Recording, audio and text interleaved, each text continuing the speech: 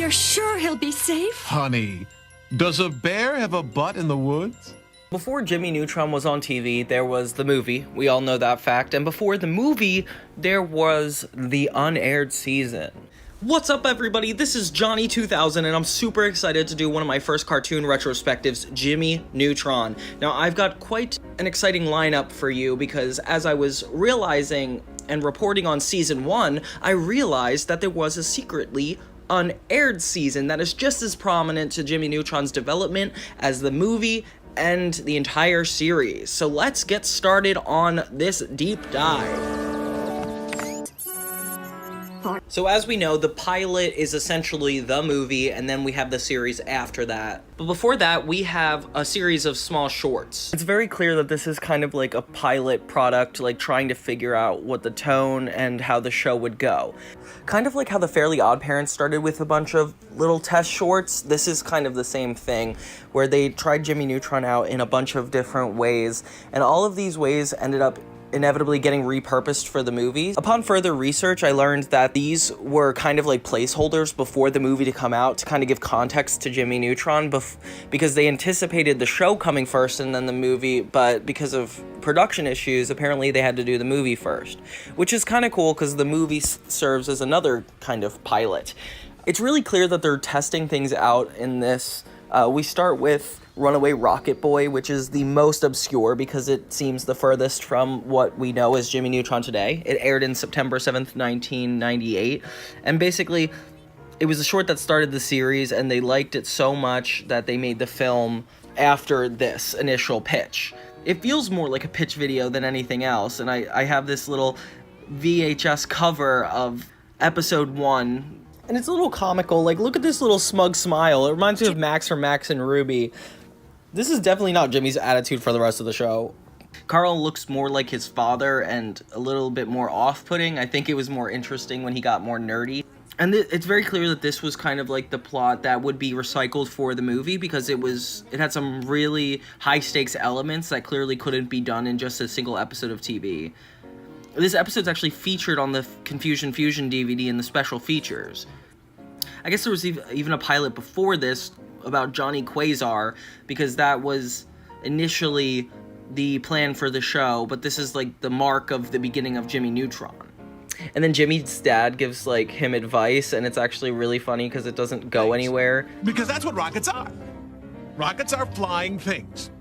Well, I hope this talk has helped. A lot of the scenes look a little bit emptier than I remember. The Goddard scene is definitely repurposed in the movie.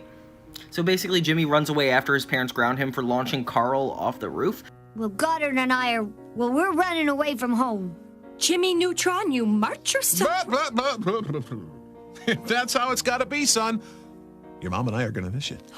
In this, he flies his own rocket through a city, which is, last time I checked, Jimmy lived in a really, really suburban area with no city anywhere. And then, so Jimmy gets kidnapped by the Yokians.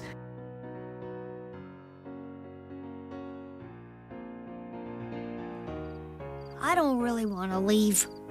I love you guys.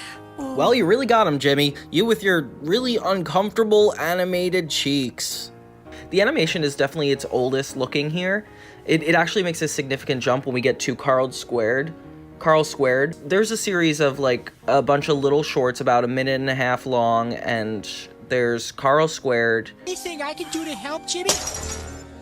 No thanks, Carl. I'll be done in a bit. Just make yourself at home and don't touch anything. Where Jimmy's using his base bat invention, Carl just ends up getting multiplied, and it seems just like one small comedic bit, but I'm assuming they aired this on the TV. Making spit bubbles is kind of fun. Carl, have you been messing with the cloning machine again? No, not me. Nuh-uh. You got the wrong guys. And then we got Cookie Time, which is Jimmy trying to get cookies and using his little remote to change his circumstances. Don't mind if I do. Okay, you can have one cookie. Don't mind if I do. So he could get as many cookies as possible, and accidentally gets warped into the old times. And then we got new dog old tricks where Cindy and Jimmy face off against their dogs, technology versus human. A custom-built cybernetic canine with an optical fiber neural net, blah, blah. Humphreys, a purebred Lhasa Smart So, the most intelligent breed in the world. And in the end, Goddard explodes. This is a really funny one. I'm glad that we're introduced to the female character. I don't know what her outfit is, though. And then we get Jimmy doing some Mary Poppins thing with his little cube that I remember. Up in this little tiny space. Cool, huh? And this entire thing takes place at the dinner table when Jimmy actually tries to not eat his food and stuff it into the cube. In the end, it explodes and they're all covered in it. Then C-, we see Jimmy do like a C project for school. I can't do a thing about this leak from in here. I'll have to go topside. I wouldn't do that. How come? And it turns out that Jimmy accidentally put the entire house underwater. I love that they're testing out different scenarios that they could put them in. Like, it's very clear that C- is a prerequisite to when they do the submarine thing. And then it's actually starting to look a lot more polished by the 7th short, Ultra Lord versus the Squirrel. Jimmy, Sheen, and Carl talking about Ultra Lord, and I think this is Sheen's first appearance. I can hypnotize those squirrels into thinking Ultra Lord is a giant acorn. Then they will gather him for me, completely under my control. This is where it really gets funny as the squirrels attack Jimmy. Then we got Pain Pain Go Away, which is just Jimmy and Carl at the dentist, and Jimmy basically reflects his pain to Cindy somehow. Wrong with you, Cindy? This, ow, must go, be no, Neutron! Which is cool because it's like, that is obviously something a kid would want to do. And then Cindy ends up turning it back onto Jimmy by purposely getting hurt and hurting Jimmy. And then we get Calling All Aliens, which is kind of like a mini series of a bunch of 1-minute shorts that take place after one another, where each segment ends on a "to be continued," and there's like this voiceover guy. Will Jimmy ever hear his alien message? Will he ever put on his pants? So I just really wanted to cover this before the movie because this is essentially what I see as a first season. It's the crew and cast testing out a bunch of different things and making changes accordingly in a very quick time frame. It's just clear that they were every short was testing out a different thing. Like, one short was testing out Jimmy's relationship to other people as they added Sheen, Cindy, and then finally adding Libby to the last one, finishing the roster. And then we get kind of like an idea of who he is as he tries to like manipulate his parents. Jimmy's biggest struggle is he has the brain of a genius, but he has the maturity of a child, so that tends to really overshadow all his projects. And it's clear that his parents aren't really good role models, as Hugh is kind of a dope and doesn't really know how to explain it to him. It's fun because this first season is not long, so it doesn't really have Jimmy learning his lessons. It's a bunch of little comedic situations that he gets into and sometimes not even get out by the end of. And I really had fun like watching these, especially never having seen them before because I guess I didn't grow up with them on my TV. But it's really cool to see. It wasn't just the movie and it was successful. It was clear that they took a long time to really develop, what they wanted the show to be before most of it even came out. And that's a little different than kind of what went on with Fairly Odd Parents, who also had a bunch of different shorts. Like, they were good enough on their own. They didn't feel like tests, but Jimmy feels a lot more like tests, and it seems like it really paid off at the end. I'm not sure how much the development team had to go through before getting greenlight versus after getting greenlight, and even this pilot before the movie, but I really hope it wasn't a bad environment. Without further ado, let's get to the real first season. When pants attack, Jimmy, after being scolded for not picking up his pants, invents a chip to automate the task. Pants don't pick themselves up. Pants don't pick themselves up. Pants don't pick themselves up. Pants don't pick themselves up. So after a really uncomfortable introspective, Jimmy comes up with an idea. Mom and Dad, through the miracle of Neutron nanotechnology, I present Smart Pants! Steve Jobs, you better step back. But the invention malfunctions, causing the pants to become autonomous and leading them to rebel against the town. Must stop pants.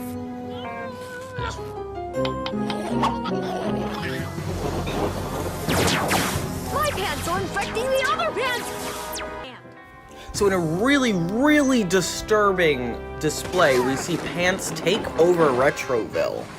This, in hindsight, shouldn't be that scary, but it's kind of terrifying. What is it? Oh my, it looks like a homage to Alfred Hitchcock's movie The Birds. Do you think this could possibly have anything to do with Jimmy's self-folding pants? Jimmy uses his genius to regain control, stopping the Pants uprising and restoring Retroville. You made this mess, and you are not going anywhere until you pick up these pants. Mom! And the episode ends just how it started. This is a big improvement off of the first pilot. The first pilot more feels like a shortened, condensed version of the movie fit into 8 minutes. But this feels like, you know, we're in Jimmy's town, we're seeing his daily life at school, and it still has supernatural aspects that show his genius is his biggest flaw. How about a little kissy for a little fishy? Yeah, well, I was a fishy, but now I'm more of a raw slice of fish flesh. Better hurry. Slowly, the bacteria will set in and I'll be unfit to touch, let alone kiss. Come on. Yeah. I feel like this is so much more effective in establishing everything Jimmy Neutron is going to be about, like the simplicity of it. If Runaway Rocket Boy was the pilot, it would set the bar for the stakes to be that high every episode, and going to an episode like this would be underwhelming. I think everything happened the way it did because this is what Jimmy Neutron was meant to start with. Also, the animation is so much smoother than before, and they kept their little cold open being a moment between Carl and Jimmy, kind of like the Runaway Rocket Boy pilot. And it just looks like the animation is a lot more smooth, and even Carl's like at the window, which reminds me of the pilot a little bit. Hi, Mrs. Neutron. I was just floating by and I thought I'd drop in. One final cool Carl. thing I'd like to note about this pilot is instead of breaking it into 2 10-minute segments, this is a full-length episode, and they didn't have to do that. I just kind of like that they did. From now on, a lot of them are broken into segments. Like, for example, the next one is episode 2A, Normal Boy.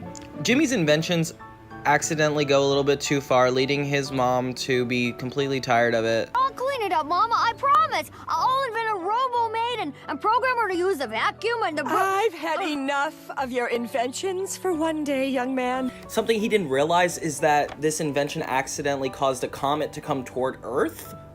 Jimmy states that it is a heavy burden being a man of science and decides that maybe it's best that he uses his inventions to make himself not smart anymore. I just want an average, ordinary, nothing special brain, like you guys. Although if anybody said this to me at all ever, I'd be pretty annoyed at him, not like Carl and Sheen in this moment.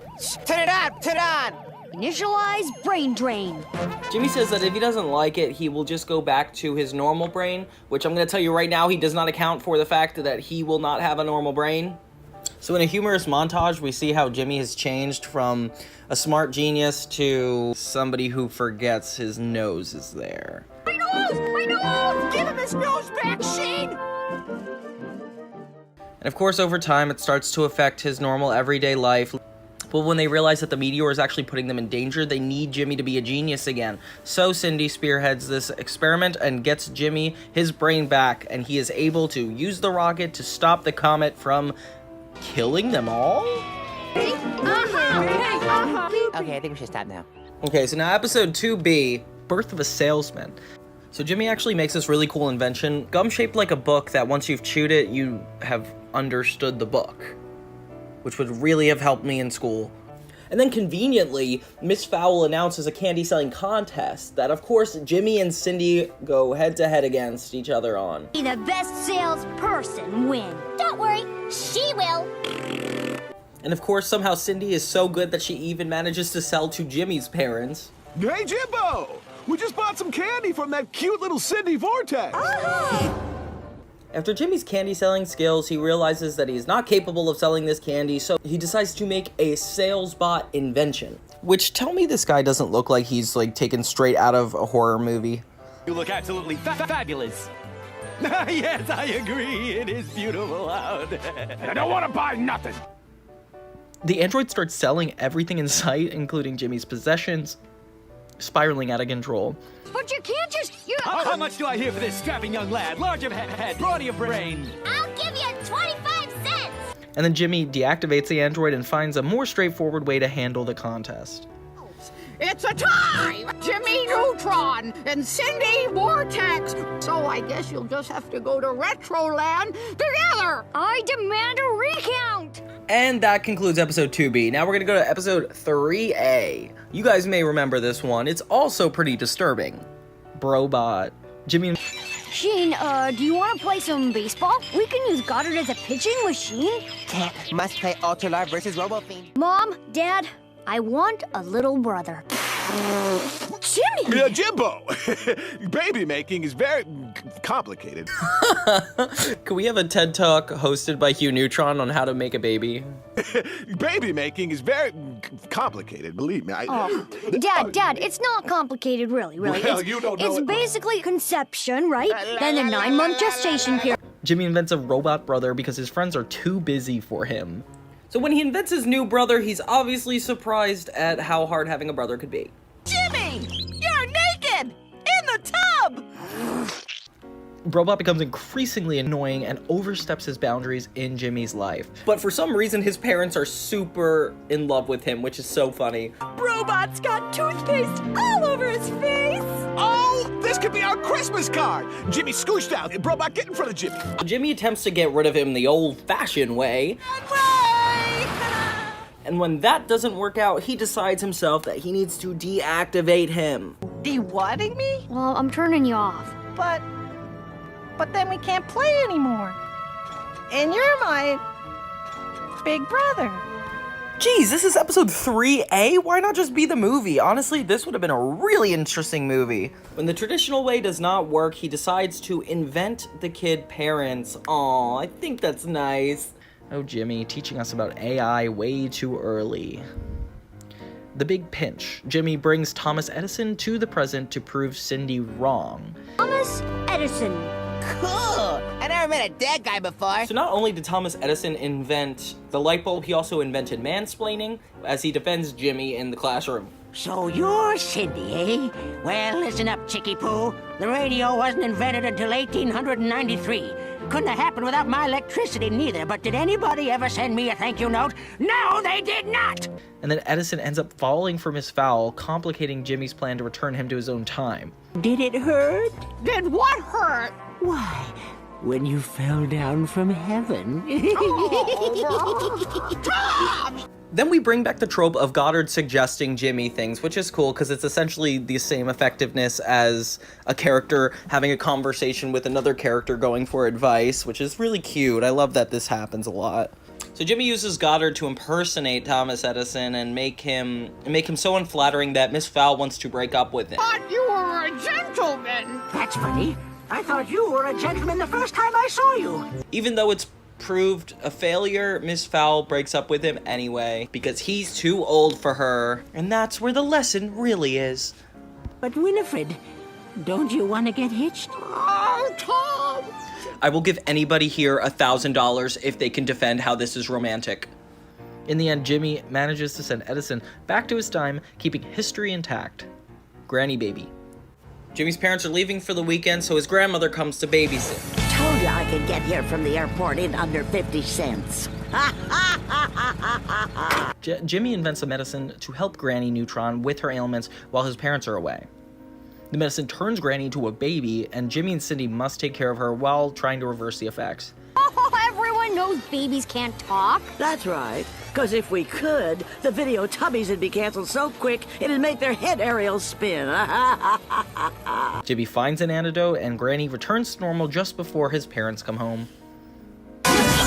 Carl? You okay? Well, my eyes hurt, my hair's gone, and I have a powerful urge to dance badly. I'll take it. And I'm excited to announce that this is one of many upcoming appearances of Old Carl. So episode 4B, Time is Money. So Jimmy falls for an infomercial saying that he'd be stupid to not buy this encyclopedia collection. And you receive a new volume every week for 19.23 years. The Encyclopedia of Infinite Knowledge. Order now, or you're an idiot.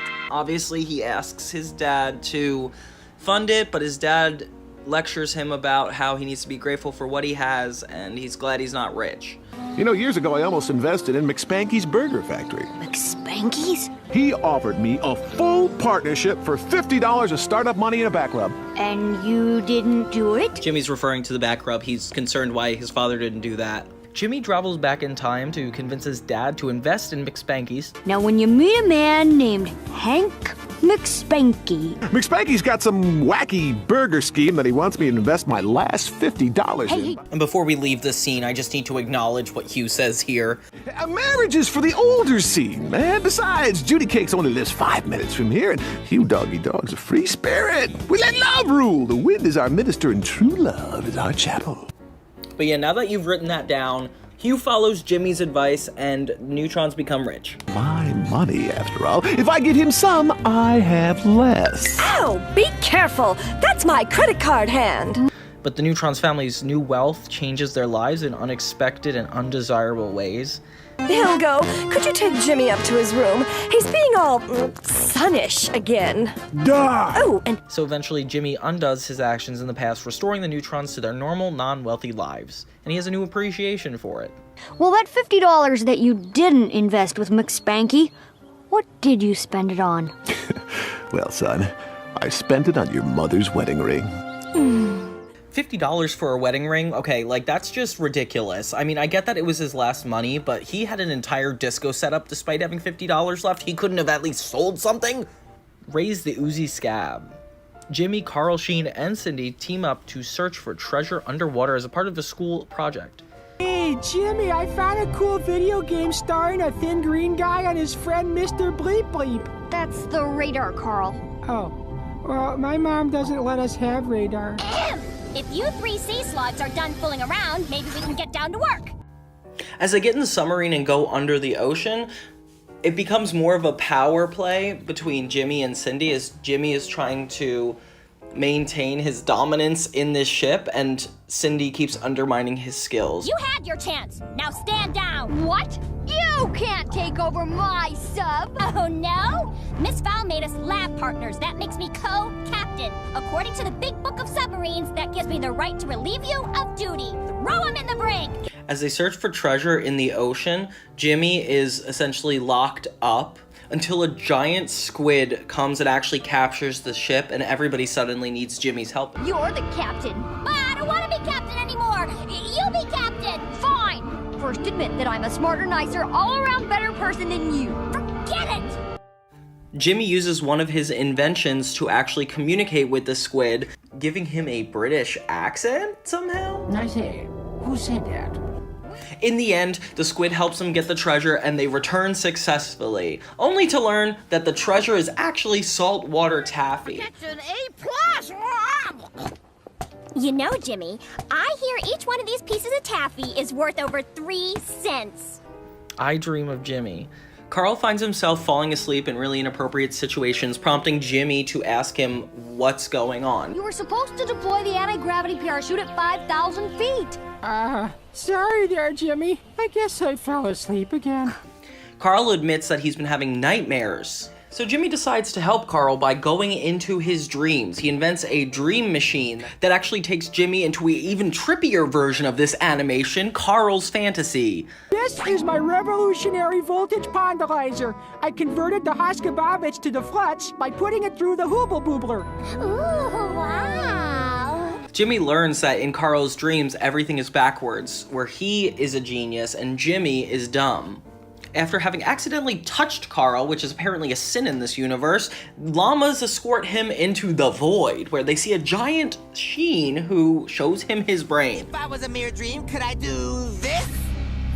Jimmy finally gets to the center of Carl's anxieties when he sees a lima bean and thinks it's ridiculous, but the lima bean grows up to actually attack him and Carl.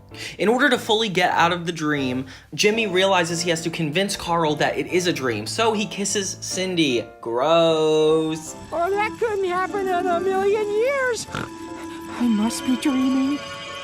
Prompting Carl to realize that everything is fake. They eat the evil lima bean and all is resolved. Jimmy on ice. So it's one of the hottest days in Retroville. Jimmy, Carl, and Sheen can't seem to get refreshed even after seeing Cindy and Libby hanging out in their pool. They have to admit that girls are better than boys in every way ever in all history and forever in the future.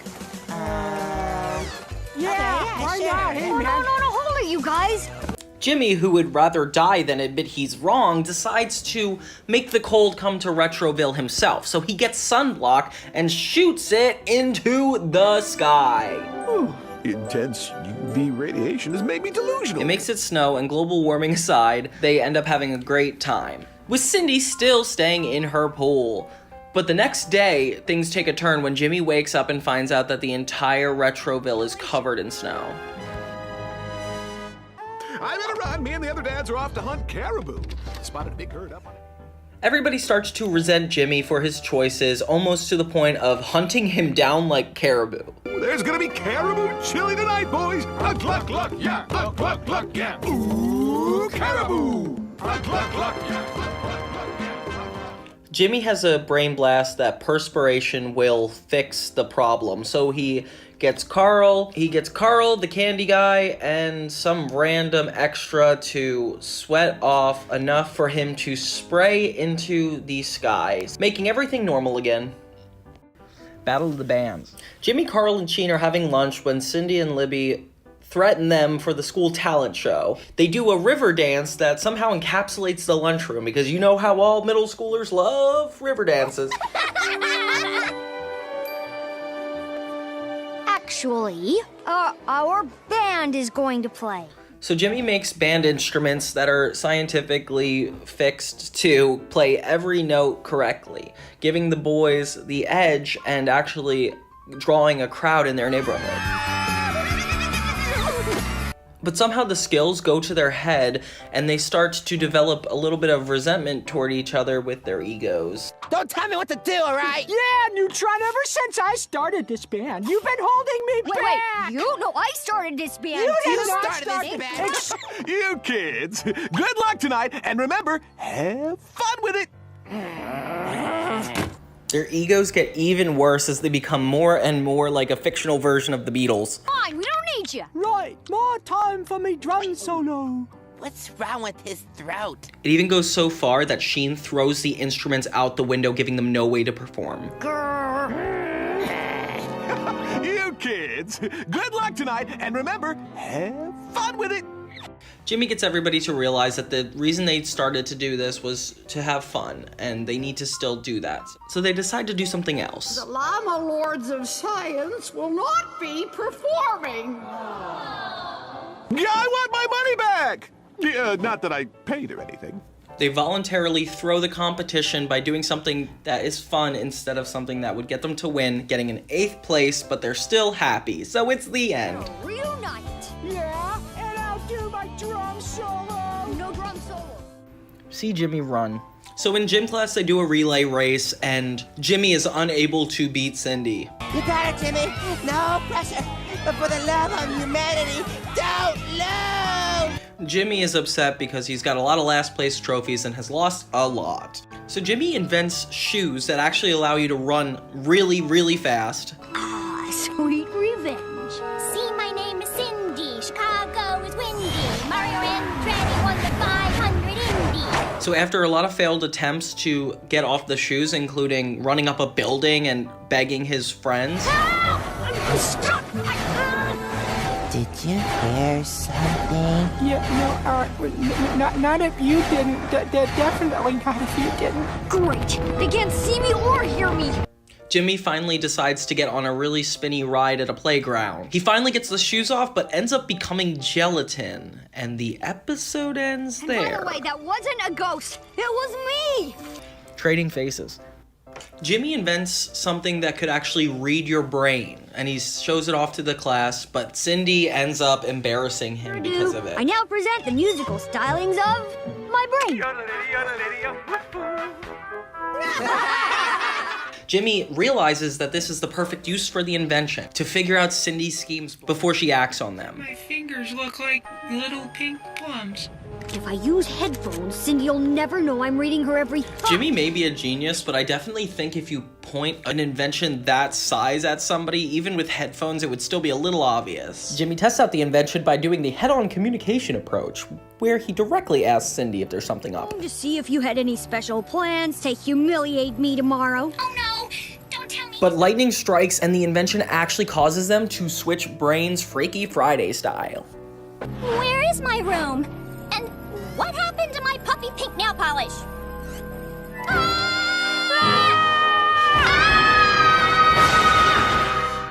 Both Jimmy and Cindy use this to their advantage to embarrass each other in front of their entire school. Tron, I'm a complete gabble-headed dipstick.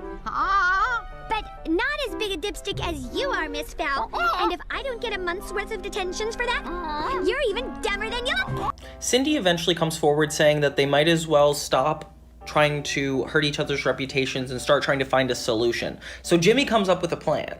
So they attach these space helmets to their head and start to swap their brains, which kind of looks like a really annoying iMovie waiting screen. Ability to whistle.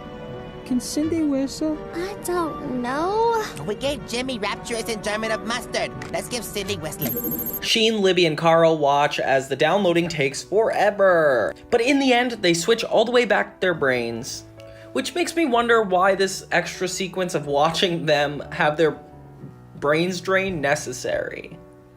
Our next episode is Phantom of Retroland, episode 8A. Jimmy, Carl, and Sheen set out to debunk the myth of Phantom of the Retroland, a ghostly figure said to haunt Retroville's most popular amusement park. So they hopped the fence. They may have heard the rumors, but they were all too smart to believe in the Phantom of Retroland. Sheen, obsessed with proving the legend, convinces the trio to visit the park at midnight where the Phantom is rumored to appear. Tasty children right here. But don't, Jimmy. As they explore the dark, eerie part, strange events unfold that make Carl and Sheen believe the Phantom's real. He's not real. He's a mythical construct. They run to the exact person that Nick warned them about earlier and run onto one of the rides, the swinging pirate ship. I get on these kind of rides, I get real sick. Jimmy uses a scientific pendulum theory and gets the pirate ship to knock the ghost out onto his back. We discover that it is actually Nick, the guy telling the story from the beginning, the heartthrob. There is no real Phantom. I beg to differ. What's that smell? Then the real park Phantom supposedly shows up, leading the kids to run off, and it turns out to be Jimmy's parents, trying to get revenge on him for sneaking out at night. Then we got My Son the Hamster. Jimmy, who loves to experiment, attempts a matter transfer experiment with his lab. Unfortunately, something goes wrong and Jimmy's atoms are switched with the hamsters, resulting in Jimmy switching bodies with the hamster. Kind of like the Cindy episode, but this time it's an animal. In the meantime, Hugh really bonds with his son as a hamster. Listen to everybody scream. These rides must be scarier than I thought. What the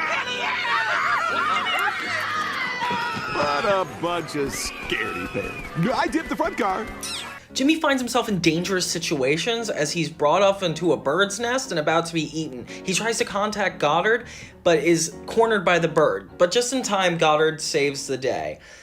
Goddard, it's me, Jimmy. Remember I feed you, walk you, recharge your battery?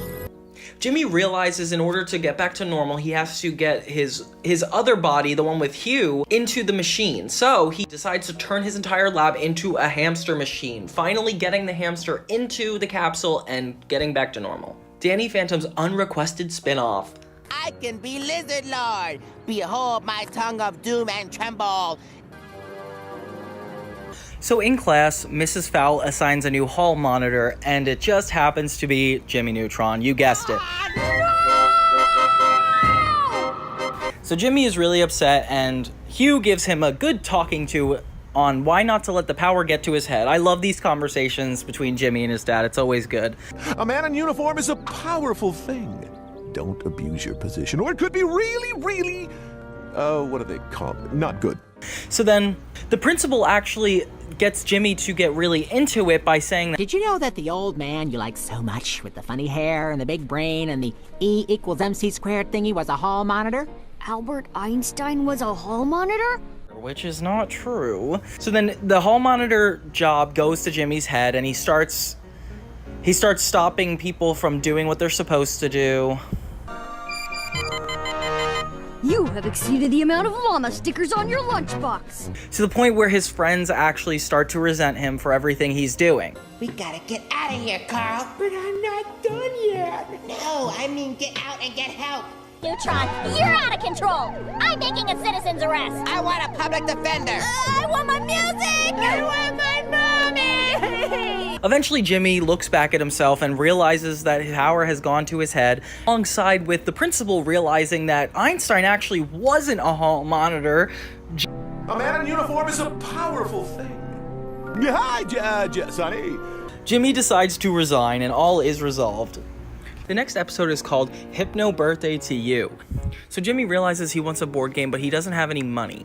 And with his birthday only 3 months away, he doesn't think he can get the game anytime soon. Too bad you can't use your hypno thingamajiggy to make your parents think your birthday's next week. Carl, that's brilliant. Really? But I said it. So he uses his hypno beam to hypnotize his parents into believing his birthday is the next day. Then he has his birthday party, and he finally gets the game he wants. He gets a birthday party with all of his friends, and his family is just so excited. So, which kid is yours?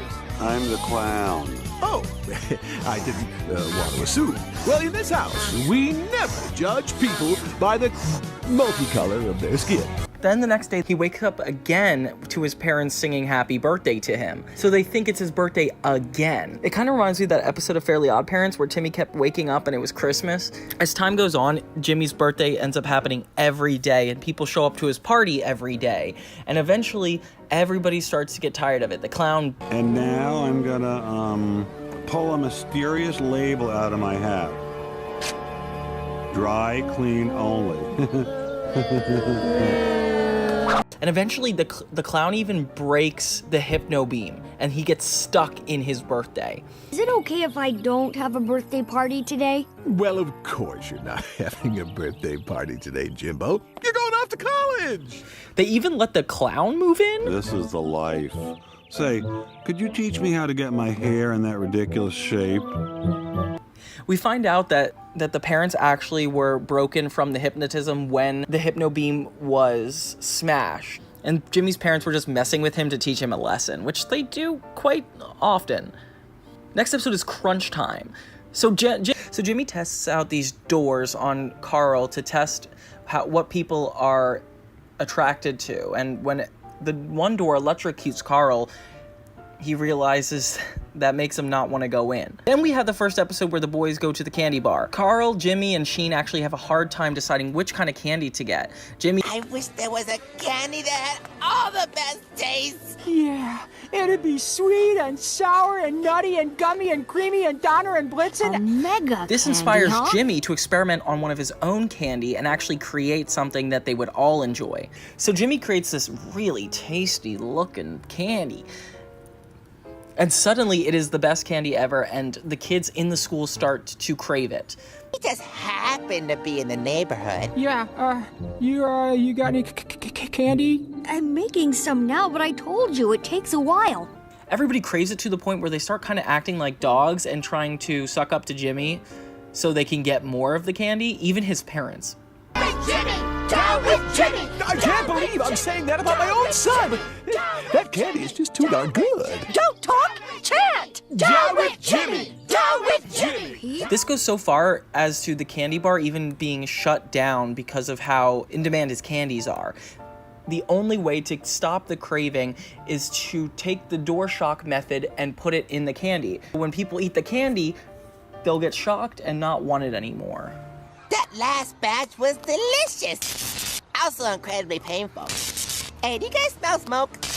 I can't feel my face. Substitute creature. Jimmy makes a 64 million-year-old spinach as a part of a class assignment where everybody brings in a plant, which I don't remember doing when I was in middle school.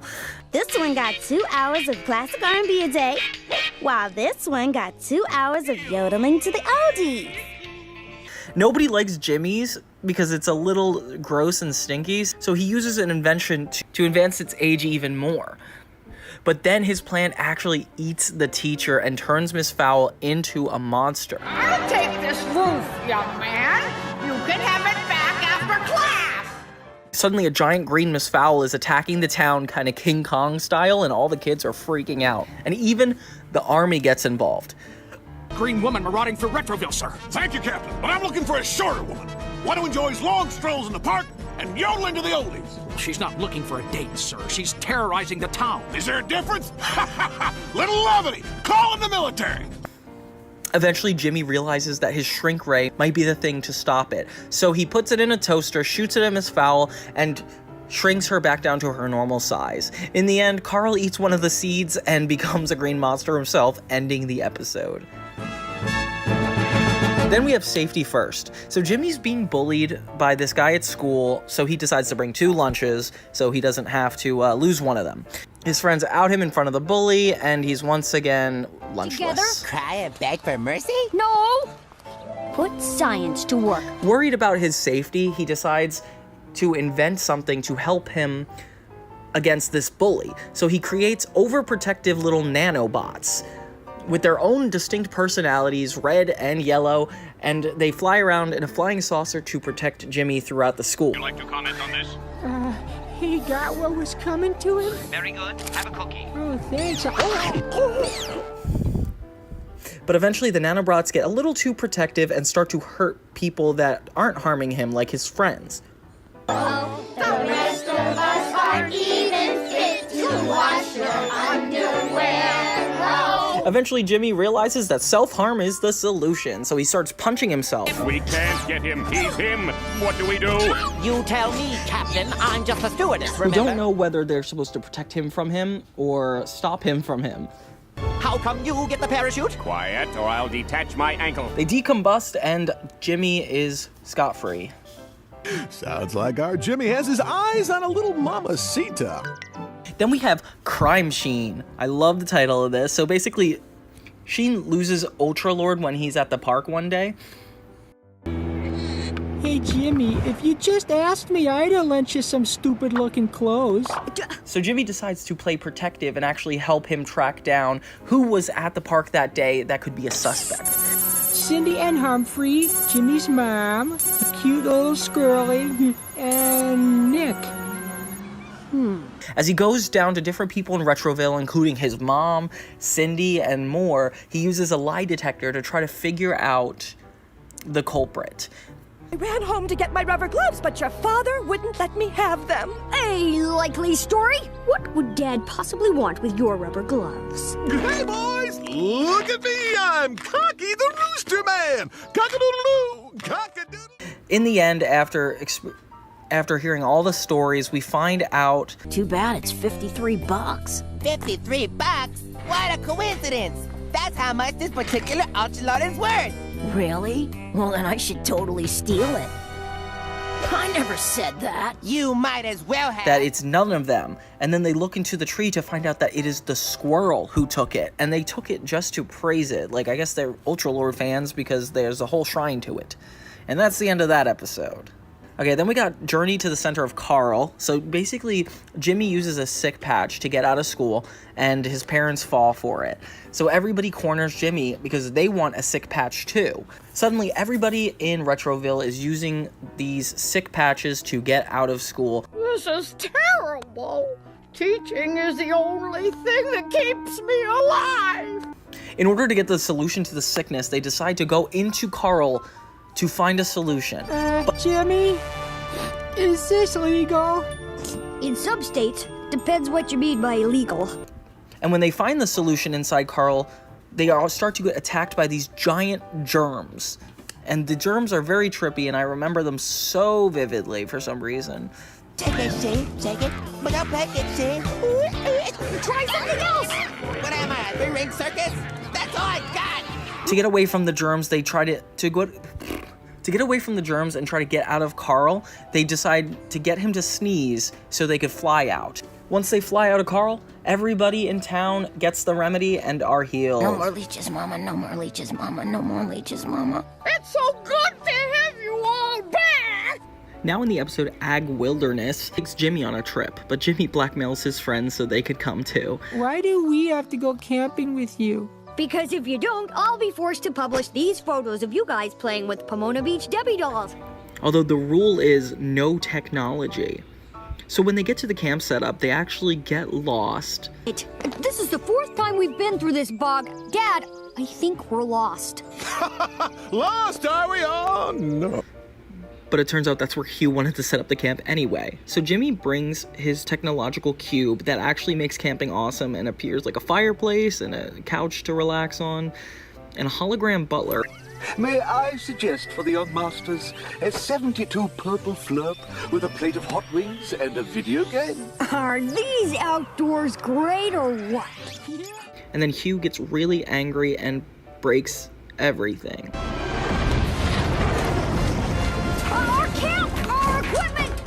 Hugh decides that they have to leave, but then they get lost and give up hope. The camping trip is interrupted when a bear starts to attack the campground.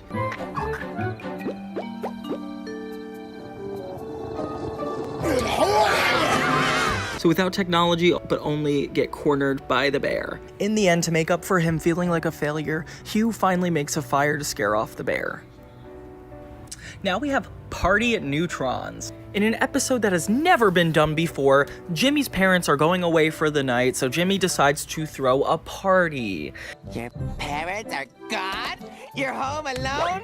They won't be back till Ultra Lord knows when? Let's have a party! No, Sheen! Seriously, I signed a legal document.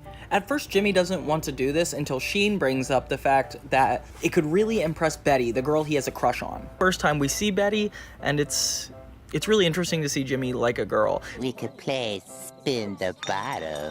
Yeah, or we could play Spin Sheen and hit him with a bottle. It's clear that everybody is bored with the party and about to leave, until Nick finds Jimmy's inventions, and then everybody at the party starts to have fun playing with Jimmy's inventions, as I would too.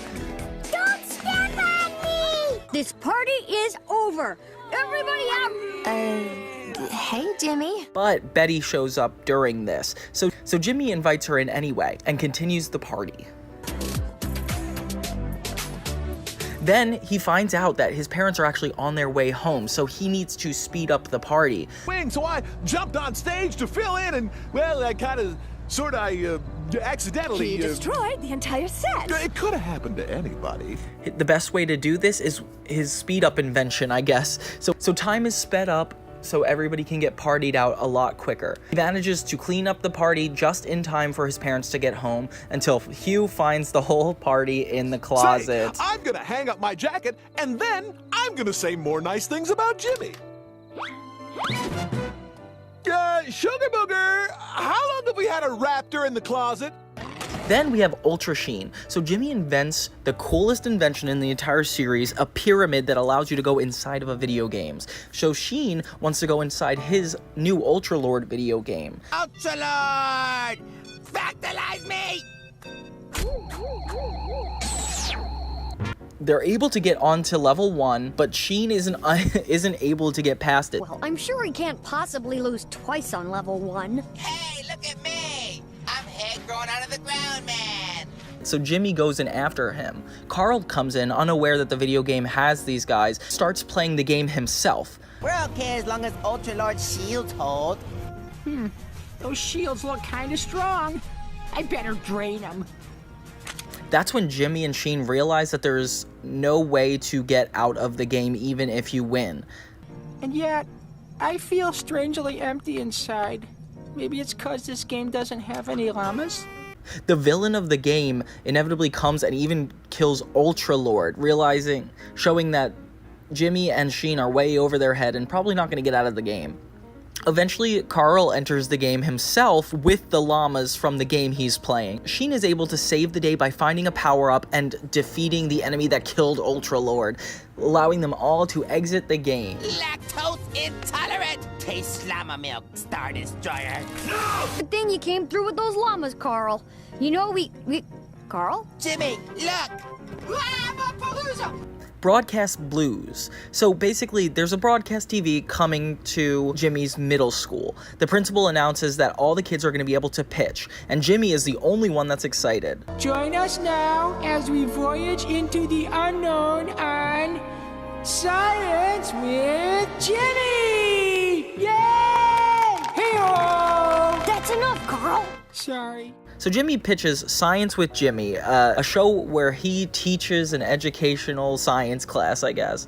He puts it on and it becomes a massive flop.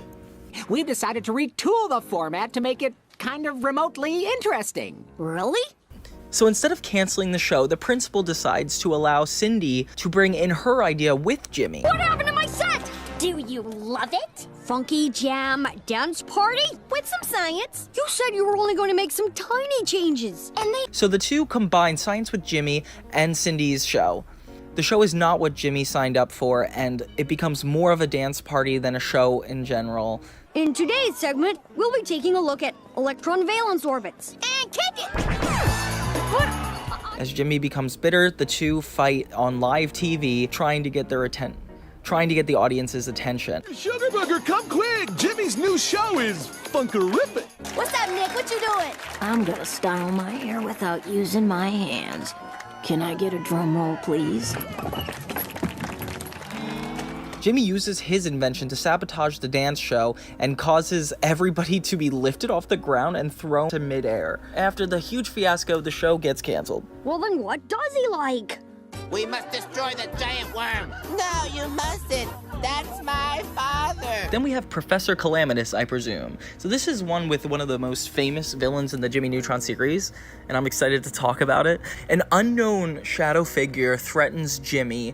Miss Fowl explains to the class that there was once a student that could never finish anything, and that might be the kid that's threatening Jimmy. Wonder why he's returned. What? I don't know. Meanwhile, a giant robot, which presumably is Calamitus, shows up to Jimmy's house, and Hugh thinks he's working for them. A chimney sweep! Oh, that's just grand, like the guy in the movie. Do you sing and dance? That costs extra. It always does. So he shows him around the house, and Calamitus is able to kidnap Goddard. Goddard's been dog-napped by a big, giant, scary chimney sweep. Man, that would make one sweep. Jimmy manages to track down Goddard, leading to a trap set up by Calamitus. Hello, Jimmy. Please allow me to introduce myself. I'm... Upon meeting Jimmy, he comes out of the suit to reveal he's a short king. Jimmy claims that he's never finished a project, so how did he finish the robot suit? To which Calamitus admits that he did not put in a bathroom. Fast, as you were smart, eh? So now begins the destruction of your wall of steel. Jimmy ends up finishing one of Calamitus's projects for him, but it inevitably allows him to break out, so he gets away. But Calamitus follows him, and Jimmy actually has to have a brain blast that allows him to realize that him not being able to finish anything actually works to his advantage. Officer Tubbs, man that bathroom! Thanks. Don't mind if I do.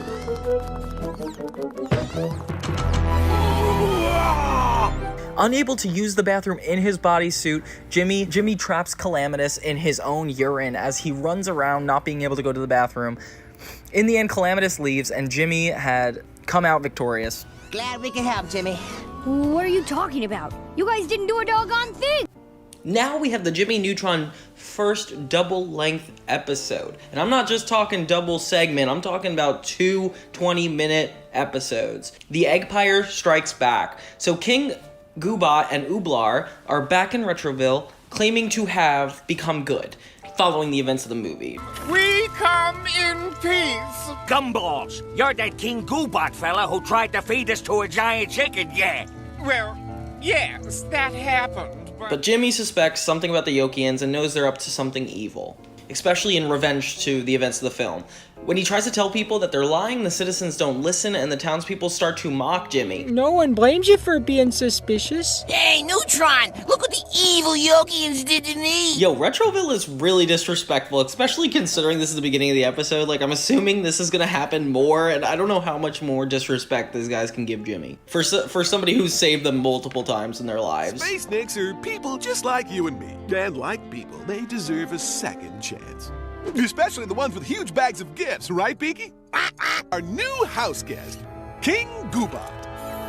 If I were in Retroville, knew Jimmy's inventions, and had common sense, with the right encouragement, Jimmy could definitely take us out. To prove the Yokians haven't changed, he puts a recording of the Yokians through Goddard's lie detector and finds out it is in fact a big lie. He runs to tell Hugh and Judy until he figures out that they have gone to Retroville Park for an announcement, and what he finds there is a giant egg that looks exactly like the one from the Yokians' chicken god, Poltra, hatched from the original film. Oh, it's terrible! There's hundreds of them, all small and white squares! They're invitations, Hugh. So to Jimmy's surprise, the large egg does not contain a scary chicken monster, but a shower of invitations to a party hosted by the Yokians. Of course, if Jimmy doesn't want us to throw you a picnic. But now we're really nice, we swear. Without our pesky, evil chicken god, we hug, we love, we share. And we have to give a little special shout out to this musical number because even though I don't like the Yokians either, I love a good tune. It's so funny that they're convincing the audience as well as Retroville somehow. So Gobbot and Ublar actually pretend to feel rejected by Jimmy, and everybody feels more sympathetic and turn against Jimmy even more. Meanwhile, the Yokians pull Cindy aside and promise her that maybe they could help her get her own lab if she helps them with something. And I think it's terribly unfair. What is it, Ublar? I have the most wonderful idea, sir. Why don't we build Cindy a lab of her very own? All we need from you is some way to gain access to Jimmy's lab so we can build you an even better one. Meanwhile, Sheen and Carl are forced to tell Cindy about how to get into Jimmy's lab after she bribes them with delicious sundaes. Thanks, Cindy. So, now that we're all close friends, what do you want to talk about? Oh, I know! How about Jimmy's lab? When they finally tell her, Cindy tells Gobbot exactly how to get into the lab, since the latter tricked her into thinking he and Ublar would build her a lab herself. Later, Gobbot sneaks into Jimmy's bathroom, plucks a piece of Jimmy's hairs to use for his invention, and Gobbot gets into the lab and steals Jimmy's DNA regenerator to resurrect Poltra from Poltra's toenail. But this is a really fun shout out to the movie when the Yokian actually uses Jimmy's hair device. Let's talk about Jimmy's hair device. I definitely think this is one of the most underrated inventions. Jimmy tries to convince his ex-friends that Poltra will show up at the picnic as expected. Poltra's water dish! So Jimmy goes back to the lab to investigate the Yokian's evil plan and finds out that his lab has been sabotaged. It turns out that Gobbot has stolen all of Jimmy's inventions to revive Poltra. And at the night of the party, Poltra is resurrected with the DNA regenerator and she charges toward the town. Jimmy rushes to the picnic to tell everybody to run for their lives, that Poltra is about to attack, but everybody still thinks he's lying, dismissing his warnings. However, Cindy, upon realizing it's her fault the whole town is doomed, gets up on stage and stands up for Jimmy to get the citizens to re-ally with him. Jimmy did save me from being a giant freak woman. The citizens decide to trust Jimmy again and listen to him, although Principal Willoughby remains skeptical and tells everyone he is not believing a word Jimmy says until he sees evidence. Thanks for your support, bro. Ultra, along with Gobbot and Ublar, actually arrive at the picnic and are spotted by them. Booger, I found your shoe. It was over at the... Poltra! A long time no see. You know, this might be a good time to tell you I taste awful. I know I look quite delicious, but I'm really kind of, well, not gamey. Have you ever had rancid pork? With all the help Jimmy can get, he saves the night by using the fact that the chickens can't. They help Jimmy by luring Poltra to drink a large tank of soda and eat a dummy made of what is essentially Pop Rocks, which both Cindy and Libby sew together. When Poltra eats the dummy, consumes the entire tank, she cannot release the excess gas created by the candy and soda, so she rubs her belly in pain and explodes due to build-up pressure. Everybody cheers to Jimmy, take off in a huge rocket. Ublar reveals that the gifts the Yokians gave everybody were actually Octavian Weasel Vomit And King Goobot promises Jimmy this is not the last time he'll see of them. So then Jimmy's friends, family, and citizen all apologize to him for not believing in him after rejecting him and mocking him. There's no need to apologize. After all, a healthy skepticism is the hallmark of... who am I kidding? Say it again! And Jimmy gets a little too egotistical again. And everybody continues to enjoy the rest of the now Yoki and Les party. Jimmy thanks Cindy for helping him regain everybody's trust, but Jimmy erases Cindy's short-term memory so she won't remember how to get into the lab. This episode is really good because it does serve as like a mini shortened television version sequel of the Jimmy Neutron movie, and I love that despite the fact that Jimmy saved people's entire lives multiple times, they still don't trust him. It's really funny. It's really cool to have a show directly acknowledge the events of a movie. It's not done in Hannah Montana, it's not done in Wizards, and it's not done in even SpongeBob. This is ultimate fan service to really tie everything together, and I don't know, I just had a lot of fun revisiting the Yokians again. I'm totally nauseous, but I feel so alive! And being like the first hour-long episode of the series, it definitely feels justified to bring back the characters from the movie. I think it would have been more interesting to have a completely new plot, like the later plot, like the Jet Fusion special. But you know what they do? They do what they do for a reason, I guess. You're constantly warning about Poltra Bully! That's the worst kind! I really wish that this was served as the first season finale of Jimmy Neutron, as it really takes us back to the very beginning, as it would be the perfect bow tie to an entire first season. But yes, sirree! I think this is the beginning of a beautiful friendship. And I want to say I understand why they didn't, but I really don't, honestly. I really wish they were a little bit more organized and completionist with this season, which would have been great to end on the Eggpire Strikes Back, but it wasn't. I mean, kids' cartoons are a certain way, I guess, in production.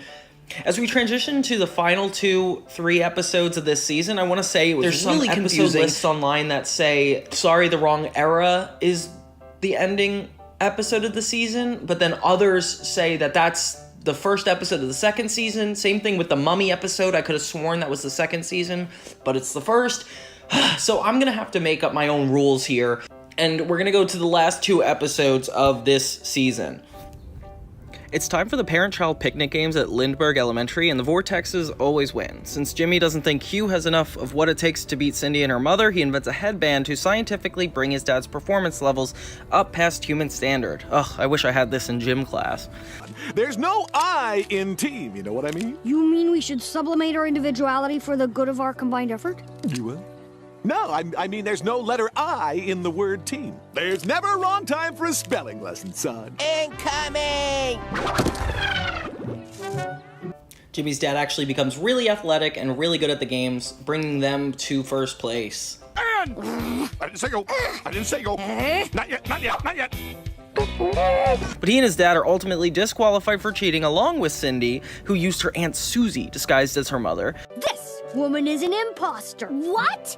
This is my mom! She has a zipper on the back of her neck.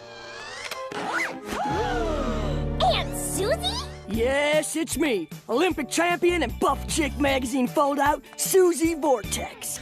In fact, after Team Neutron and Team Vortex are disqualified, it turns out that every other parent-child team in the competition did something worthy of disqualification. Everybody cheated except for Carl and his father, Ebenezer. Go. Wait, hold it. We have a winner! Who were in dead last in every category, but they win because they're the only ones who haven't cheated. And not a single injury. Ow, my foot! Ow, my neck! Now we have Sleepless in Retroville. So Carl and Sheen come over to Jimmy's house for a sleepover, bringing a llama movie and Ultra Lord marshmallow balls. I don't know. I remember my first sleepover. The games, the practical jokes, the crying for my mommy. Cute, that was our honeymoon. So Jimmy unveils his new invention, the Slumbertron 9000, which makes delicious pizza, deploys pillows, and tells scary stories. Hold up. Do you mean terrible like lousy or terrible like scary? Scary. Got it. Jimmy's parents decide to let them have their fun and not check in on them too much, which is a green flag, I guess. So after Carl presses all the buttons, it causes the machine to malfunction, combine. I want pizza. Love, Carl. Maybe if I just push everything. Raining pizza, Dr. Dark, and a pizza monster. So Jimmy can't erase the pizza machine due to the machine crashing. They run away and have to hide from this giant machine. Everybody remembers this episode from what I'm concerned, and it is very terrifying. The machine spits out 3 pillow monsters that actually attack them. They run away. Jimmy gets a brain blast saying that if the pizza thinks the sun is rising, he'll run away. Good morning to you. We're all in our places. So he puts out a fake sun to fool the pizza.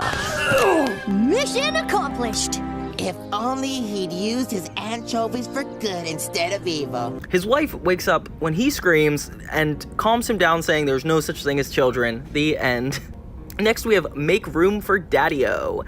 So the episode begins with rehearsals for the 82nd annual Father's Day Follies, which Cindy and her dad are doing a martial arts demonstration, Livy and her father doing a magic act, and Hugh and Jimmy are also performing. Oh. No, Dad. Let's just go home. What? And let our public down? Oh, no. The show must go on! Oh my god, another episode like this? Not wanting his father to humiliate him, Jimmy disguises his dad's personality to be cooler. In his lab, he invents the neutronic de-dorkinator. Oh, Neutron. I hear your dad's act is basically the total opposite of me. Hugh comes to the candy bar to pick up Jimmy, but this time, the de-dorkinator has actually taken full effect, and Hugh is now cooler. I've seen this movie. Something really bad happens, but I can't remember because I closed my eyes. He performs a song. For the candy bar attendees, where his coolness wins over everyone except for Nick, who's abashed at being surpassed in coolness. This kid's not, but I'm cool as can be. He sang to me. Impressed, the candy bar owner, Sam, gives Hugh a job singing at the restaurant. Hugh's newfound coolness spirals him into fame and success, and his performances become sold out. However, the more he becomes famous, the less time he spends with Jimmy and Judy. I miss you, Dad. Okay, all right, I got it. I'll tell you what. You can watch me on TV tomorrow night before I leave on my world tour, huh? Then he becomes more cocky, vain, and self-absorbed, and he even loses interest in ducks and pie, which is the biggest red flag for him. Jimmy pretends to almost die in order to reactivate Hugh's parental instinct. Oh, in case you hadn't noticed, this is the Jimmy Neutron show, not the Help Me Dad, it's Jimmy show. The plan fails, and Sheen and Carl accidentally break the safety net, putting Jimmy in real danger. Hugh's paternal instinct does awaken, and he saves Jimmy from falling, and he's back to his old self. You know, it's not easy being cool, Jimmy, and not nearly as much fun as being me. Now for the quote-unquote season finale, which I'm still kind of unsure of. Whichever episodes I didn't cover in this, I'll just try to bring on into the next video anyway. We have Sorry Wrong Era. So Jimmy invents a small time remote. Let's find out! One. You're gonna be so... And forward. He teases Cindy and Libby about his invention. Hugh asks to use it. When Hugh decides to go back 2 minutes, he types 200 and accidentally sends Jimmy, Carl, and Sheen 200 million years into the past. Send us back 200 million years! What did you say? He sent us back 200 million years! Jimmy, Carl, and Sheen decide to make an invention to get back to their time, but a T-Rex attacks. Oh, I love this game. How many syllables? Okay, sounds like... Oh, wait. I know. And then a pterodactyl grabs Sheen and takes him back to the nest, and there are 2 young pterodactyls there. And then back in the present, Hugh uses Jimmy's invention for his own fun, which annoys the people of Retroville, but we love a Hugh storyline. He's just having a good time. I think he deserved this. Meanwhile, Jimmy, Carl, and Leppy are close to finishing up the invention, but they need diamonds to complete it. So Leppy picks up a scent where they might be able to find a diamond. Poor Sheen, though, because meanwhile, Sheen is just having fun with the pterodactyls, and the mother comes back and... Mom, get out of my way! Feed me! Feed me! What? No, lizards! And she starts pushing people out of the nest. And then Sheen even is pushed out of the nest. After a long time of searching, they finally find the diamonds, but a T-Rex attacks, trying to eat Carl and Leppy. Suddenly Sheen appears and saves Carl and Leppy. Jimmy recalls that Tyrannosaurus' skull is harder than steel, so they use the Tyrannosaurus to crack the diamonds. Unfortunately, an asteroid hits Earth, causing a giant fire across Earth and making the dinosaurs extinct, causing the T-Rex to flee and run. The portal is all set, so Jimmy, Carl, and Sheen and Leppy jump into the time portal and make it back to their time. Hi, Sugar Booger! You know, remember how I promised I'd never be brought home by an angry mom again? Hugh gets punished by being locked up in a cage after all of his fun. Jimmy thinks that he altered the timeline, but Judy tells Jimmy not to worry, and she had Hugh put in a cage to keep him out of trouble. Jimmy goes back in time, thinking of the first part of the episode, and ends up, surprised, saying to himself, whoa. Whoa, deja vu.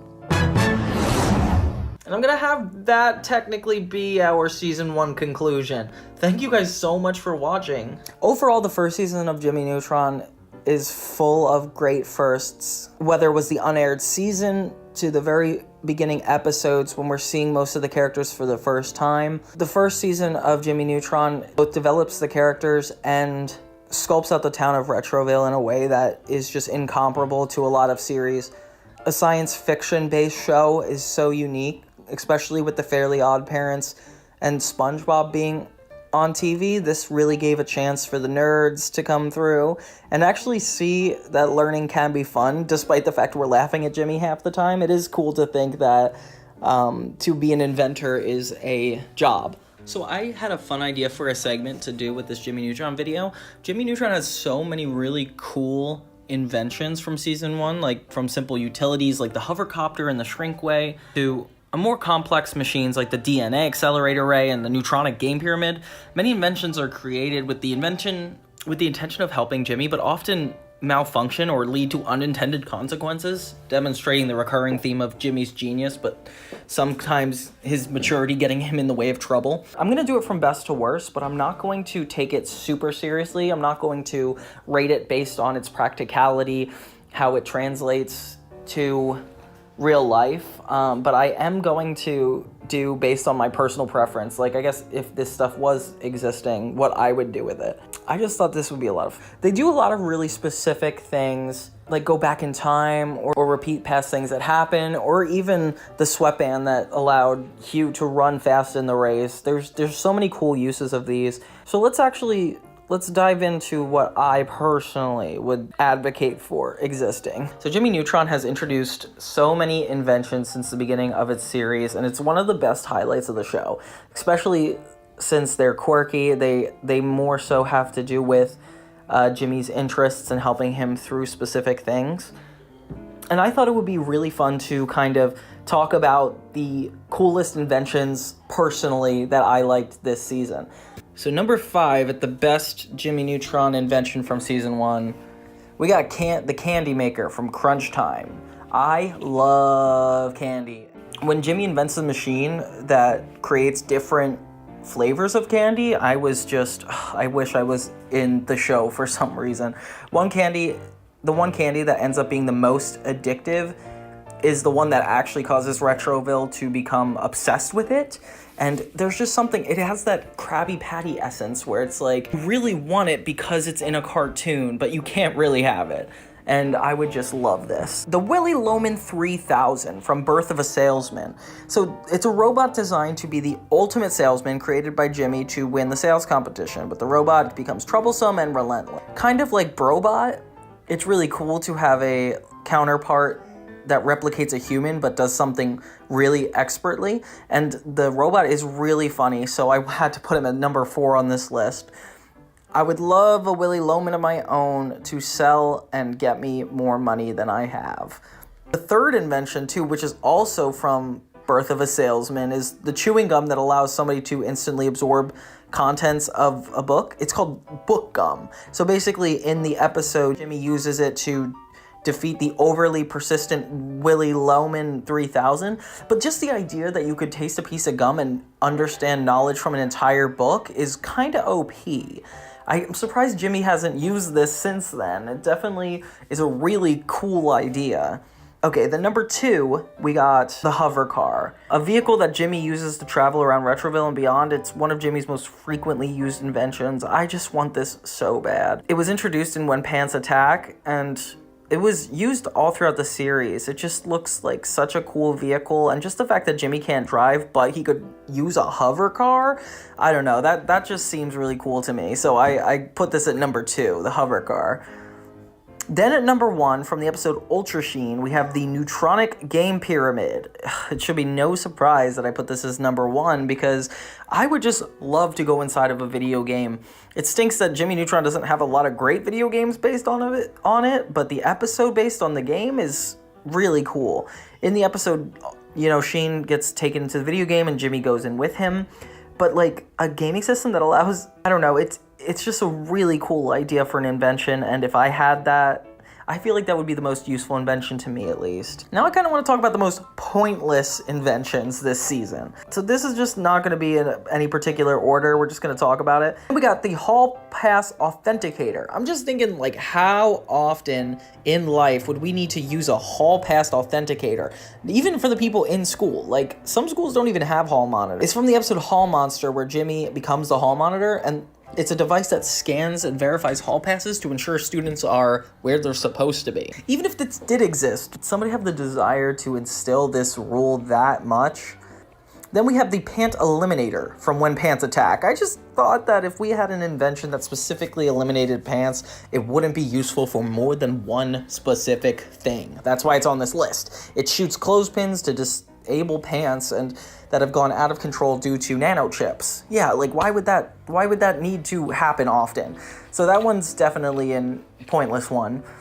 Then we have the Neutronic Sick Patch. So this also, I think, is a little bit reverse. From Journey to the Center of Carl, the Neutronic Sick Patch allows the kids to be sick when they put it on, but it backfires and the sickness spreads into a dangerous virus. This was essentially COVID. Don't know why we need to relive that again. And then for the last one, I have the Brain Drain 8000 from Normal Boy. This is one of the first episodes of Jimmy Neutron. It's the device that lowers his intelligence to the level of a normal child. Makes us unlearn things. I think that's very unnecessary. This is also going out of its way to inconvenience its user. I don't think there was a reason for it to be invented or enhance Jimmy's life in any way. I mean, he loses his inhibitions, which kind of makes sense. I don't know. I think this is definitely not a necessary invention either. But yeah, I would love to know if you like this segment. If you want to hear more about Jimmy's inventions, we could definitely do this in the second season retrospective. And I had a lot of fun with this. We went through about 19 of season 1's episodes, and I'm so excited to do the next season coming soon. It is a tale told by an idiot, full of sound and fury signifying nothing. So season 2 of Jimmy Neutron is special in its own right. Not just because the first season started a great and interesting show about a 5th grade genius, but because of the relationships and inventions that come around this show. It went from season 1 being explorative and exciting to season 2 being just plain weird. Yeah, before we had Professor Calamitus, the FBI guys, but this season, we have a multitude of crazier characters. Beautiful Gorgeous comes in for the first time. Principal Wallaby even becomes a more recurring character. We dive into a lot more episodes exploring Carl's life, Sheen's life, and most importantly, Jimmy and Cindy's relationship seems to grow in this too. Now this season is long and dense, and I really wanted to dive into every single episode and kind of go through it with you guys. So we're gonna focus only on every episode of season 2. So there's a total of 21 episodes throughout the second season, but it's a little confusing because Operation Jet Fusion and Win, Lose, and Kaboom are a multitude of episodes and count for more than one, so I'm gonna have to walk you guys through this. And we're excluding the Jimmy Timmy Power Hour, which is normally episode 15 of the second season, but we're still gonna count it. Between Wikipedia, the Jimmy Fandom Wiki, IMDb, all these websites seem to get some of these episodes out of the wrong season, so I'll just let you know I covered Sorry Wrong Era and A Beautiful Mind in the first season as it's listed on the DVD, so that's gonna be kind of the thing we're gonna mirror. So grab a bag of popcorn and let's get into this 2000s nostalgia with Johnny 2000. How come whenever we're in outer space, we don't gotta wear helmets? Good question, Sheen. And the answer is quite interesting. You see... Spoon! Huh, really? Mm-hmm. And how come we don't need oxygen tanks and stuff? Well... Star, you're so far, can't go by car. Okay, so in the season premiere of Jimmy Neutron, we have Beach Party Mummy, which is a weird title, I'll tell you that much. This one's a full-length episode instead of being broken into 2 parts, which I'm excited about. We start with Jimmy trying to revive a dead fish with his electro-life device, which is a really cool concept for an invention. When it doesn't work, he throws it away. The smooth, cold texture reminds me of Swimmy. Carl's depressed because Swimmy's dead, and obviously it's his fish. Meanwhile, they go to school and they're learning about Egypt. Miss Fowl puts on a really boring movie, which is comically empty. Dear Ahmadiyya, today I moved a 1-ton boulder across the broiling desert sands. And Jimmy encourages Carl, Sheen, Cindy, and Libby to sneak away. Almost stopped by the principal, they come up with a really ridiculous excuse. He meant to say we're on our way to the school tanning salon. The school tanning salon? Well, have fun! Oh, and don't fall asleep. I did once, and I ended up looking like a big old lobster. And get away with it. Jimmy takes everybody into the hover car, and they set off. After a while, they land in the desert. It's really empty and boring, and nobody's really happy until they turn it into a beach party, which is a really funny musical number with everybody dancing. Egyptian beach party. Shaking loose on the Nile. And I forgot how much I love this show. It's so funny that Cindy and Libby are a part of this now, because if this was a first season episode, I feel like they would have focused on keeping it between Jimmy, Sheen, and Carl. The fact they're incorporated is really exciting. After a while, a giant sandstorm comes, ruining their beach party. They jump in the hover car and try to get away, but it completely knocks them out. They end up finding an ancient pyramid. Ooh, this is where it gets kind of scary. So Jimmy and all the friends head into this giant pyramid that has dead bodies and everything. There's no steps, there's no handrail, there's no souvenir shop. I'm standing out here. And when they find something on the architecture, they see that it's Libby with a different hairstyle. This has always been my favorite. Like, the distinction between season 1 and season 2 being Libby's hairstyle was always cool to me. I remember just as a kid realizing that that meant this was like a new era. Libby's excited, so is Sheen. Jimmy translates the ancient text to find out that this woman was 18 when she died, which is the first time it's relevant for somebody to say, and why do the good die young? Meanwhile, the principal finally realizes there must have been a discrepancy with the excuse he got from the kids. Oh yeah. Wait a minute. Come on. We don't have a tanning salon. Jimmy finds a giant empty room that ends up having a secret stone to unlock another room. Suddenly everybody's trapped and it's like they're gonna die here. Suddenly snakes start to appear and attack the kids, with Jimmy using fire as a way of stopping them. Jimmy wants to go forward and find out more about the Egyptians, but everybody else is like worried about it. Eventually they come across a bunch of dead mummies. The lights go off and everything is dark until Carl brings out the invention Jimmy had earlier to use light, but it accidentally makes the mummies come to life. You know, if Jimmy's a genius, I don't know how he's not noticing his entire invention bringing mummies back to life. Like, this is ridiculous. These are looking at us. Impossible. They're moving. Which is kind of late in the episode to have a really big threat like that. And they start chasing the kids. And I remember being scared of this when I was little. Just the fact that they go so slow kind of freaks me out. Jimmy realizes that the only way to get to them is through Libby. It looks romantic for a second, but obviously it's not. What's going on? It's the desert love curse, working its evil ways on Jimmy's heart. So they switch her hairstyle and have her stop the mummies. And then also gives them choreography. Oh yeah! Libby commands them to have a 10-year sleep, and I guess that's how they solve that problem. They finally leave the desert, coming back just in time to be caught by the principal and Miss Fowl. Miss Fowl, we're back! Carl? What? Turns out that they're not that mad because they went on an educational adventure, and that's kind of how the episode ends. Pretty cool adventure, Neutron. Oh, thanks, Cindy. But I bet the next one stinks. Cindy and Jimmy have their first genuine moment, and it is very quickly shut down. The end. So the Retroville 9, which is season 2, episode 2 of Jimmy Neutron, I'm super nostalgic for because it was included on my Game Boy Advance video. This is the one where they're playing baseball pretty much. Ball goes right down the middle. I've seen better calls than a square dance. It starts us out at school when Jimmy's team can't beat the school bullies' baseball team. They literally run bases around them completely. All the other kids gave up, but Jimmy has an ego, so he insists on challenging Butch to another game. We want a rematch! You're on. No! Why? Then we get another classic Hugh Jimmy father-son scene. They used to call me, "Get lost! We hate you!" And Jimmy realizes that he can do a little bit more than just get better at baseball. So he takes the baseball equipment and re-engineers it in his lab. Suddenly, all of him and his friends are amazing baseball players. Today, I consider myself the luckiest boy on the face of the earth. It's like ridiculous. How do you not understand this is them cheating? Jimmy Neutron has such a funny side plot in this episode where it's just like all the baseballs everybody hits just somehow finds him and hits him. The team gets cocky and is even recruited to play in the major leagues in Japan, which is such a specific place to have this major league thing. Jimmy has an opportunity to tell his friends, but he gets too shy. Next thing you know, they're actually in Japan at the professional game. Jimmy doubles down and tries not to tell his friends, even hiding the other equipment.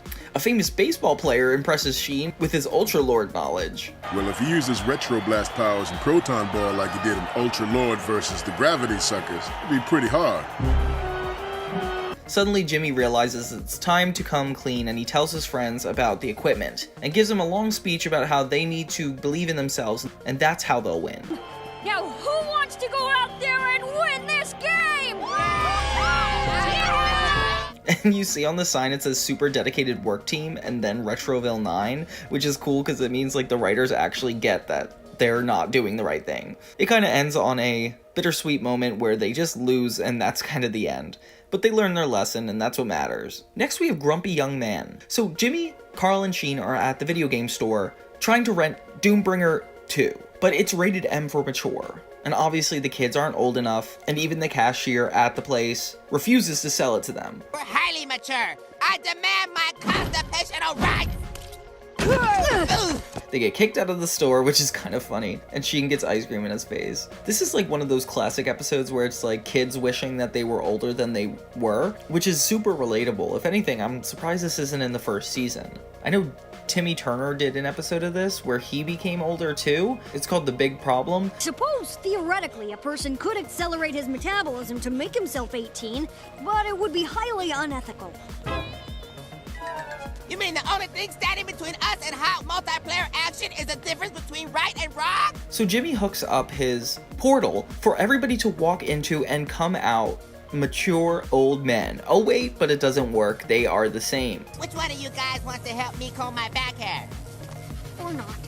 Until the next morning when they realize that they're old men. Oh my gosh, Jimmy is so disturbing looking. Like, it's kind of cute because it's like, oh, it's Jimmy older and his little swoop is still there, but it looks kind of gross. Carl and Sheen look way too natural, which is funny. And they're just as much themselves as they were before, just old. I just need to get a hold of enough titanium to make a stronger time break. And this episode is just like super comedic relief. Jimmy drives a car, which is jarring because I've never seen a main character drive a car in a kid's show, but I guess they're old enough, so whatever. Carl and Sheen get distracted by the senior buffet while Cindy and Libby corner older Jimmy, not recognizing him at all. Take my arm, extremely old but still valuable senior citizen. I don't need your girly help. We realize that titanium is the only thing that will be able to reverse the old age thing. But when Jimmy gets there, he completely forgets what he's doing and even runs into his father, who does not recognize him. You remind me of my father. Except you're not always saying, Huey, I told you, toothpaste isn't food. Well, he kinda does, but he doesn't know it's Jimmy. He even takes this old man back to his house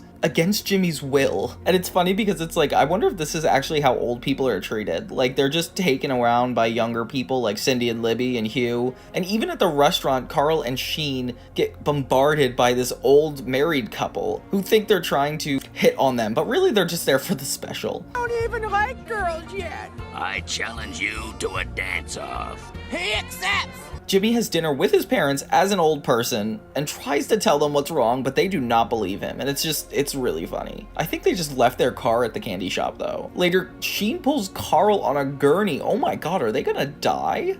It turns out that they won the eating competition and got a titanium trophy as a present, so Jimmy is able to activate the machine and everybody is able to return to normal. Carl ends up eating this disgusting looking purple whip, and I don't really know why this is the ending. But yeah, these episodes do what Jimmy Neutron does best, where it's like an everyday situation twisted with one of Jimmy's inventions and piled on top of Jimmy's ego, getting in the way of solving the problem. The show has gotten such a rhythm by now, it's sad to think that we're like halfway through the entire series at this point.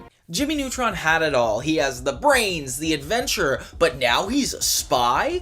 Yeah, did you guys remember that Jimmy Neutron became a spy? This is the infamous 2-part episode in season 2 of Jimmy Neutron, where Jimmy, Carl, and Sheen take on a much bigger threat than they're used to when Jimmy's recruited to be a spy and save Jet Fusion. But let's jump into it. So Jimmy Neutron takes on James Bond in this first 2-part episode, Operation Rescue Jet Fusion. So we start the special with an ominous clip show of Jimmy Neutron and his more heroic moments. It turns out to be watched by a government agent. Get me that kid. We get a really cool spy-like intro, and we got some really notable actors in this, like Wendy Malick as Beautiful Gorgeous, Tim Curry as Professor Calamitus. I'm starting to underestimate all these Jimmy Neutron songs. Like, there was the Valentine's Day special, the Christmas special, and even this. Like, there are so many really good musical numbers in Jimmy Neutron. They're kind of bangers.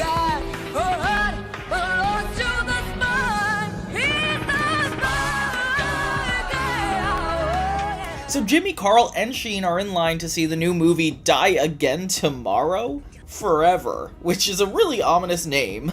And it stars Jet Fusion, which is this really cool action-packed James Bond type. In the movie, it's literally just him pushing bad guys out of a plane. I mean, like, how is this a full narrative? Hate to leave you hanging, but I've got a jet. I wonder if they're just in there for an hour and a half watching, and he saves the woman. Very stereotypical of the time. Carl tells Jimmy he reminds him of Jet Fusion, which obviously is a compliment. Except he's older and has big bulging muscles and his hair's different and girls like him and he's not short. Yeah, I get the point. Sheen challenges him, saying that he can't put his foot behind his head, and that is one of my favorite bits that Sheen continues to do throughout the show. So during class, Jimmy is called to the principal's office. Nobody knows why, but everybody speculates. I'll call you lawyer, and don't talk, no matter how much they torture you. He's gonna sing like a canary. He's walking through the deserted hallway when he's magically warped into a locker? Like, how in the world does this make sense? He jumps in sideways but lands at the bottom, which, Jimmy Neutron, you're a genius. How are you not questioning the gravity? Apparently, Commander Baker of BTSO headquarters needs Jimmy. It's a big top secret organization, which is so basic, and they ask him to do a top secret mission. We need you to reactivate the tracking device, find Agent X, and bring him back. This is a dangerous mission. You may not come back alive. Can I get out of school? Of course. Then you've got yourself a spy. Can you imagine going on a field trip and somebody tells your parents, yeah, by the way, he may not come back alive? Don't they need to get Hugh and Jimmy's mom's consent for this? They set him up with the genius inventor, and Jimmy just happens to one-up him at every turn. Mobile utility vehicle travels 200 miles per hour on 1 tank of gas. Won't need it. My hovercraft goes 476 miles per hour on land, sea, and air, and runs on 1 cup of fun fuel. Oh, well, aren't we a little Thomas Edison? Actually, I met Thomas Edison when I brought him back in my time. And it's so funny because he's not honestly meaning to be a show-off in this moment. He just genuinely had a lot of accomplishments. He even disactivates the inventor's tank. That's a very nice little thing you've invented. Jimmy says he's going on a spy mission, so he's officially a spy now. Spies aren't cute. Yeah, Honey Pie East was. Ooh, I used to watch her TV show all the time. I had her picture up in my room. Hugh somehow turns this into a lesson that does not pan out at all. Yeah, I had a cool suit, a pair of sunglasses, a secret camera. Hugh, you were a spy for Halloween. Sure was, and did I look boss or what? I got so much candy that year, I threw up until Christmas. You know, Jimmy's parents send him, Carl, and Sheen off as they head on their mission, and like they're barely taking it seriously, but I don't know, I think it's gonna be an awesome mission. As they're flying in Jimmy's hover car, a giant rocket heads toward them. Oh man, it's getting dangerous. The hover car is impacted and they land in the ocean. Ooh, adventurous. And that's when the first commercial break happens. Jimmy introduces his neutronic air gun, which allows the cast to breathe underwater. I always remember this clip from Nickelodeon because this is where SpongeBob's house was in the background, and they always put it in the commercials. I'm like, guys, it's not an Easter egg if you're telling everybody about it. Yep, there it is. They encounter an evil clam and are able to swim away. Oh my god, this gum is so cool. I would love to breathe underwater. They're running away from the clam, and the funny bit happens where it looks like Pac-Man. Was it something we said? Maybe it was our breath. I had frosted garlic pops for breakfast with soy milk. No, that's what stopped the clam. A vague person in a scuba outfit encounters Jimmy and his friends at the bottom of the sea and guides them up to the boat. It's revealed to be Beautiful Gorgeous, played by Wendy Malick, and she is such a funny character because obviously all the kids obsess over her, which is kind of weird. Are you boys all right? Will you be my mommy? Wendy Malick's voice is perfect for something like this. I don't know why, it just definitely fits the genre, and I feel like we're jumping into this. Obviously, we know about Beautiful Gorgeous from future episodes, but I'm going to refrain from spoiling it right yet. But this character is so funny and has such a distinct personality. You all are so fascinating. Too bad I have to annihilate you. She reveals that she is a villain and going to kill them. Jimmy asks to take off his watch since they were captured, but at the last second he magnetizes her to the side of the boat, able to get away. Jimmy, you are a genius. See, the inventor would have never thought of that. You can bet we'll meet again. No, I don't think I'll be visiting you in prison. Oh, I will. Ciao. Jimmy is able to escape in his hover car, only to be attacked by another torpedo, and Beautiful Gorgeous already broke free, and she is chasing them too. The cinematics in this part is really cool though.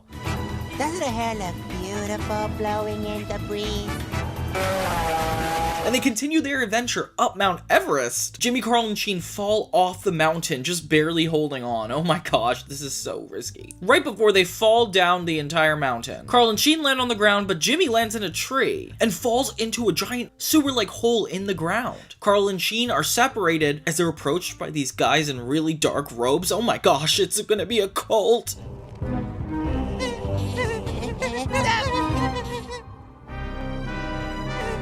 Jimmy ends up in a giant cage, and who better to run into but Jet Fusion? Perfect time to end this halfway episode. Oof, I love double episodes. Jet Fusion? So this is the perfect way to stop the first half of it. Like, he finally gets to meet his hero, and I'm curious where it's going from here. So Jimmy and Jet are trapped in the cage. Jimmy is starstruck, and Jet Fusion is an actual spy, it seems, which is not super secret. Started after I graduated from MIT, Caltech, and Harvard. I got into extreme sports as part of a research project. An agent spotted me and put me in the movies. Impressed by my amazing stunt work. Who wouldn't be? The BTSO tracked me down and asked me to join the team. Mr. Fusion does not think that Jimmy is capable of this and thinks it's a big joke. Jet's kind of a jerk. He's like, I'm gonna probably have to save you now. And it's like, come on, bro. I'm on to you, Dino, in accounting. Sorry, Mr. Fusion. They really sent me. He reveals that he's trying to track down Professor Calamitus, and Jimmy Neutron immediately recognizes him. Oh, come on, Jet. Can you believe that he's a hero now? Jimmy Neutron, can I get you anything? A pillow, fuzzy slippers, a cappuccino? Wait a minute. You could never finish anything. Not sure if you guys remember, but Professor Calamitus was known for never finishing anything. Meanwhile, Carl and Sheen are headed up the mountain following the mysterious guys in robes. Pal, you really need to get over this llama fixation once and for all. Hey, I was born a llama boy and I'll die a llama boy! That may be sooner than you think. Jet Fusion and Jimmy are strapped to the seat as they enjoy Professor Calamitus' food. He reveals his plan to completely melt the snow and create a meltdown. Well, I haven't really worked out what happens after that. He finds excuses for not completing his entire plan. It's like, oh my gosh, okay, yeah, that's Professor Calamitus, alright. Calamitus reveals that his assistant is Beautiful Gorgeous. She shows up on the table, ready to kill them both. Her and Jet Fusion have an uncomfortably obvious flirtation, but Jet Fusion is not worried about it. The name's Jet Fusion. Oh, yes. The movie star and part-time secret agent. I've heard about you. Really? So, what are you doing later? beautiful. Sorry, she'll be busy. Eliminating you. She's told to get rid of them, but it's already kind of complaining about how he treats her, so we know that there's going to be a little deception coming up soon. She keeps going off into this brief monologue where she says she wanted to be a, and then never finishes it. What's an attractive, sophisticated woman like you doing with an evil dirtbag like Professor Calamitus? He's my father. She attaches Jet Fusion and Jimmy to this giant gadget that slowly rotates until it gets rid of them. I don't know why all the villains always like to stall when it comes to killing the heroes. Place our ropes and we can escape. Got a calculator hidden in that hair of yours? No, just a big brain. No whispering.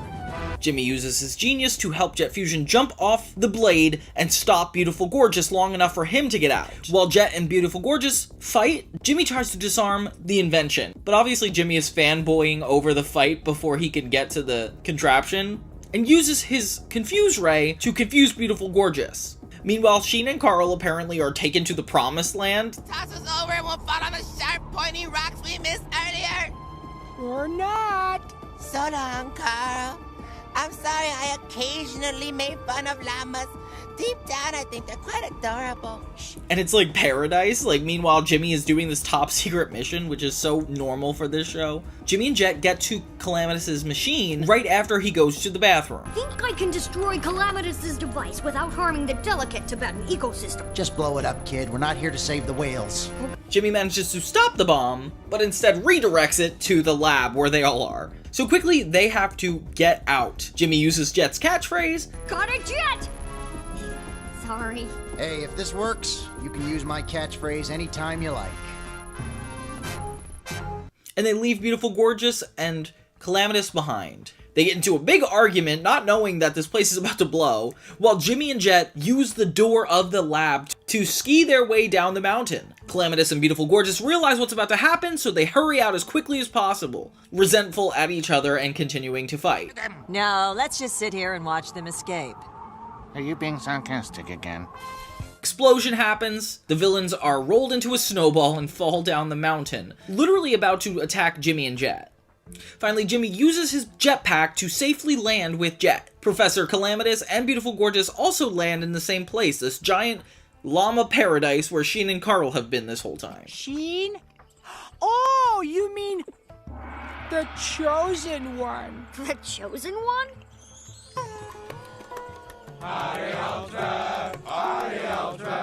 They find Carl and Sheen immediately, and Sheen is praised for putting the foot behind his head. Oh yeah, that was this episode. Jimmy gets Carl and Sheen, and they both head home, telling his parents what's going on. And next thing you know, Jimmy is at the front of the next spy movie poster. Then we see a brief glimpse of a movie of Jimmy being a spy and attacking a bunch of ninjas, which is kind of funny. And that's how the special ends, as he rescues Betty Quinlan. This special is really good because obviously Jimmy Neutron is a genius, and him working with Jet Fusion is a step up from what he's used to. A bigger threat definitely justifies a double episode. With Professor Calamitus returning, it's even more at stake because we know exactly what to be worried about. The one thing I don't really like about it is its very minimal lack of character development. Like, none of the events that are happening are because of the characters' personalities or what's going on. It's all just event after event. But that's usually a spy movie, so I guess it makes sense that they're following that format for this. It's epic, it has adventure, and it's hilarious, and that's all you really need in Jimmy Neutron. I mean, Jimmy Neutron isn't known for having dramatic character stakes in their big specials like this, but obviously we're going to get to even better ones as time goes on. I'm not sure if you guys saw my video on Win, Lose, Kaboom, which comes later in the series, but that's a little bit better than this one. All around, 7 out of 10. I definitely think it's a better Jimmy Neutron episode, but it still feels like it's lacking what it set out to do. But what do you guys think? Do you remember Operation Jet Fusion? Now for the Jimmy Neutron Halloween special, Nightmare in Retroville. What are we gonna be for Halloween? Llama boy! Carl, you've been llama boy for the last 8 years. Yeah, plus llama boy's not scary. Jimmy guesses that Sheen's gonna be Ultra Lord, but Sheen denies this, saying he wore out his costume. 3 of them go back to the house where he was watching the favorite movie Octopus Man. So, who are you gonna be this year, Jim? To Carl and Sheen's surprise, Jimmy says that he won't trick or treat, since Halloween's kind of for kids. However, Jimmy makes a deal that he will make Carl and Sheen into monsters if they give him half their candy. They go into Jimmy's lab where Jimmy presents his neutronic monster maker, which will change anyone's physical appearance to resemble the monster they choose. Carl chooses to be a vampire, Sheen chooses to be a werewolf, and then Jimmy turns them into the monsters. I am Dracula! That was my keyboard. Which clearly Jimmy's inventions never go wrong. Jimmy turns them into monsters, and they use the hover car to go trick-or-treating to get to more houses. They go to Principal Wallaby's house first and get enough candy to make them sick for weeks, and Sheen puts it. I was a butterfly, then I was an elf, a sprite, an ice skater. I was Peter Pan 6 times, Michelangelo's David, and I gotta tell you, that was chilly. Brr. When Carl accidentally cuts himself in the finger, the wrapper, he drinks his own blood and his finger is healed. He turns into a vampire bat and actually flies away, so Jimmy surmises that his machine actually changed Carl's DNA into that of a real vampire. Yeah, Jimbo, have you seen my suede duck feet with the... Oh, golly. A big game? Oh, I want to play Name That Monster. Meanwhile, Hugh accidentally falls into Jimmy's lab and inadvertently turns himself into Frankenstein's monster, rendering him unable to speak in complete sentences. Judy thinks he's made himself a wonderful costume as he's trying to kill her. Sheen then sees the full moon come out and starts to attack Jimmy. Jimmy panics and flies off in the hover car. Jimmy lands his hover car in the park and asks Goddard what he knows about vampires, like how they eat blood of the living, can turn the victims into vampires, repelled by garlic. He asks Goddard anything about werewolves, but it's Miss Fowl who answers the question, appearing out of the fog as a fortune teller, which is actually kind of cool. Hi, Miss Fowl. How do you know about werewolves? I was married to one, but that's a story for another day. And she tells Jimmy that about werewolves because she was once married to one. That explains a lot, Miss Fowl. She tells Jimmy that werewolves can turn people into werewolves by biting them and can be destroyed by an object made of silver. She quickly disappears back into the fog.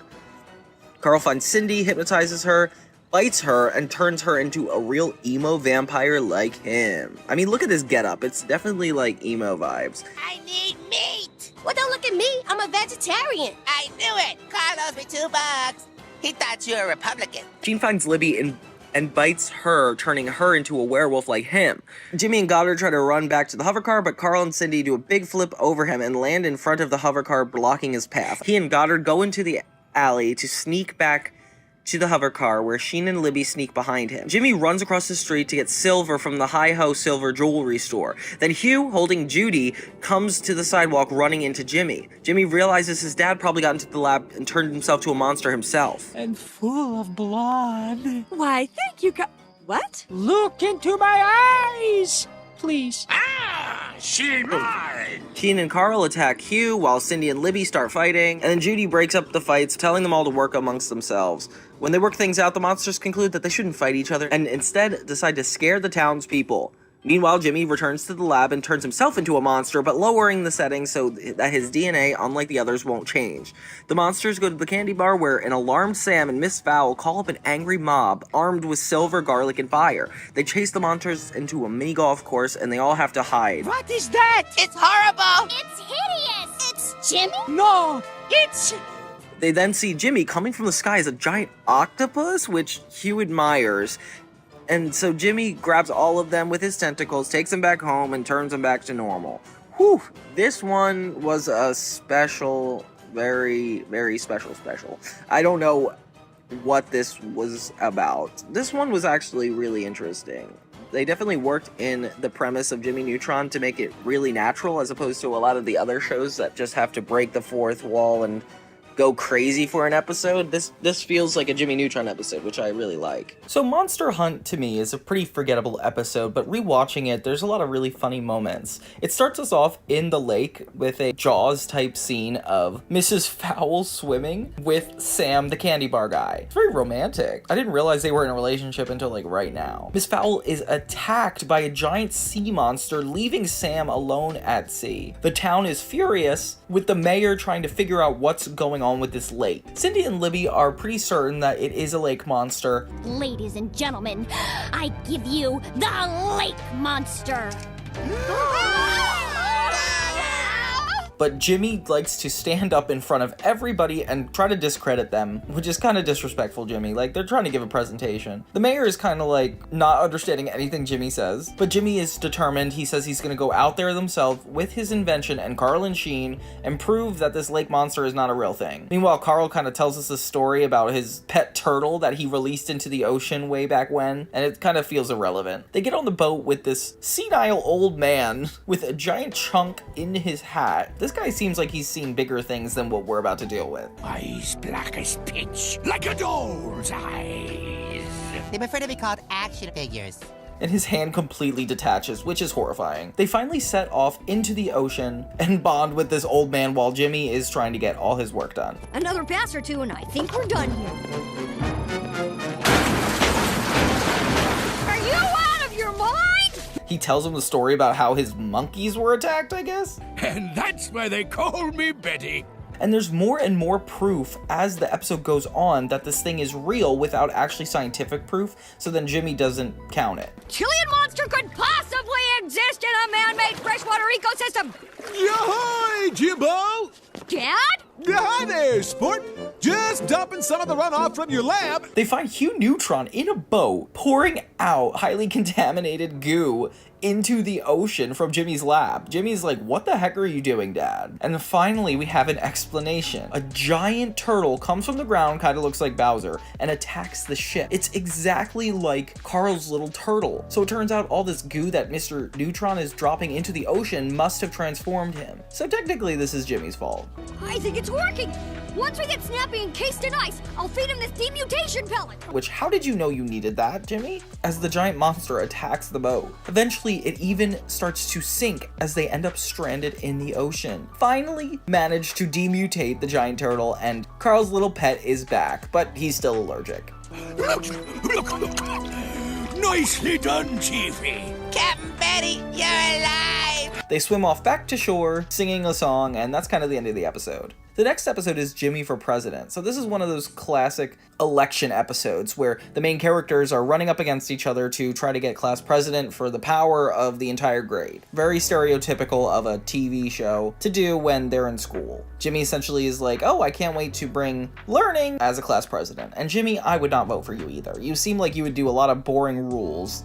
And of course, Cindy and Libby are super excited to run. They finally introduce one of the best characters in the show, Bolby. We have a new foreign exchange student joining us from Bakharistan. Please welcome Bolby Stroganovsky. Hello, fellow learners! A new addition to the class, who's getting made fun of for his cultural differences, which isn't really cool. He puts himself on the candidate list, along with Jimmy, Sheen, and Libby. Sheen has a really funny speech to be class president. Ultralord tattoos will be mandatory. Principal Willoughby, tear down your wall! And woos over no one. Of course, Libby is the cool one, and promising things that I don't think you could legally have in a school environment. 15 minutes of funk every day. Can you handle that? Tell it, sister! Can we afford funk every day? And then, of course, Jimmy does not help his own case as he just promises educational things, which even the teachers aren't interested in. Flashy clothes or polyrhythmic music or guacamole bars. That's because you don't know the secret ingredient. It's love. Bolby comes up with a dance routine, and he is immediately dismissed too. Next, we have Carl as a swing voter, and everybody's showing up to his house one by one trying to bribe him, and it's so funny. And just to make sure we understand each other. Cindy, you accidentally left $1 in my hand. Keep it. Why? I think you know why. I don't. Why are you winking at me? Why did you give me $1? My brain hurts. Is the peak of this episode because he thinks she likes him. Sheen is just downright aggressive and not super helpful. Bolby doesn't really say much. And Jimmy is the most rational, but obviously he's the least interesting part of this episode. Hugh Neutron tries to give Jimmy advice about being class president, and obviously it does nothing. I was elected towel boy in junior high. What's really important is you have to give him a little razzle-dazzle. Give him a show. Kick out the jam, sock it to him. Yeah. Razzle-dazzle, huh? Later, there's like a school fair where everybody is given a chance to woo as to why they should be president, and suddenly Jimmy goes from being nothing to an actual threat, giving everybody purple fleur mist and candy. Then finally a dance routine with himself in it. And I'm like, okay, maybe Jimmy does have a chance, but it's like, why would this benefit the school at all? In the end, it's finally time to announce the winner, and instead of going to all the usual people, Carl is intimidated by every single person. There's more you-know-what if you vote for Libby.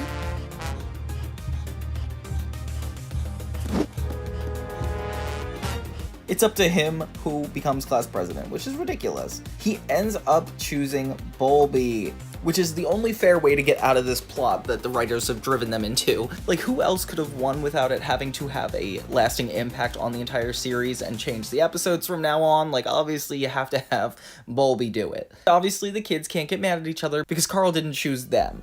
And that's kind of where it ends. Okay, your president says cut the jabber and start a slapping! Slap, slap, slap, clap, clap, clap. I love election episodes, and I think this one did probably one of the best election episodes I've ever seen, just because it has Jimmy and his ego trying his best, but then flipping to his invention like he usually would in an episode. It has Sheen being really wacky and weird, Hugh Neutron giving advice, Carl at the center of everything, and Libby and Cindy acting aggressive. It has like all the elements that make Jimmy Neutron a really good show. The characters are so lively in these episodes, and I just love where the season is heading. So Jimmy brings his Nanobots back, these two little guys from a couple episodes earlier in the first season. They've got really humorous buddy comedy vibe and just care about serving Jimmy. 2 eyes. Now my gaze is twice as commanding. Test, test. Woo-hoo-hoo. Listen to my new voice. I'm like a silicon-based Julio Iglesias. A paper report, Jimmy needs help, so he asks the Nanobots to do it for him. To scan my new poem and correct it for errors. It has to be perfect. The creator wishes us to correct for error. We are back, baby! They end up going haywire, arguing, and ruining all of it. Jimmy realizes that they are still disobedient and locks them away. I blame your poor leadership skills. They're hard on each other and realize that their master is not happy. So they come up with an idea to actually get out and help him more, getting to their old ship. So they sneak out of Jimmy's little invention and go on an adventure themselves, which is so cute, eventually getting to this UFO-sized hover car. I call Captain's chair! Over my dead relays! When Jimmy's going to school, the hover car emerges and follows him. Suddenly it appears at school and starts controlling all these different aspects, like Sheen is presenting and it starts to control his dance moves. Back step, plie, plie, and bring it on home! It ruins Miss Fowl's hair, and Jimmy doesn't really know what to do about it. Soon it begins bullying everybody in the school, even finding its way to Nick outside and even the lunch lady. Everybody is terrified as it takes over the lunchroom, and these two quirky little guys are just destroying everything, even getting Cindy and Libby. Hey, not bad! They corner Jimmy, Carl, and Sheen, and that's where the commercial break happens. Okay, so this is a real threat. I like that we're not going out super far for this plot, like we're staying inside an already established location, and it's kind of cool. The Nanobots take things way farther, throwing Jimmy into a closet and getting rid of everybody on Earth. This makes Hugh Neutron think that he is the last person on Earth, which is a super funny bit.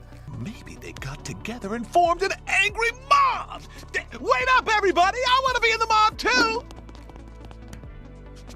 Sam! Anyone! Somebody answer me! He decides to go about life as if it's the end, and of course his natural instinct is to eat as much as possible and live life to the fullest. Meanwhile, Jimmy, Carl, and Sheen are the only ones on Earth and don't really come across him. They realize the plan is to just completely get rid of everybody on Earth and that they have to act very quickly. And? But if the trash bin gets full, the Nanobots will have to dump it, and if that happens, everyone's atoms will be gone forever! He was about to become super depressed until he finds an empty car of pies. Oh my god, I remember this episode so well. Hugh Neutron and his obsession with pies gets way too far in this section. Like, he just gets over all of his family and the world's deaths through pie? I will live! I feel like I would go through a lot of psychological issues. Jimmy uses the same tactic to fight the Nanobots as the first one, causing them to fight. In a really awesome chase sequence, the Nanobots try to attack Jimmy. Jimmy asks his Nanobots for one last request, and it's the essay he asked them to help him with earlier. But she's still not as smart as me. She can't even compute the value of pi, which I know equals 3. Error! Pi is not equal to 3. It's going against his own complete logic where he's talking about how Cindy is smarter than him. It's almost like he's turning on his own brain, causing the Nanobots to be so confused that they dysfunction. These guys are like kind of really easy to defeat. Like, I get that they have a lot of really threatening tactics and it ends up being horrible, but like the solution is always super easy. And Jimmy doesn't even kill them, he just lets them lay in the debris, which, Jimmy, come on, this literally is the second time this is happening. Can you just prevent this next time? Hugh doesn't seem to learn his lesson by the end, and that's just kind of how it goes. But yeah, overall, this is a really good one. I thought this was the initial episode with the Nanobots, but I didn't remember that they came first, that they've been in this show already, and this is just like a sequel appearance. I like the single location and how Jimmy ends up solving the problem he started through turning around his own genius and beating his own ego. Like, that's a really impressive message. Overall, a really good episode. Next, we take on 2 holiday episodes back to back, which is crazy because we just had a Halloween episode, we just had a double-parter, but you know what, Jimmy is not long, so I guess we're gonna have to give him this. As if we didn't already have a holiday special, it's time for Holly Jolly Jimmy, Season 2, Episode 8. The Jimmy Neutron holiday special is really funny because I don't remember it super well, but now that I'm rewatching it, it is so endearing. Of course, it's Jimmy, who is this brainiac, basically disproving Santa Claus's possibility of delivering all these presents on time. We get a really fun musical number with everybody in town singing about Christmas and Jimmy not being so into it. I recently did a retrospective on Jimmy Neutron's first season, if you guys want to check it out. Musical numbers are not common for this show. This is probably the first time I've ever seen these guys sing, and it's really fun. The way the voices go with each other, but also stand out, like Miss Fowl's voice is jarring, and hearing Jimmy sing is really pretty. I like seeing his character, and I'm really getting used to the idea of having musical numbers in all of these specials. I really wasn't expecting My Life as a Teenage Robot, I was definitely expecting SpongeBob and Fairly Odd Parents, but this is definitely a treat. Jimmy tells the story of how he doesn't really believe in Christmas because one year he asked for this DNA sample of some sort, and Santa didn't bring it to him, so he woke up pretty disappointed. Sheen is immediately pointing out that of course he didn't get it because he almost destroyed the world that holiday. Of course, that's not surprising because Jimmy is this genius and always causing chaos in the town.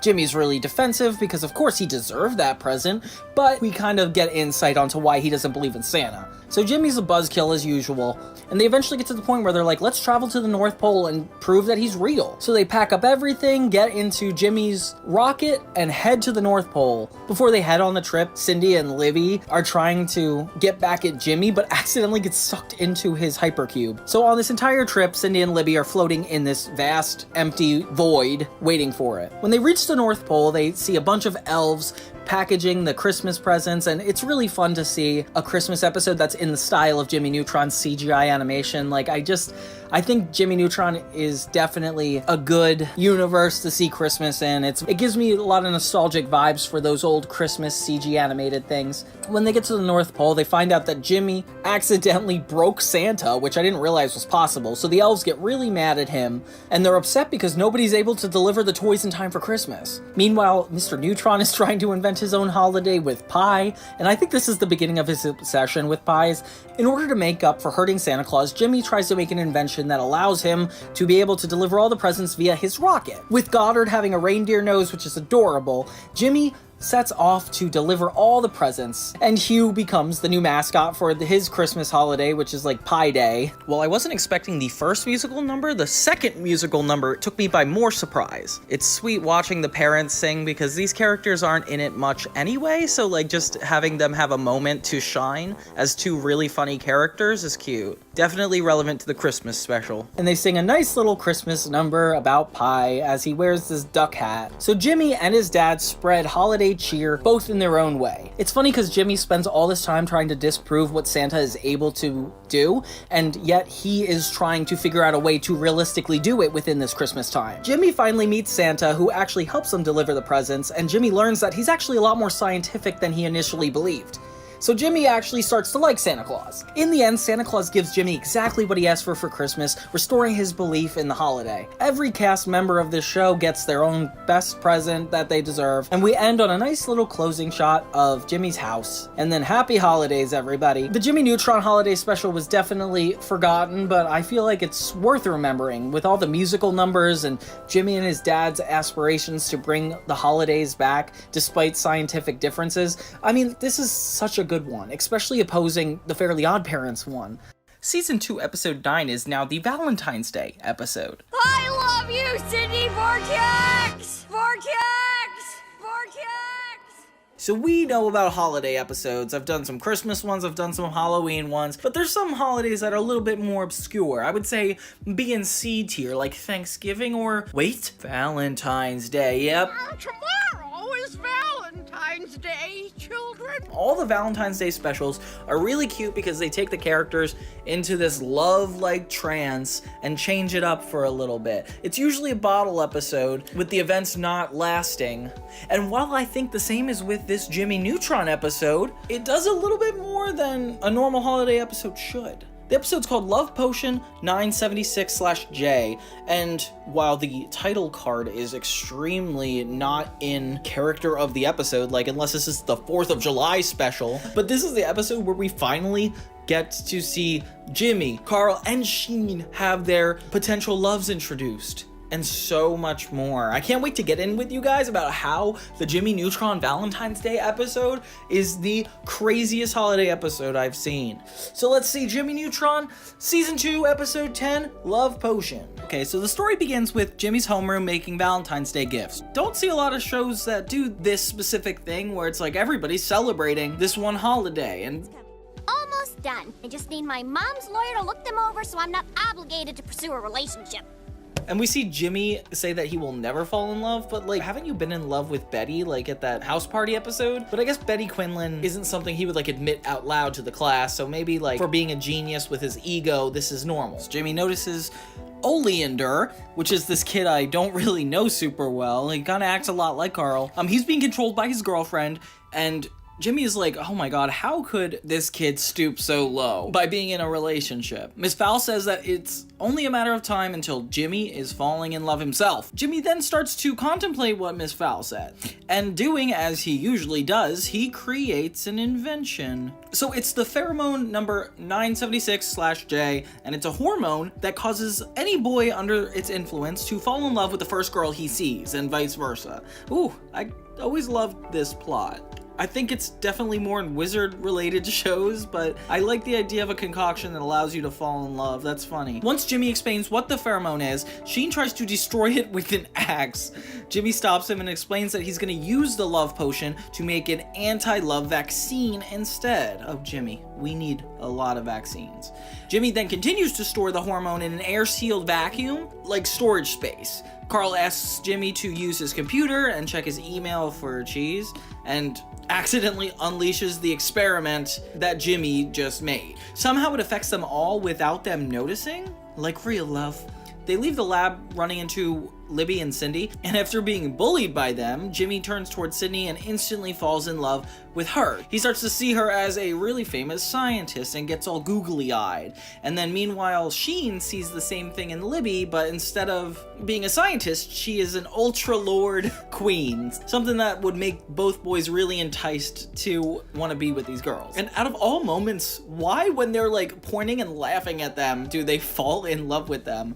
So Libby leaves and Sheen actually follows her, but Cindy actually like ponders for a moment. And this is like sign number one. I think Cindy does love Jimmy because she's not immediately turned off by the situation. She's very much like, I don't believe this. It's not that I don't want to believe it, but I don't believe it right now. If anything, she's protecting herself. That's how I know. And can we talk about what the Jimmy Neutron characters look like when they're in love? Like, this is more than even mind controlling. It fully makes them like mentally incapacitated. And it's so uncomfortable the way Jimmy's mouth is just like hanging open. I don't know if this is maybe how the creators see people in love being, but like I don't know, it seems like it's this giant disease that's infected him, but maybe that's the aesthetic that the episode's going for. I kind of like that. Like, he's having a stroke here. On his way back to the lab, Jimmy is crushed by the door, and Carl falls in love with Jimmy's mom. And this is probably one of the earliest times we see Carl's relationship with Jimmy's mom. Like, we've joked about it before, but this is like full-on commitment. Like, he has a crush on her, and it's so creepy. I mean, I guess it's normal when you're like a teenage kid or like even preteen and having a crush on someone's mom, but like Carl is just taking this commitment to a whole new level. And you know how he feels about llamas and other things. Like, that's the same way he's caring about Jimmy's mom, and it's crazy. Especially the gall to do it in front of her husband. Oh my gosh, Hugh, look away. So Jimmy's cruising on his hovercraft, unsuccessfully trying to get Cindy off of his mind. He starts to imagine her face like literally everywhere, and it pops up on people. He decides that he needs to face the truth. He's fallen in love with Cindy. We see Sheen dancing outside of Libby's house, kind of like a seance. Like, the way Sheen has a crush on someone is so wacky because it's like so true to his character. Like, of course, a kid who loves superheroes and specifically like this Ultra Lord alter ego is going to see the woman he loves as a character in this world. But I think that's something that makes Sheen even funnier. He decides to give her melty face, which she's like really uncomfortable with at first, but then he admits that like this is his favorite toy and there's like sentimental value to it. So then we see a change in Libby where she's actually falling for him too. She takes it and there's a moment between them.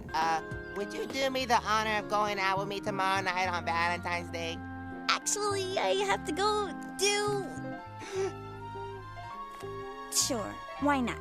So Carl's serenading Judy with a triangle. And when Hugh hears, Carl becomes angry and jealous and tells him what he has with Judy is special and nobody can ruin it. Oh my god, Carl, you are so confrontational. Alrighty then. Like, he didn't even express his love toward her. He just decided they're in love. I don't think that's how it works. And it's funny that Carl's getting the more negative side of the stick. Like, Jimmy's, you know, blindly in love. Sheen is worshiping this girl, but Carl seems to have, like, all the negative parts where he's, like, angry and jealous, like, the entire time. Which is interesting. It's very complex of a character for him. Jimmy spots Cindy at the candy bar, and inside her, Brittany and Libby are gossiping and discussing like their ideas of the perfect Valentine. They start to sing about what the perfect Valentine is, and this is one of the best scenes in the entire series because Cindy has her own little solo song and everybody at the candy bar breaks out into dance and harmonizes with her in this doo-wop themed My Valentine song. And obey, he'll do just what I say, my Valentine. My Valentine.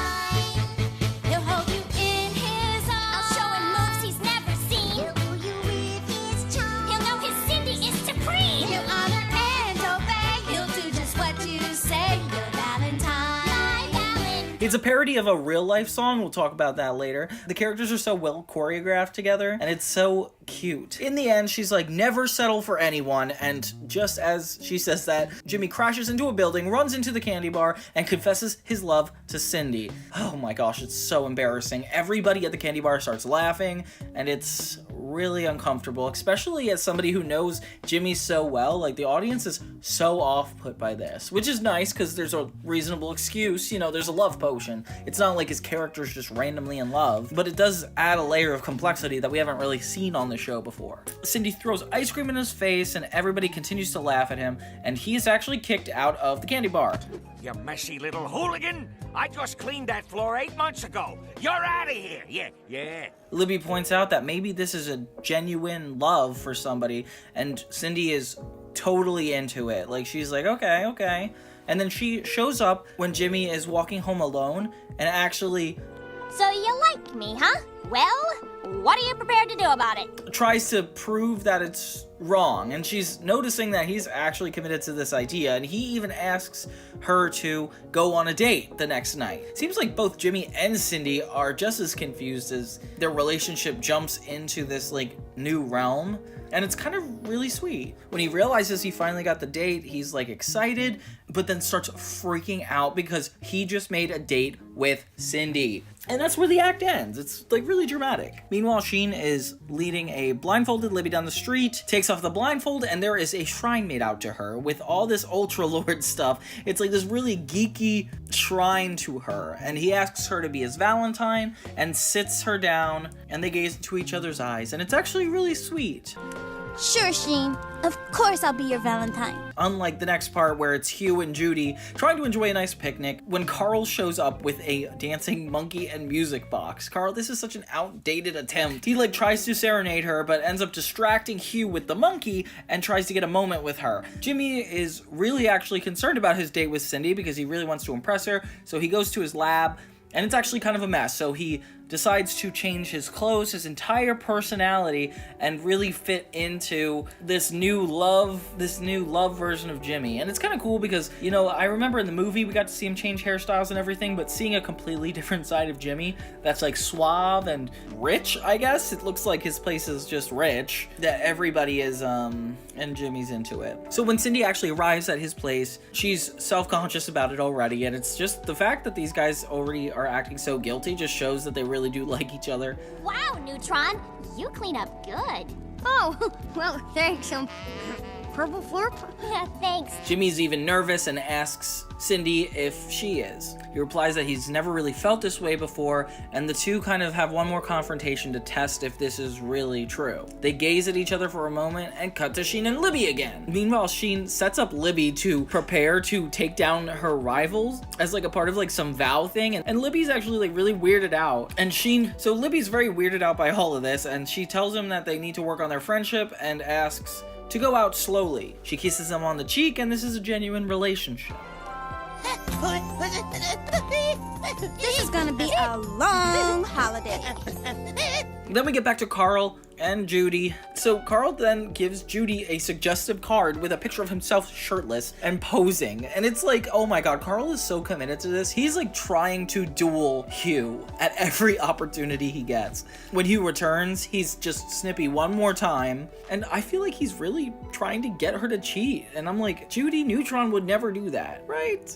When Carl eventually leaves, Hugh gives Judy a Valentine, and she is really appreciative. It's in the shape of a duck, of course, and the two share a moment, and we're aware that this is a real relationship, unlike the one Judy had with Carl. But it is funny to think that they needed to clear that up. They needed to give us a moment with both of them to be like, no, Judy's not debating it. No, she's with Hugh. While Jimmy and Cindy are on a date, he gives her a holographic card and asks her to be his Valentine. Oof, Jimmy is really being vulnerable here. And it's just good to see him not be completely...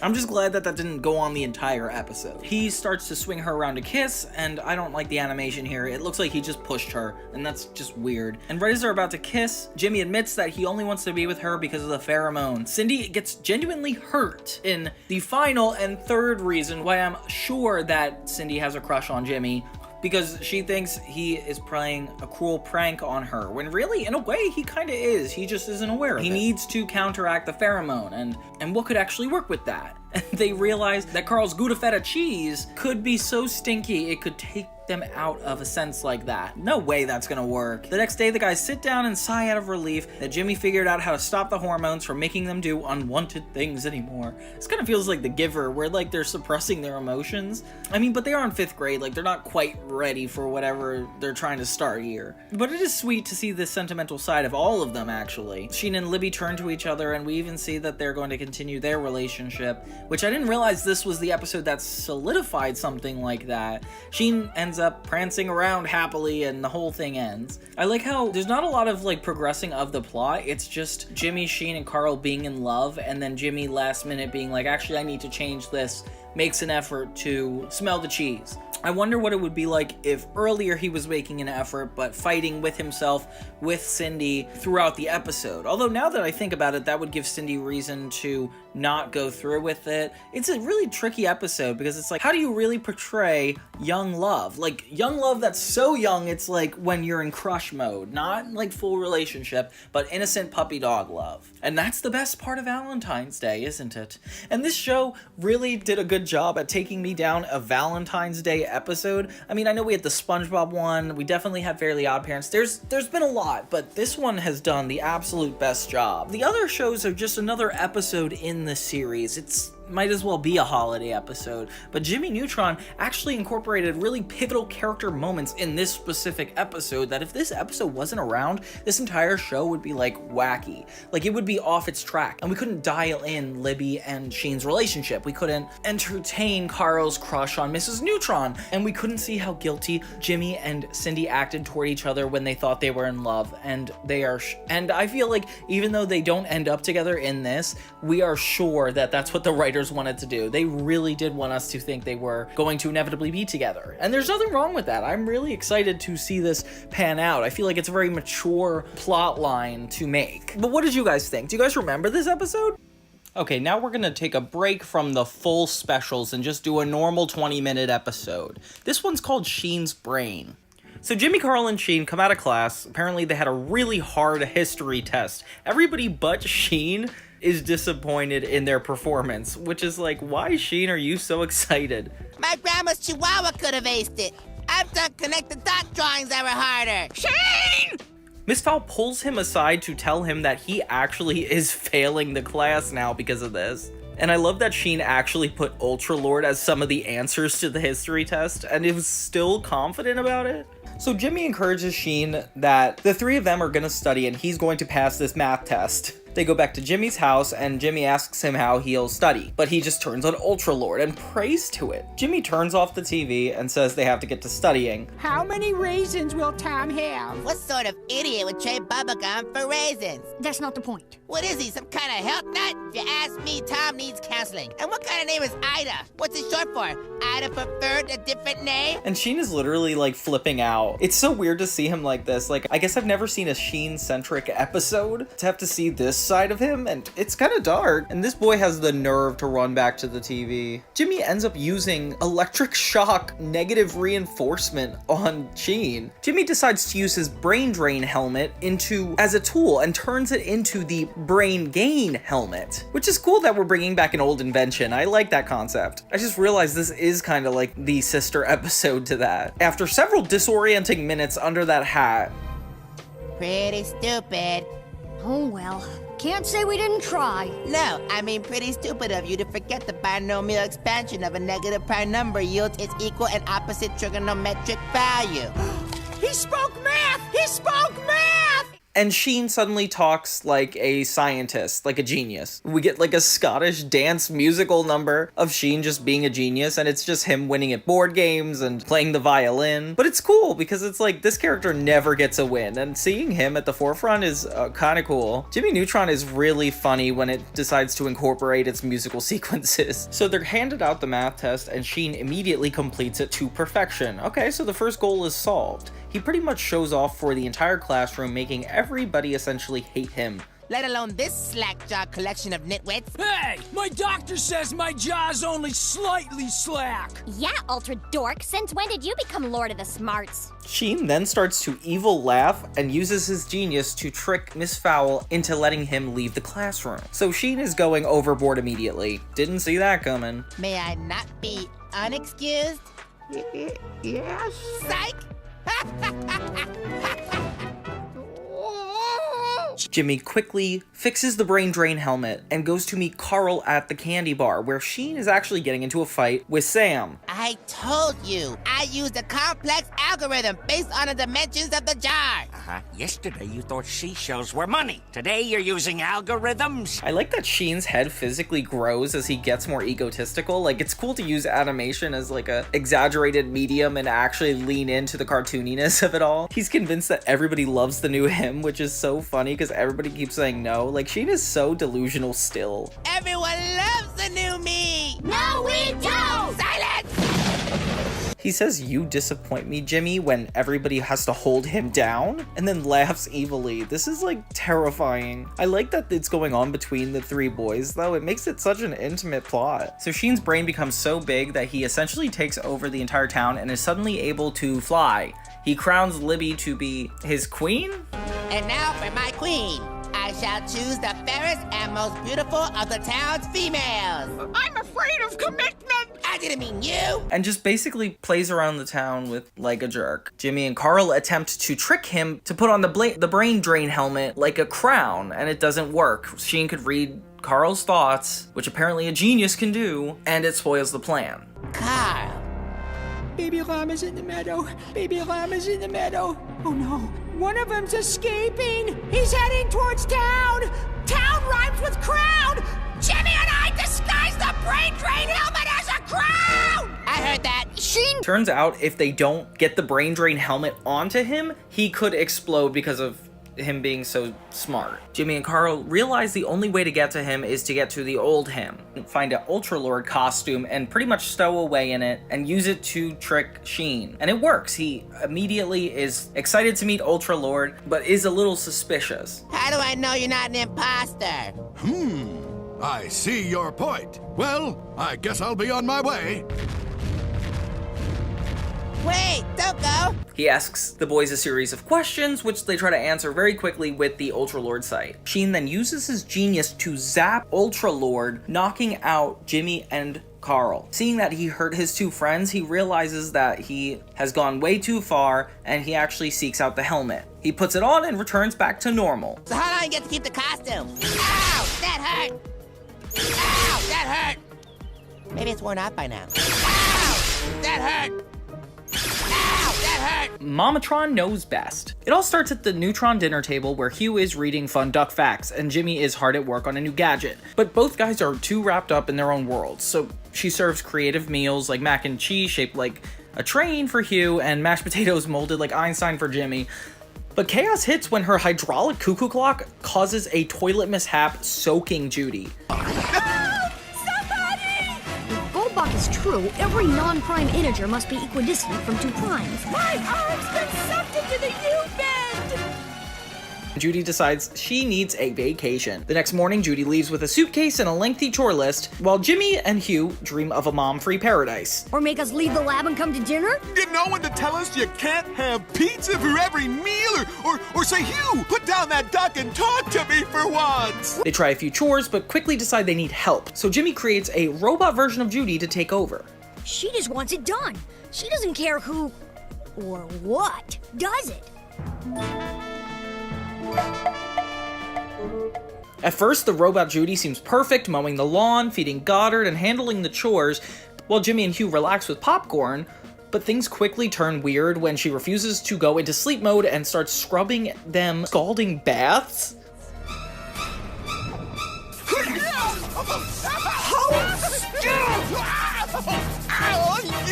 Not the face! Oh my god, this is a horror. Back at the spa, Judy enjoys her massage, but starts to miss home. She starts hearing Jimmy's catchphrases and Q's goofy voice. Meanwhile, Robot Judy becomes a nightmare, putting Hugh and Jimmy on lockdown. Jimmy tries to escape, but gets sleepy instead. I'll need you to cover for me. So, Jimmy's sitting right beside me and not leaving the room at all. How's it going? Okay, Dad of mine, who's also remaining in the room with me. Robot Judy even enters wife mode, and it's unsettling. At the spa, Judy senses something wrong and pedals off the gym bike. I didn't even know you could do this. Oh wait, you definitely can. Meanwhile, Jimmy enlists Sheen and Carl to help deactivate the robot, but Robot Judy will not go down easily. To associate with my Jimmy, you must complete these qualification forms. Father's maiden name?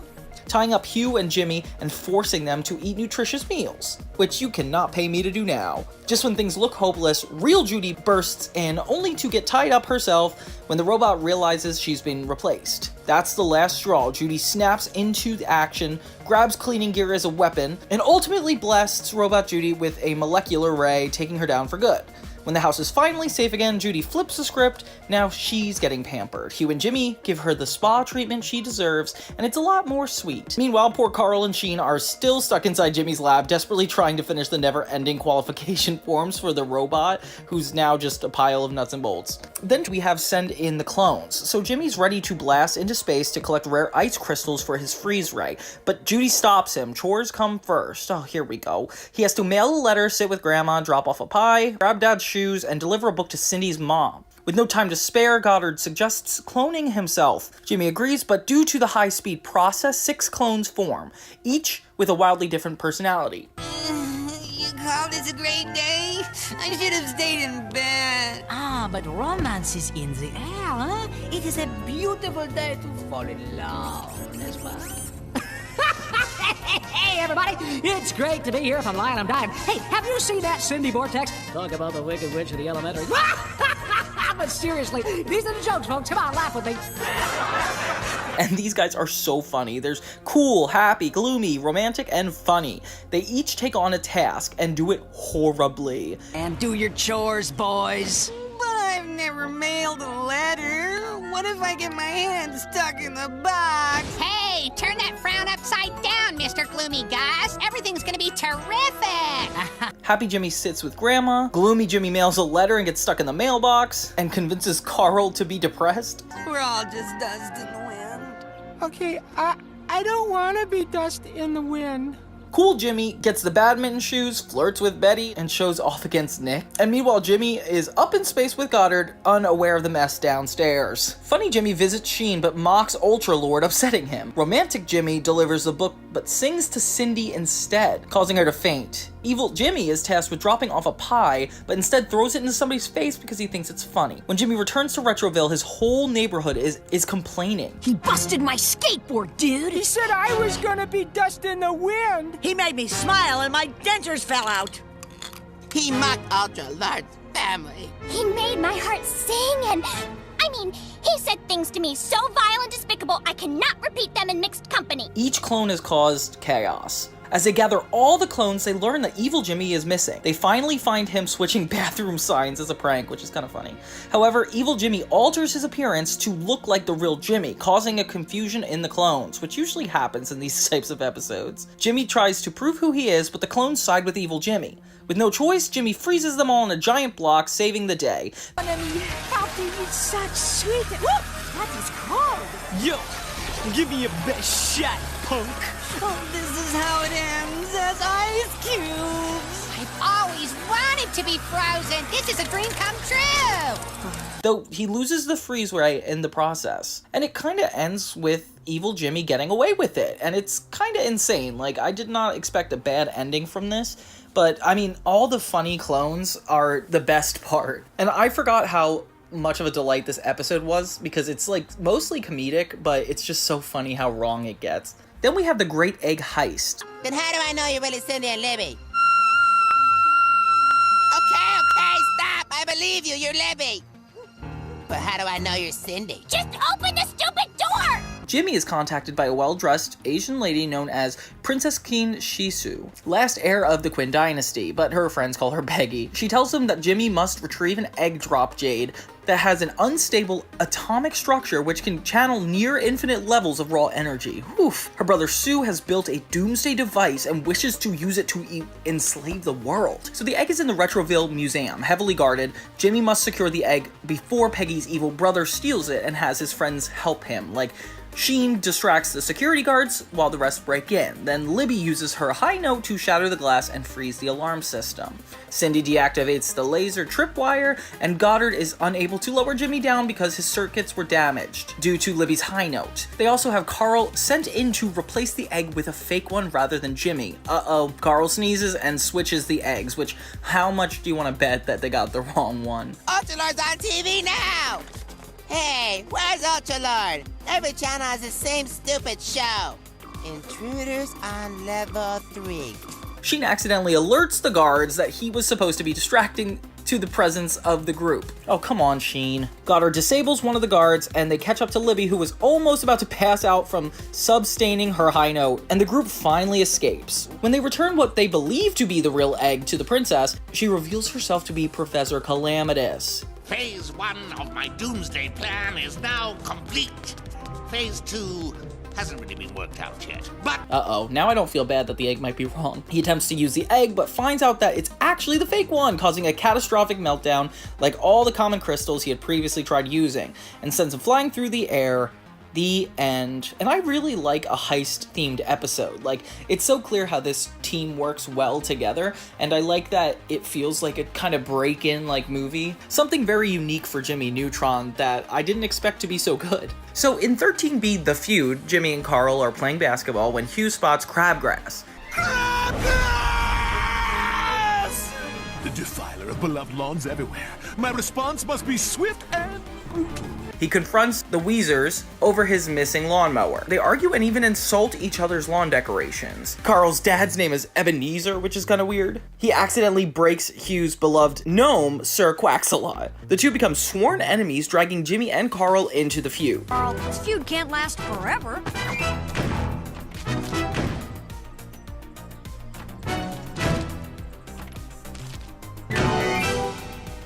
Jimmy tries to stay in touch with Carl using a holographic game, but Hugh shuts it down and bans all contact with him. Oh, this is kind of depressing. Judy tries to fix things by baking a pie for the Weezers, but Carl's dad's allergic, and a shouting match goes on between the moms. So the feud escalates, and now Jimmy's whole family is involved. Sheen, can you arrange a little get-together with Carl? You're in luck, Jimmy. I'm having a special this month on super secret meetings. May I suggest a Mexican bandito theme? So Jimmy turns to Sheen, who sets up a secret meeting with Carl. They build a crabgrass accelerator using Goddard and random parts, cover both lawns with crabgrass so their dads will unite to fight it. Goodbye, old friend. Avenge you I will! I can't let my friendship with Jimmy end like this. Carl, what are you doing? Don't! But the plan backfires when Carl adds way too much and the crabgrass mutates into giant monsters. But it is sweet seeing him care so much about his relationship with Jimmy that he does all this. The plants attack the boys, forcing Hugh and Ebenezer to step in. They fight the monsters together, saving the kids and finally putting their differences aside, at least for now. So everyone agrees the feud is over for the sake of their kids. Then Sheen reveals that Sam had Hugh's lawn loper the whole time and paid him to deliver a message, which Sheen forgot to do. The group turns on both Hugh and Sheen for causing the chaos, and everybody chases him down in rage. Then we have Out Darn Spotlight. So Principal Willoughby is directing Macbeth in Space, a sci-fi version of Shakespeare's play, which is perfect for Jimmy Neutron. Bobby, chill! Chilling. So what part are you gonna try out for, Jim? I'm not. Jimmy isn't really interested until Betty Quinlan tries out for Lady Macbeth. So he asks to audition for Macbeth. When Carl mentions the kissing scene, Jimmy decides to join. At home, he practices acting, hoping to land the lead role. Barry? Ooh, that was stink-o-rooney, Jimbo. Open up a window. Phew! But luckily, I can help you. Hugh offers him questionable advice, which is super funny seeing him try to give acting advice. When you want to act mad, do this. Now, if you want to act happy, which is different than mad, go like this.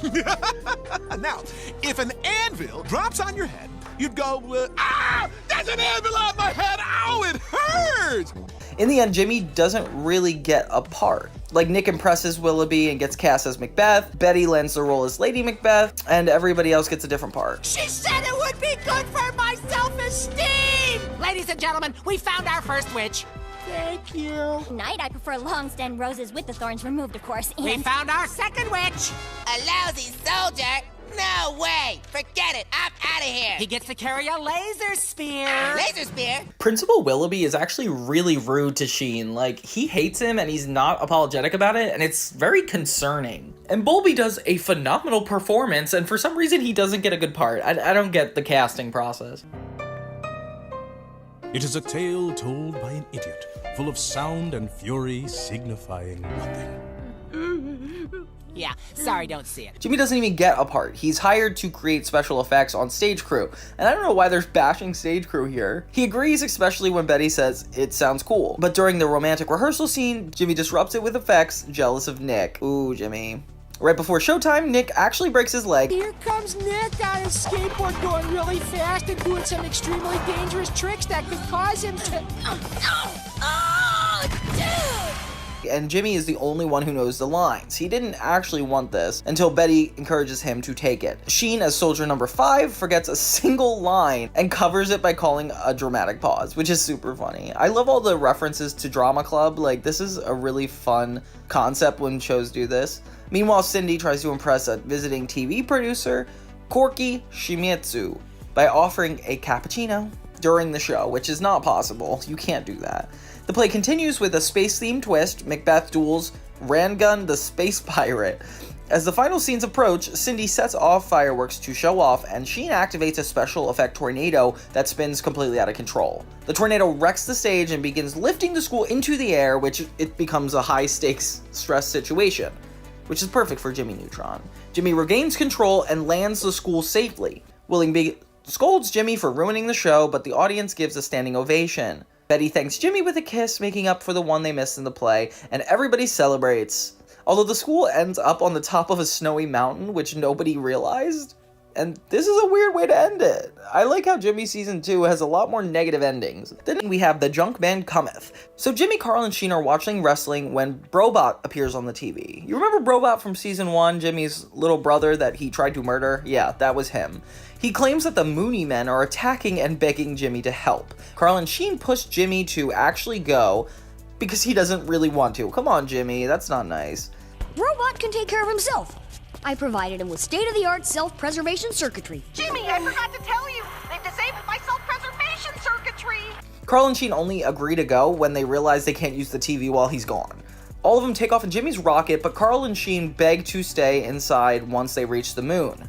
How come whenever we're in outer space, we don't gotta wear helmets? Good question, Sheen. And the answer is quite interesting. You see... Moon, moon, moon, spoon, spoon, spoon, June, June, June. On the moon, a spooky figure approaches, but it's just Brobot in a mask. Jimmy learns that the Mooney Men were fake and Brobot just wanted to play. Annoyed, Jimmy starts to leave, but Brobot guilt trips him into staying. A dark space cloud appears, and Brobot now claims that the junk man has taken his parents. Like a boy who cried wolf situation. That's rare this time of year. Jimmy, help, help! Now what? Jimmy, the junk man is here! He took my parents and sucked them into his ship! Robot! Jimmy doesn't believe him and heads home until the cloud reappears and sucks their ship into it, giving them no option. The boys find themselves on the Junkman ship where the creepy villain shows off his junk empire and decides to scrap Jimmy's rocket for toilet parts. How's about this? I keep your toilet rocket and fire you out my airlock. Cool! We get to get shot out of an airlock! Sheen, we won't survive being shot into space. Oh my god, this is getting scary. They're stuck on the moon. His dog Roxy comes in, catches Goddard's attention, and the junk band imprisons everybody. Inside the cell, the group sees Brobot's cheerful but clueless parents, and Jimmy starts to feel bad for not trusting Brobot. Jimmy, yoo-hoo! Look, there's Brobot's parents. Nice to see you again, Jimmy. How are your folks? Hello, boys. Great view up here. Wish you could see it. Will you gearheads pipe down? Brobot sneaks in and rescues them, having stowed away in the rocket. Jimmy agrees to help him rescue his parents. Finally, Jimmy, why did it take so long? They sneak through the ship while Junkman prepares to sell Brobot's parents to an alien customer. Just love the word poop deck. I know what you mean. Can't say poop without saying deck. Oh, it just trips off the tongue. Brobot distracts him while Carl and Sheen rescue the parents. Meanwhile, Roxy falls for Goddard and turns against Junkman, tying him up. The Junkman escapes into a pod with Roxy, leaving the ship to crash. Jimmy struggles to steer, but Brobot takes over and saves everybody. Later, back at the moon, everybody relaxes with moon pies, while Jimmy and Brobot play moon tennis, finally bonding like real brothers. Please, one more time, two more times, three more, more. Maybe later. No, come on, it'll be fun. Aw, this is a good ending, and I like that Brobot comes back. Like, even the original episode wasn't a two-part, was only a 10-minute segment, and now he's back for a double length, and I like that he's the one who saved the day, because he's a pretty funny character. He kind of reminds me of, like, Cheese from Foster's. Okay, so we have Fowl Bull. During a class trip to a rodeo outside of Retroville, Jimmy, Carl, and Sheen fall for the same girl, Sagebrush Sally, and this girl is really sweet. Arthur! What?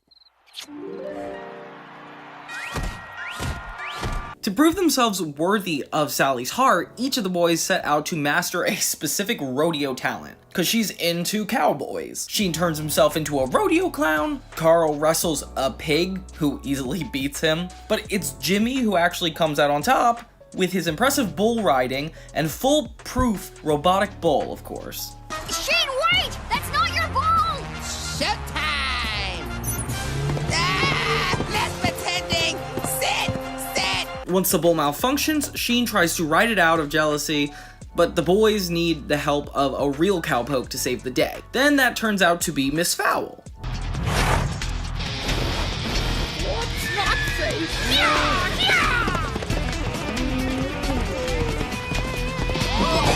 Sally gets angry at Jimmy, Carl, and Sheen for lying and decides to go hang out with Cindy and Libby instead. The boys get confused about what they did wrong and guess this might be why they don't like girls yet. Which, come on guys, this is like the third time you showed interest in girls. So they decide to forget about them, go to the candy bar, and have some purple flirt. Belch the alphabet And fart under our arms like men. Like that. Good one, Carl. And all around, this is really fun. It takes us to a new location that we don't usually see in Jimmy Neutron, and the fact most of the episode takes place there is really interesting, especially being like a rodeo. Like, the Western vibe is definitely a good contrast for the boy genius. Next we have Science Fair Affair. It's the annual school science fair, and Jimmy plans to win again this year with his new invention called I Can't Believe It's Not Oil 9000, which vacuums any garbage in sight and turns it all into oil, which is, oh, that's gonna really help the world, Jimmy. I actually like that idea. See? I told you garbage could be most into a clean burning oil substitute. No, you didn't. Oh. But Jimmy can't enter it this year because Cindy leads a campaign to ban him from all the school science fairs forever, which is super fair. And I don't know why forever is a big deal, Jimmy. You're probably in the school for like less than another year. The case of Vortex versus Neutron is now in session! Cindy Vortex, present your case. Hello, classmates. I ask you, do you have the faintest hope of winning this year's science fair? No. And who do you think will win the science fair? Jimmy. And what makes you think that? Well, he's won the last 3, and he's a total genius. But he is obviously victimized, saying it's unfair, and he's just angry about it. And it's kind of true. Like, Jimmy, you're a little bit of a genius. Like, I don't know if it's fair to have you enter with all these non-geniuses. But the science fair continues as planned, with Principal Willoughby, Sam, Corky Shimatsu, and Miss Fowl are the judges, which, what a random group of people. Why do you guys do this? So we got the kids' science projects, like Sheen, he has this starving iguana, Carl has a potato launcher, Libby has a mood CD player, and Cindy has a sweat sock transmogrifier. I'm perfectly capable of fixing my own invention! Oh, okay, fix it! Hurry! And of course the judges decide that Cindy is the winner. But Jimmy tries to steal the spotlight for a moment when his oil generating machine actually earns him the Nobel Prize for Science, which, woohoo, 5th grade, see, that's why you're not in the competition, Jimmy. I can explain, son. You see, you were feeling so glum about not being in the science fair that I sent your blueprints to the Nobel Prize folks. Bulby, however, intervenes and shows off his mud maker, which drenches Hugh, Willoughby, and Svensson. The oil machine mistakes everybody covered in mud as garbage and sucks them inside to be turned into oil. Oh my gosh. Jimmy can't kill the switch because it's stuck in the toggle position. Jimmy tries to hold the machine back so it doesn't actually hurt anybody, and does that. Cindy organizes a plan to have Carl, Sheen, and Libby use their science projects to all stop Jimmy's invention. Lars Svensson is angered by the flaw in Jimmy's machine and takes back the Nobel Prize, which is kind of sad, and it's Bulby's fault, not Jimmy's. Principal Willoughby awards the trophy to Carl, Sheen, and Libby for saving everybody, which irritates Cindy, of course, as she orchestrated the plan. Jimmy tries to give Cindy reassurance that her efforts have been saved by everybody, and that's more rewarding than anything else, but Cindy responds to this by stuffing Jimmy into a giant sweater. Don't worry, Jimmy. I saw everything. We'll see you in court. Don't make me habeas your corporate. And this one is really cool. I feel like you get a chance to really see the characters act out on their raw emotions, and seeing them so hostile toward each other is very interesting to me. Now for episode number 16, let's take a moment of respectful silence for one of the greatest crossovers of all time. Are you over it? Okay, cool, let's move on. Then we have Men at Work. See, this one is really fun because I've always wanted to get a job at that age, even though I think they're 11 or 12. It's so illegal for Jimmy, Carl, and Sheen to work at this. The equipment I'd need to make enough gold to replace this stuff would take a ton of money. We can sell our bodies to science. You have to be dead to do that. Okay, Mr. Negative. So to raise money for his inventions, Jimmy decides that he, Sheen, and Carl should be getting jobs.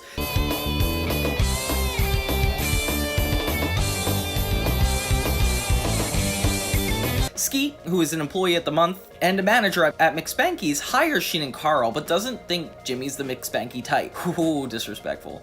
I'll start you on the register and see where it goes. Can you all start today?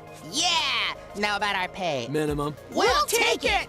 But he does agree to try Jimmy out. Carl and Sheen really enjoy their positions and are even really good at it. Give me a cow and an earthquake, a dancing albino with a heart condition, and a baby in a rickshaw. Coming at ya! But Jimmy doesn't follow the rules. He talks back to Skeet and is not pleased with the humiliating work he has to do, so he takes it upon himself to show everybody what he's capable of, making McSpanky's a fully automated and hygienic place. And there's your order, completely customized in 45 seconds flat. Delicioso. Customers are happy, satisfaction goes up. If they aren't, it corrects the problem. So everything's smooth sailing and the restaurant keeps its rating at very satisfied until Hugh and Judy show up to support Jimmy. Dude, the meter's heading south. What's going on? Oh, and they have the best theme song. I think I'll sing it now. Taco Shack, you'll eat cheese until you yak. But Hugh prefers Taco Shack, which causes the approval rating of the restaurant to drop, making it shake too, which is kind of scary. It takes away everybody's tables of food. Principal Willoughby is there and he announces it's the Burgergeddon, and Sam yells everybody out and everybody runs out of the restaurant screaming. But Hugh doesn't care because... What's happening, Hugh? Who cares? We're going to Taco Shack. The restaurant head then grows in size and starts flying like a UFO, and it's really disturbing looking. It looks like Night of the Living Dummy or something. Jimmy, Sheen, and Carl follow it in Jimmy's hovercraft to determine what it's doing, and as they see it destroy Taco Shack and Food Sauce, as well as other food restaurants, it seems like it wants to be the only restaurant left in Retroville. Not Pizza Clown 2! Hard left! We can still make it to the Big Pilgrim for a Miles sandwich and a Pocahontas. Jimmy tries to shoot McSpanky's down, but it fires back and heads toward the supermarket. It's going to destroy more than just restaurants. It's going to destroy everything that sells food. So Jimmy rearranges Goddard's taste buds and tricks it into placing an order for 4 McSpanky's deluxe burgers cooked at 20,000 degrees Fahrenheit, which would be enough to mess it up. McSpanky's has no choice but to fill that order. Well, in that case, give me a curly fries and a McSpanky pie. 2, please. The restaurant then flies into one place in the galaxy so it can attain that temperature, the sun. But it burns up upon impact, and it successfully is stopped from destroying any more businesses. Oh man, but there's a lot of rebuilding to do here. They end up finding Skeet's Employee of the Month picture under the rubble, and they assume it was the captain of this place, and set off to find him, which is a really fun ending.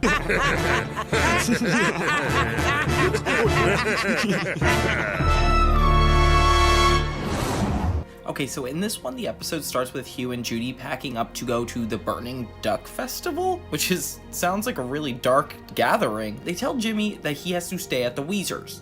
At first, he's really excited until the Weezers put germ-destroying lotion on him. Oh my gosh. Are you guys all right?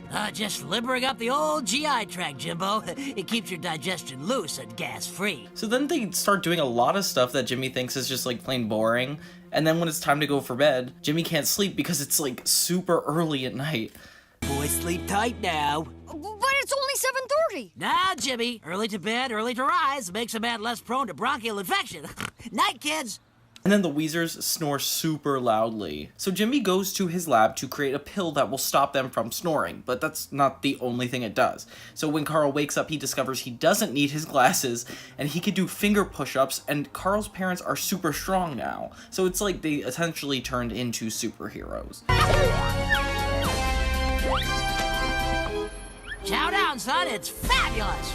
Carl starts to climb up walls, jump over buildings, and his parents are eating foods they were never able to eat because of their allergies. So they decide to climb Mount Incredibly Unstable, which is a crazy name for a mountain, that nobody has ever survived from. And isn't this animation like so cool? I feel like they're going all Dragon Ball Z on this part.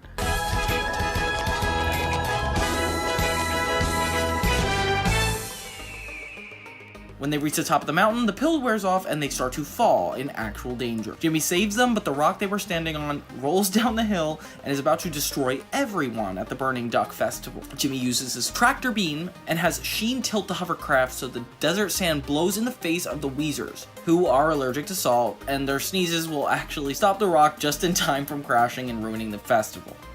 Out of sight! You totally blew my mind, Weezers! Oh, are you all right, sweetie? Sure, Mom. Hugh invites them to participate in the festival, and the episode ends with them all singing together while Mount Incredibly Unstable crumples in the background. Oh my gosh. For 18A, we start with Jimmy versus Cindy in a kite competition battle. Jimmy defeats Cindy in the semifinals, and then it's Jimmy's turn against Eustace Stretch, an extremely rich and snobby kid. Stretch, you nattering nabob! Eustace Stretch! Oh, Stretch. No one cares yet. At the end of the kite battle, Eustace is defeated and Jimmy wins the battle. Eustace invites Jimmy and his friends to his house, which Jimmy refuses at first, but eventually only comes because of Cindy.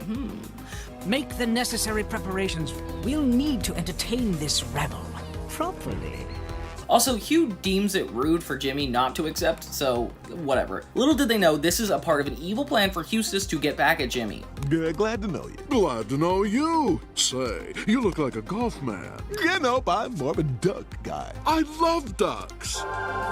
At Eustace's house, he starts to give everybody various gifts: a holographic boy band for Libby, Ultra Lord Power Glove for Sheen, and a cloned llama for Carl. Geez, all these people are easily influenced. Used gym shorts? My old spaz. Thought your wardrobe needed touching up. Laugh with me, everyone. Laugh with me.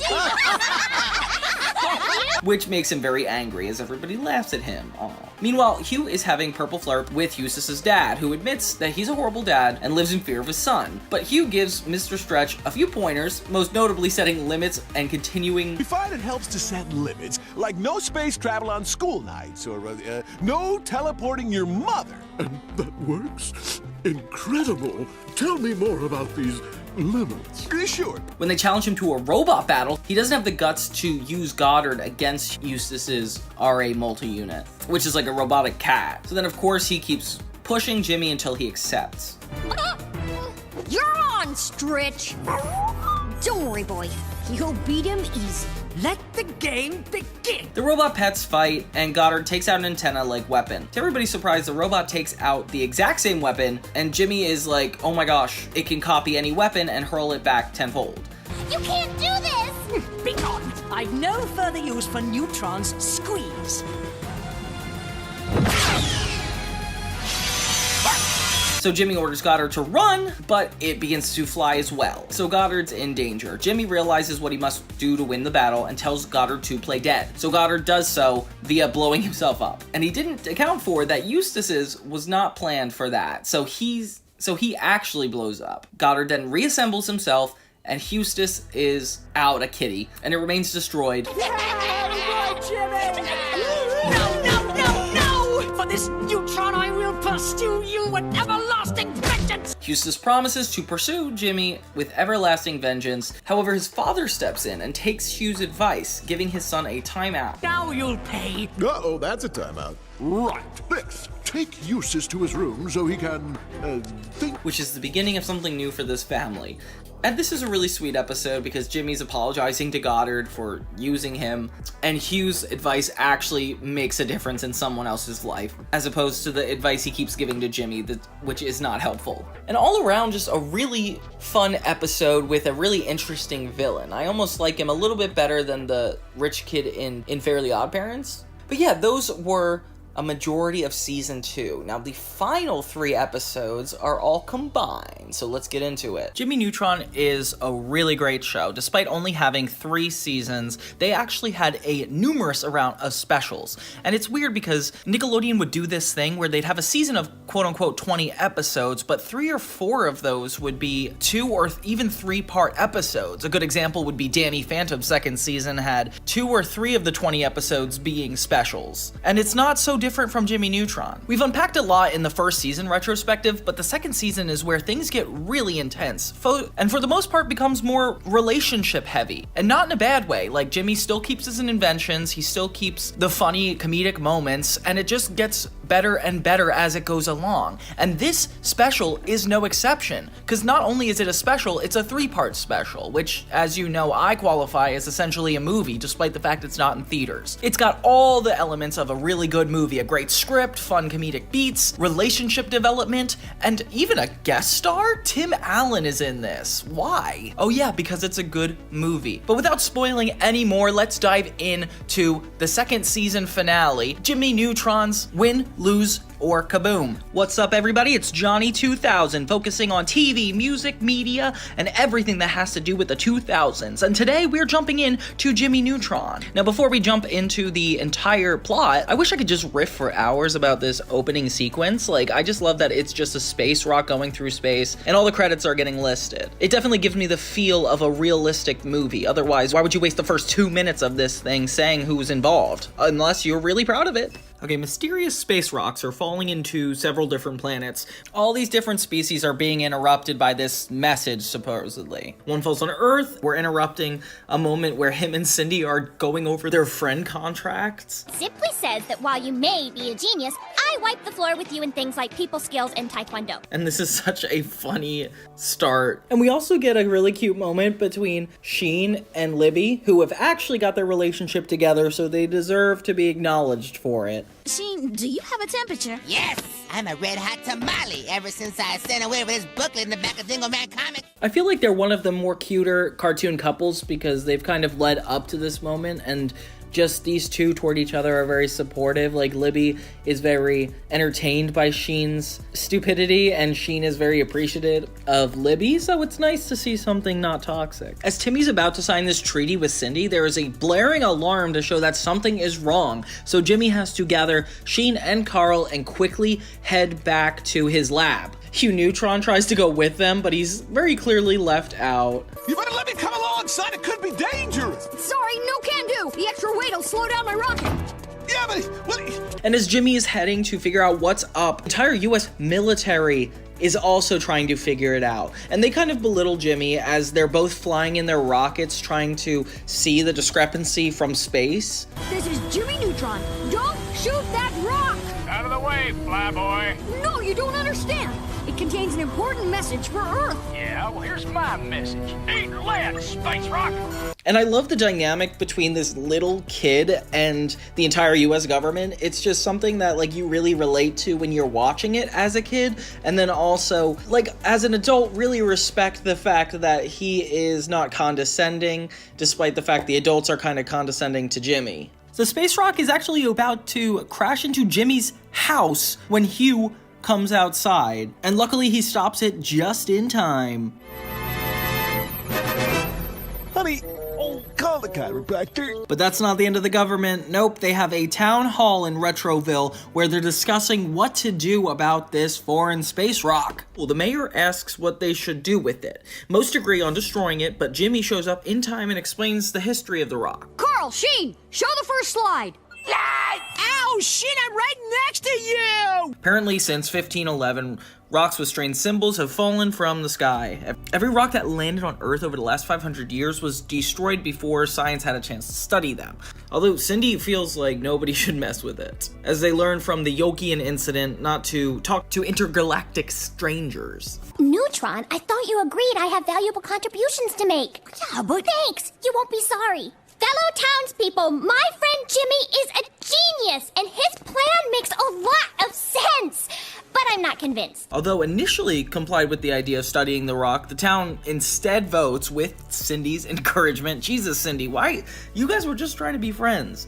To make the stone into a tourist attraction after being reminded of Jimmy's mistake talking to the intergalactic strangers. My God, how many times is this going to be reminded? So Jimmy knows a message is on the rock, and he just wants to decode it, but nobody wants him to. General Abercrombie takes it away, and I forgot about this name.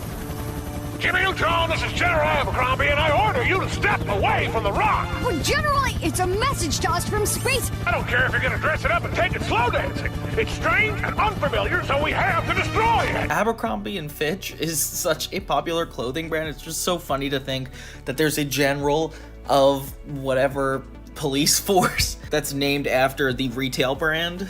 So Jimmy pulls his dog's tail and shoots a locating device. When looking at the stone in his lab, Jimmy is able to decode the language into a riddle. In the dark, they arrive without being fetched. In the light, they are lost without being stolen. Ooh, really deep. Call Cindy and Libby and tell them to meet us at the army base at 2100. 2100? But that's decades from now. It means 9 o'clock. Oh, that's better for me. So he concocts a plan to actually head to the military base and solve the riddle. Luckily, Cindy, Libby, Carl, and Sheen join him on this journey, as they have this really intense break-in montage that's actually really cinematic. We see Jimmy freezing guards and jumping over walls through laser beams. I really wish this section had like a full 5-minute scene, because this is done in the Muppet movie too, and it's actually really good. Who doesn't love a good heist montage starring the Jimmy Neutron cast? And even Cindy flying? When they get in, they are surprised to see Bulby. What are you doing here? Bulby worship giant space rock. Bulby spiritual. Well, how did you... Never mind.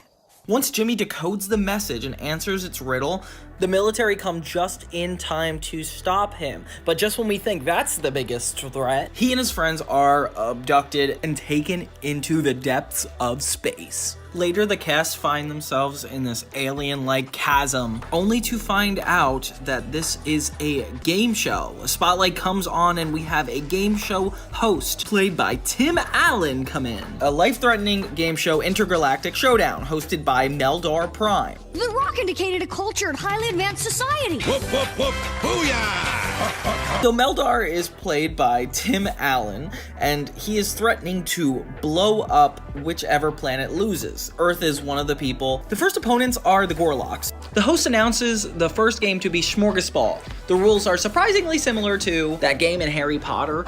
You've never heard of Florgasball? What, you people live in a cave? Meanwhile, Hugh has gotten this TV that has all the channels in the galaxy, even the one that allows them to watch this event. So soon, all the kids' parents gather in Hugh's living room to watch and cheer on these kids, and I mean cheer on as in hope they survive. I can see every bead of sweat on your terrified son's face, Weezer. Finally, they lose the battle all because of Jimmy's selfishness. In the next competition, it seems like a surefire win as the humans are versing the Needleheads, and they have to search for this cute little thing in a cave. We learn that it's not so cute, and it breathes fire, and even Goddard can't stop him. Suddenly, the Needleheads turn out to be really good at this, and we're really scared for the Earthlings' chances at this competition. We have a really funny talking head where we get to see the perspective of all the characters, and I love that this is included. Like, this is not done in any other episode of Jimmy Neutron. Yeah, I'll be honest with you. This is a man's planet. Like I was saying to my chickie babe Libby earlier, Cupcake, I said, just sit back and let your big strong hunk of man take care of you, right? That's it. Stop the camera. As they lose the competition, it's time to vote out one of the weaker players in more of a survivor-like setup. They're taken to this island where they get to sleep, and this is not good. There's a lot of tension here. Throughout the first two events, Jimmy feels like he can single-handedly win without allowing his friends to help. So he causes his teammates to lose them, thus almost getting Earth destroyed by Meldar and forcing the gang to vote off somebody. Jimmy forms a secret alliance with one named April. They become friends and start to develop some feelings for each other as they meet in their secret plot to attack. Ooh, there's a lot of relationship issues going on, Jimmy and Cindy. I guess we start off with a complicated note in this film of the two having an agreement on being friends, but now it just seems to escalate. Their survival like tribe council, Jimmy feels useless since he caused them to lose both games, and Jimmy, Cindy, and Bulby are tied to be the ones voted out. And the first person voted off your team will be...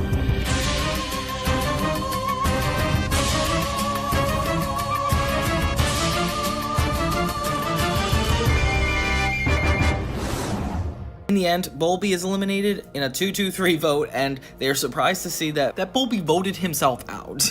I love this character, he's so funny. So he is kept in the Cell of Indignity, which turns out to be Dignity, until the end of the game. Probably being horribly tormented right now. A little to the left. Next, the gang competes with the Needleheads, which is, how is this a race? In an eating competition. One of the Needleheads gets his head blown up after eating a banana cream pie.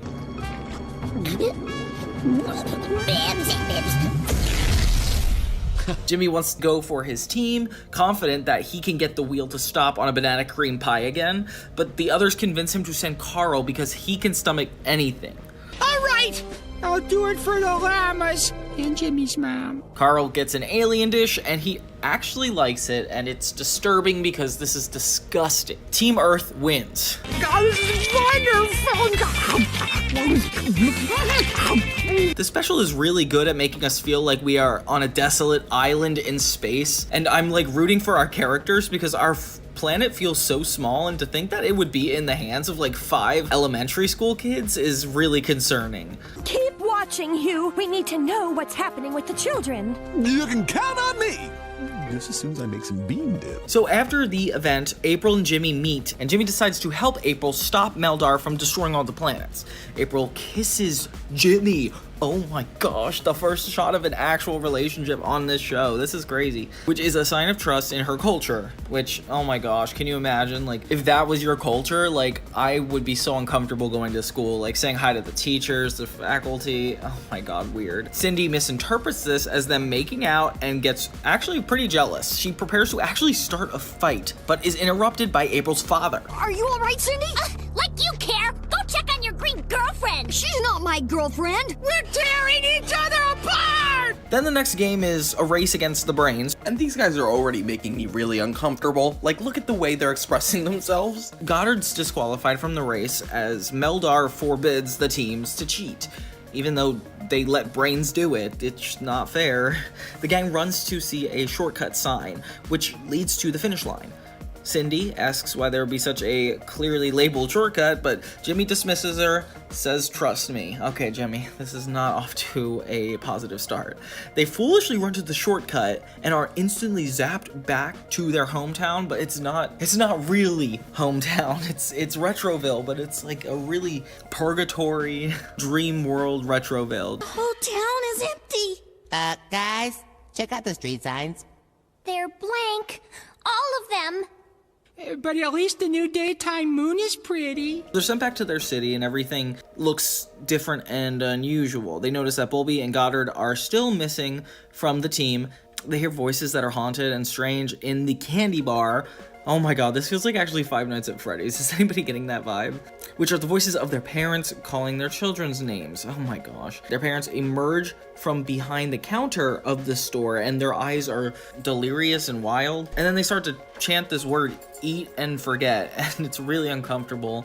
Sam serves the ice cream to Carl and Sheen, while Libby complains the ice cream tastes like sheetrock, not to be confused with dry sheet walls, and Carl eventually eats it too. Their parents walk slowly like zombies, continuing to chant, eat and forget, and they run away. It's like a horror film. As they leave the candy bar, everything is now devoid of the parts of the city except the candy bar. What do we do, Jimmy? I don't know. Unless we can break their hold on us, we're completely at the brain's mercy.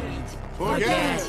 They're coming! I say we jump. Maybe the shock will wake us up. They have no choice but to leap into the chasm to escape the hypnosis. After escaping the hypnosis, the kids see that the brains are about to win, but Jimmy realizes they can still win if they help each other and to be a team player. Jimmy finally has a moment where he attempts to sacrifice himself for the group to be able to go through to the finish line, which is definitely a good character development. Congratulations, Jimmy. And Cindy tries to deny it, but they end up doing it anyway and they complete the race. I knew you were going to say that. Oh, did you really? Yes, because you always do. Oh, really? Yes, really. Jimmy and the gang are then tied for the lead with the Gorlocks. In the trivia showdown, Meldar gets Goddard back to Jimmy. Papa Gorlock beats Jimmy to the smashing of the gong of trivia, but answers the question incorrectly. Why do the Krexels of Remnion 8 cross the ice caps of Merbior? To get to the other side? So Jimmy can come up and have a chance to answer. And just at this time, all the parents finally get the portal working to exactly where the TV show is being held. All right, everyone, who wants nachos? 3! Nachos! And of course, Hugh Neutron happens to be the first one to enter it. Out of the blue, Hugh falls into the scene. And this is super unexpected because obviously that isn't the reality they're in. Your mom got your wormhole thingy running, and I saved the nachos. Well, interesting. And having watched so many alien TV shows, becomes the team's lifeline and answers Jimmy's question for him. Did not see this coming at all. How many evil twins were hatched from Dakota's birth sac on the popular daytime drama Andromeda 90210? So now it looks like Hugh had an actual reason to be watching all those daytime dramas on the different channels. This causes Jimmy's team to win the new space car, and the Earth can be salvaged. Unfortunately, though, the other planets are going to be blown up, and the losing teams are being forced to watch. If this were a normal cartoon, the episode could end here. But since this is going by feature-length structure rules, it's only the end of the second act. So this is a long journey to undo all the damage that had just happened. That's it? You kidnap us into space, threaten to blow up Earth, and you think you can make it right by giving us this stupid car? Maybe you'd like me to destroy your planet anyway. No! The car's fine. Yeah, we love the car. I thought not. As they exit the planet, not wanting to break his promise to April, and starts to feel bad, needing to convince everybody to go back to the game show. Jimmy refuses to let Meldar blow up the other planets, so he and his friends decide to do the right thing and end Meldar's show forever. And these poor other species, can you imagine your planet's about to be blown up and you had a bunch of people that was also going to have the same thing happen? I mean, I would relate to the other people, I guess. Who wants to join me in the big countdown?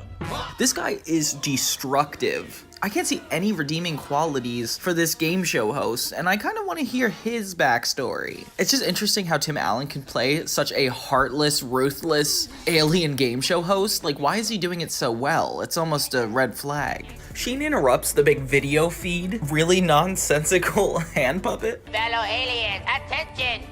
We interrupt this program to bring you an important news bulletin.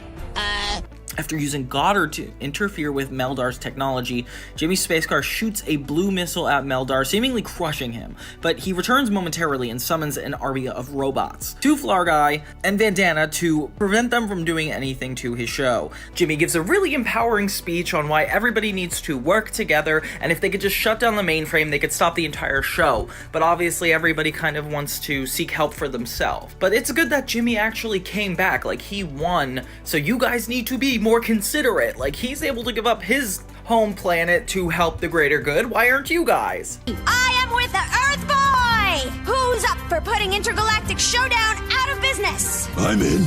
Kids? I'm in! We are swayed by your logic. Meldar transforms Bandana into a fierce fighting machine. And this is actually one of the funniest action scenes I feel like I've seen in any cartoon, where all these characters are just attacking each other in wacky ways. Like, you could even see Carl running. Like, he's not even being helpful in this moment. Meanwhile, Jimmy is trying to use Goddard to stop everything. Jimmy notices that Meldar is actually able to stop a really powerful blow, and he notices that he's able to do it through these little diamonds he has on his wrists. And just as Meldar is about to corner Jimmy and fully take him out for good, Carl swoops in on this bug robot thing and throws a pie in his face. Yeah, I'm sure that's definitely gonna defeat him. Jimmy turns the table on this guy by using his diamonds against him, finally defeating him once and for all. April gives him a kiss and says that it's not just a custom, this one is actually a kiss, which is kind of funny. All right, time to go home, kid. Sorry, Carl, but you know the Florgus grease does the interior. You can't come. Hugh Neutron is ready to go, and everybody says their goodbyes as they fly off and say goodbye to the rest of the species and fly into space. Meldar gets his comeuppance as there's a game show where he's essentially just constantly being zapped. And it's being watched by Hugh and Judy in the living room, and it's kind of dark. I don't know if you just want to watch people being tortured. But then again, I would argue that this is social commentary on what reality television really is. It is just people getting tortured on TV with other people watching, and really the only way you can defeat such a evil propaganda is by working together and overcoming the programming. I mean, that's just me going off on a tangent. Have I shown you my favorite channel? Low gravity snuggling from Venus? Come here, you. Ew, I don't want to see what's going on behind closed doors, and why did Hugh just quack? Oh, and look, there's another scene. Okay, wasn't expecting this. Everybody's at the candy bar. Sam's giving Carl some nice ice cream, and Libby and Sheen are back together. I like the callback to the first scene of this special. Hey there, sweet cakes. You're kind of cute. No. As Jimmy and Cindy are still working on their contract. You know, Neutron, this is kind of like our version of the Gorlakin Seal of Trust. Huh? Oh, well, maybe from a certain point of view, I guess. and they're actually about to kiss, being interrupted once again by a new space rock. Oh, it's a message from April. That's cute. What if every time I sent you a text and you sent me a text, a giant space rock went to deliver it? How inconvenient would that be? Oh my gosh, Jimmy is such a playboy in this episode. He's been with everybody. Cindy walks off really annoyed, and that's fair. The end. Jimmy, I know you're not trying to reply to that text message. Jimmy.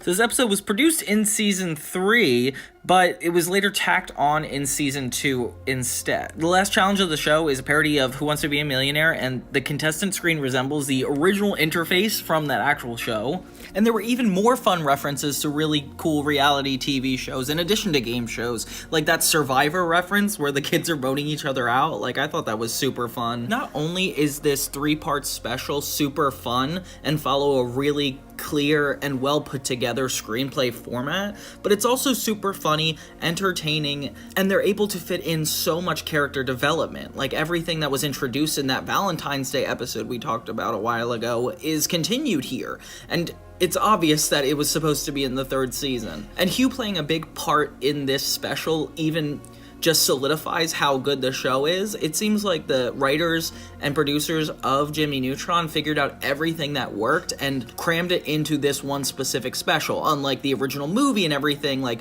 they've tested everything, and this is the ultimate way of showing how good the show is. One of my favorite parts is definitely the action sequence in the first act of this. Like, everything doesn't have to be as funny as it is, but even the action scenes are entertaining to watch, and as somebody who hates action, it's just entertaining. So yeah, overall, if you haven't seen Win, Lose, Kaboom, you definitely have to. I wish Nickelodeon promoted this more. I wish this was somehow in the theaters, but you know, that's not the times we're living in anymore, and it wasn't back then either.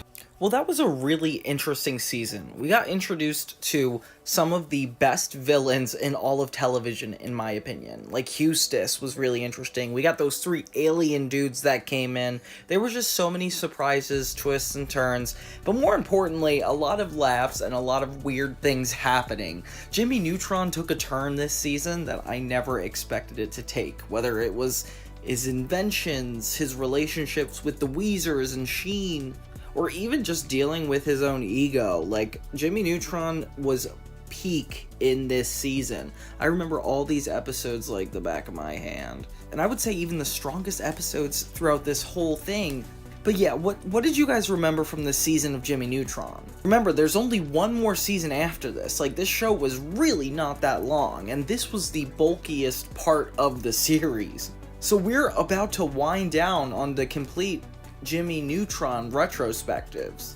Oh, guys, this is a really depressing moment in my life as I come to the conclusion of Jimmy Neutron Boy Genius. Yeah, it's been 3 really fun videos breaking down each season of Jimmy Neutron, and this one was the hardest to watch. I couldn't decide if it were a horror, a comedy. Like, Jimmy Neutron went completely off the rails this season in a way that I can't describe, except for the fact I'm about to spend 2 hours doing so. Now, not only do we have returning villains, a Jimmy and Cindy love triangle, and even a few specials along the way, but this is a pretty well-crafted final season. Before we get into it, I'm just gonna note how confusing the episode titling is. Wikipedia has something different, IMDb has something different. Nobody seems to have the consensus on the actual episode order, and I don't know. I'm just gonna do the production codes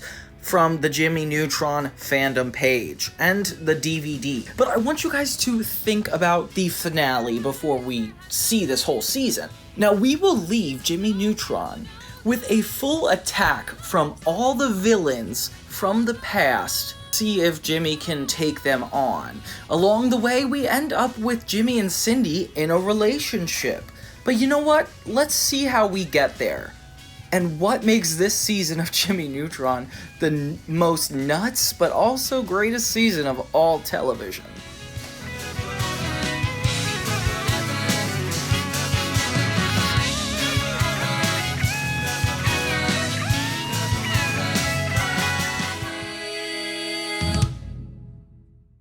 So today we're going to be looking into the Jimmy Neutron double-length feature, Attack of the Twonkies. So it starts with Mr. Willoughby. He wrote a song and is going to have the school choir sing it. Library! He tells the class and they're super excited. This guy's always doing the creative stuff, like the broadcast episode, then the play episode. I never realized how many times they try to bring arts into the show, and Jimmy is always like adjacent to it. And these are always so funny. So Cindy is in for the big solo, and she really wants it. I like that she's like so focused on having a theater background. It has a lot of sides to her that aren't just scientific. Meanwhile, Sheen wants to be in the chorus, which is so random to me. He says he's got a great voice and then screams at a kid in the background. You owe me $2.36. Don't make me come over there. And then as Carl and Jimmy talk, he beats up a kid. What the heck? Carl talks to Jimmy about wanting to sniff animals, and the way he words it is actually really weird. I sniff them. But apparently there's something going on in space, and Jimmy wants to be there for it. It's rare, it's something's going on.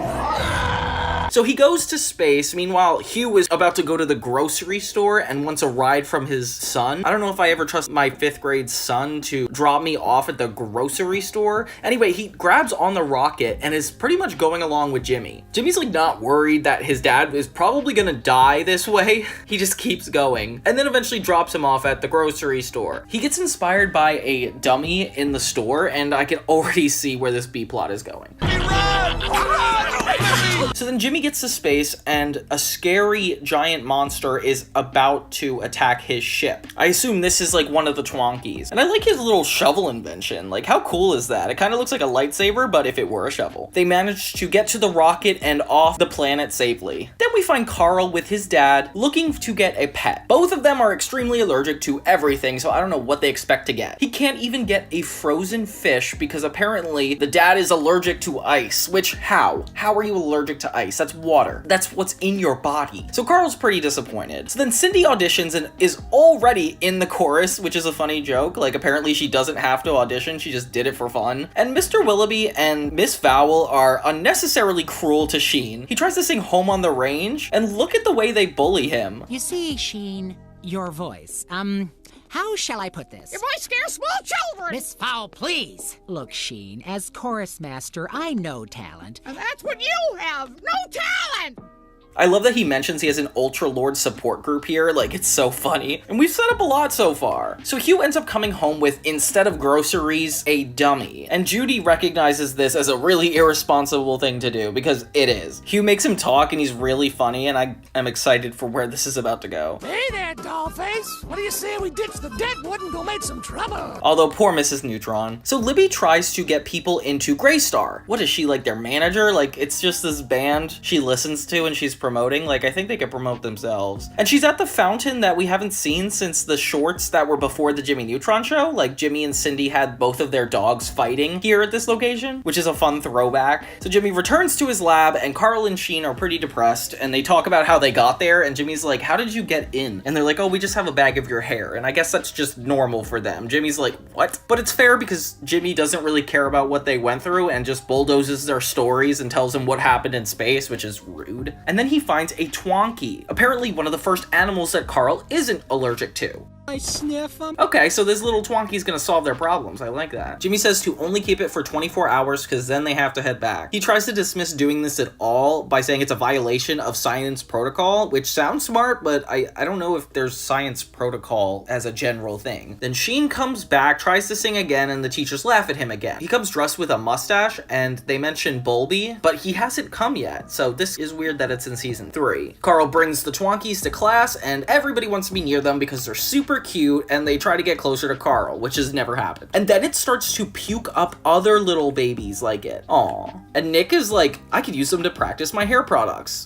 Nick, that's animal testing. You can't do that. Everybody is a Twonky and they act like parents, which is really fun to see. Like, Cindy's like, oh, we're gonna get you into a good kindergarten, which is like, even if they were their pets, like, you can't treat them like a 2-year-old. And Sheen is still upset about the choir. I never realized how into it he was. Carl sings to the Twonky, Bending and stretching. magic. And it starts to mutate. It turns out singing triggers it. Oh no. Oh yeah, because the choir thing that's about to happen. Okay, this is about to be bad. Slowly, one by one, the Twonkies all turn crazy as everybody starts to sing. They complain to Jimmy, which it's not his fault. He actually warned all you guys about this and said you shouldn't have them. And Butch says, just as I was learning to love again, which is funny. So they have to shut down all music, with Libby saying, you can't stop the music. Sheen is still depressed, and turns out his singing doesn't affect his Twonky because he's so bad at it. Oh my gosh, poor Sheen. I like the side of Sheen that's like insecure. Like, this is a lot of cool character dynamics that I never expected to have. Whenever I hear Sheen talk about his future, I think about Planet Sheen, which is almost like a traumatic event because I'm like, wow, this kid doesn't really have a future because he ends up in space for so long. Except summer school.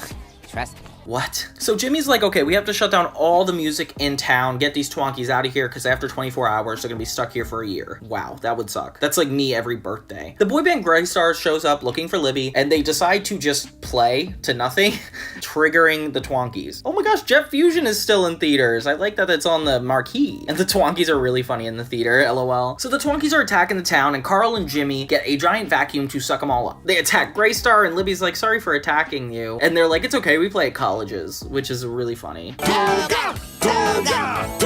So as Greystar plays, they think it's all over and it's a little celebration event, but it turns out a Twonky the size of the one earlier in the episode attacks Jimmy and everybody. Turns out it's not over. Oh, gosh. So Sheen comes back, and turns out he didn't know any of this was going on, and he's been singing all day, so there's no way the Twonkies get upset by singing. Sheen's so bad at singing, it's almost anti-singing. Ultra Lord, fighting crime with his Ultra Sword. And he named his Twonky Liver Snap, which is so weird. So they use Sheen's singing as a weapon to fully take down the Twonkies. He refers to the dummy as Jimmy's brother. Like, did the dummy even matter in it? Oh, it ends up being needed for the rocket. Okay, cool. It's relevant. In the end, Greystar even comes back and says, we beat him! And Carl's like, you didn't do anything, which is so funny. Then we finally get the final performance at the library, and Sheen gets his solo, although we can't hear it. And Cindy's solo is canceled. Wow, how is that a happy ending? Bombastic side-eye. Oh wait, speaking of happy endings, it's not, because at the end you see a little Twonky get away, which is more than just a bad ending. Like, it's supposed to be there for years at a time. I know this special is unsubtly referencing the 1984 film Gremlins. There just might be a gremlin in your house. And its sequel, The Gremlins 2, New Batch. And a lot of the inspiration is clear here, but I like that it fits in the realm of Jimmy Neutron really well. If we did view this as a season 3 premiere, which I still consider it, I think it's really effective. Like, we get to see a new side of all the characters, we get a new opening intro, and we even get moments where we see the characters at completely different angles, which we didn't ask for, but it's so happily welcomed. I think that's why this show gets appraised for its characters. They are so dynamic, and you learn about them every time they speak, which is like a very theatrical trope. Like they say on theater shows, every line is insight into a character, and this is definitely what they're doing here. To believe that the people who made Jimmy Neutron, like this little studio in Texas, Hi, I'm Paul. put so much effort into this and made it just as good as the other shows on Nickelodeon is astounding to me. Jimmy Neutron is still continuing to be one of my favorite Nicktoons, and I feel like I only appreciate it more as time goes on. But what did you guys think? Did you like this special, or did you think it wasn't as good as like Win, Lose, Kaboom or Jet Fusion? I would love to know down in the comments. What's your favorite Jimmy Neutron episode? So next we have Season 3, Episode 3, Lights, Camera, Action. The kids at Retroville Middle School tease Jimmy for having no creativity because he's kind of a science and math genius. Remember his awful short story? Call it fate, Ursula said, finishing her pastrami sandwich. No, Lance said. Call it binomial expansion. Fair enough, Jimmy, you can't be good at everything. They have an example of how he lacks creativity in this funny montage. And remember his painting?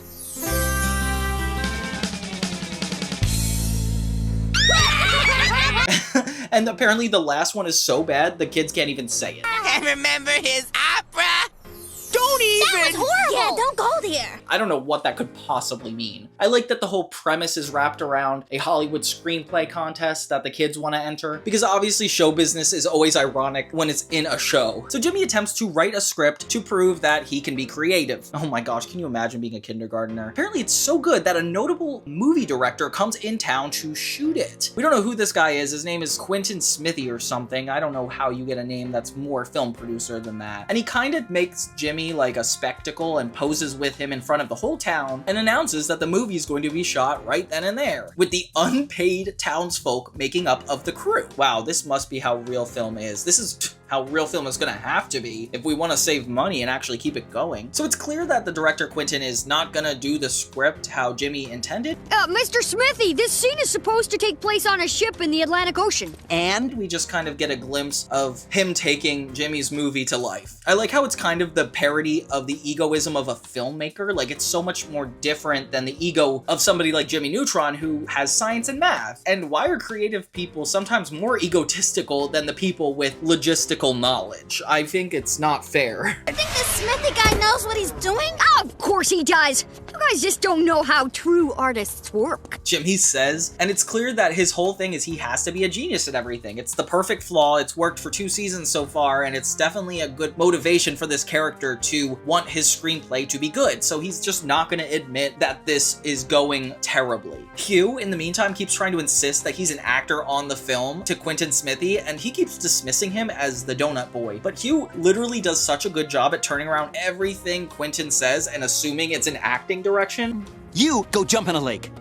To practice for the big underwater scene? Gotcha! He's like, oh, my character would be running on the side of the road. Oh, my character would be getting donuts. Like, it's just such a funny concept. I know they did this similar episode in SpongeBob where the characters were trying to make a movie, and probably on every other TV show imaginable, but Jimmy Neutron does this really well. Like, I definitely think this is one of the best ones. It has everything from actual movie stakes to a flawed main character and even a dirty twist. But we'll get to that. So they're on the rooftop shooting, and Jimmy's confused because apparently the scene is supposed to be shot on a snowy mountain. So like, why are they on the roof with these bungee cords? I would be terrified. The kids are all dressed in black with strings attached, and what is the budget for this movie? Like, why are the kids the ones in the main character roles? Like, Jimmy said the premise of the movie, and it doesn't really have to do with them. So after the scene fails and the kids are about to literally hit the ground, Jimmy manages to save them. Quentin pretends to be sympathetic in this really funny mumble of an apology.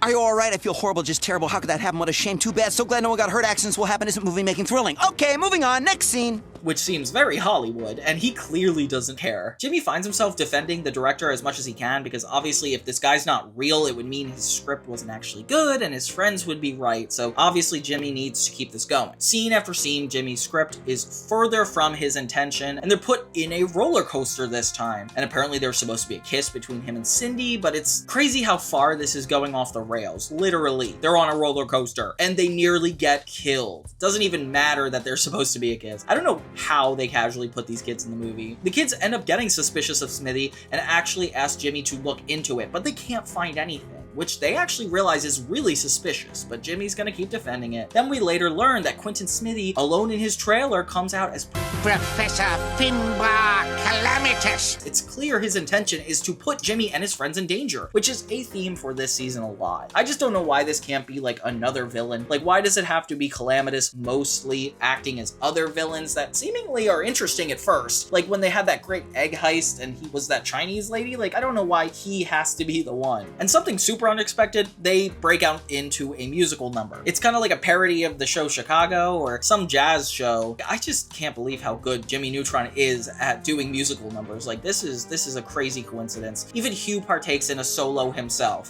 Donut boy! That's me, yeah. And they really get to parody a lot of movie tropes throughout just this 20-minute episode, and it's really impressive. I love that this is in the 3rd season. Like, they're giving it their all, and this show is just so brilliant at how it lays out all its plots. It kind of reminds me a little bit of the Play episode when they were putting on that production of, like, Macbeth, just because of the Jimmy and his friends trying to do something creative, and getting in danger is just so topical for them. Jimmy and Carl are gonna have to duel in the last scene, which is a lot similar to that Play episode with him and Bowlby, and I don't know what's going on with their outfits here. It seems like the director's just throwing random things in here, like, you're a wizard, you're this, and Jimmy's like, it's supposed to take place in Snowy Mountain. So we don't know what Calamitus's real plan is, aside from just showing up at different scenes and trying to hurt the kids. I can't imagine how much extra work everybody in the town had to do to get these intricate film sets, but it seems like it's not worth it. I think Professor Calamitus could have put his efforts in something way more convoluted. Jimmy notices that the director doesn't finish anything, which is super funny because he's a film director, LOL, and realizes that since he can't finish anything, it's Professor Finbar Calamitus. The last second though, Smithy sends in a giant snake to finally get rid of Jimmy and his friends. But luckily, and surprisingly, Hugh comes in thinking he's a character that's supposed to defeat this snake. And that is how the plot gets solved, all in itself. Hugh is so delusional that he thinks he's playing a character defeating Professor Calamitus. I bet this is the scene where Donut Boy saves the day!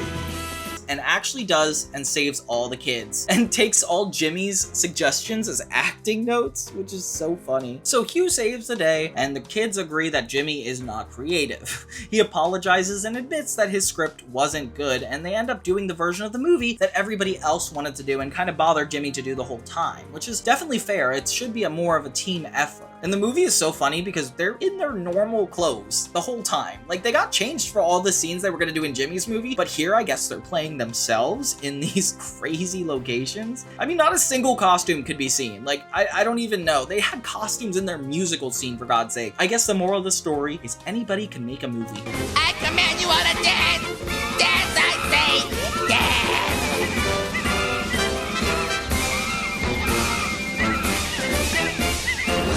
Next, we have episode 4, Fundemonium. Jimmy and Carl and Sheen are playing superheroes. Oh my gosh, it's not the N-Men episode again, is it? I mean, that was cool because they actually had superpowers. Here, it just looks like they're having a good time. They use super bouncy shoes, which is kind of cool. Jimmy's inventions really up the stakes when these guys are playing their games. I wish I had him as a friend. They land at Jimmy's house and they learn that their house is being sold. Oh my gosh, already? Like, first of all, it takes a lot of work to sell a house. I don't know how they just suddenly have a sign up and then they know they're leaving soon. Jimmy approaches them about it and Judy seems depressed. That means our lives are ruined. I mean... And unwilling to say anything except that they're moving. Like, we don't know why, we don't know how, we don't know if... I don't get it. Apparently they're moving to Dairyville. Didn't Fairly Odd Parents do an episode about them moving to a town where milk was hypnotizing them, and it was kind of a cow-centric episode? I don't know what it is with Nickelodeon cartoons and all these cow-centric episodes. It's kind of a weird gimmick to me. Was that a 2000s thing? Did we all have cows? So Jimmy opens up the idea that he should just switch jobs and do something in the town. I don't know why Hugh would not have thought of that, or Judy, before they decided to sell their house, but whatever. And I do like this trope of what happens if the main character moves episode.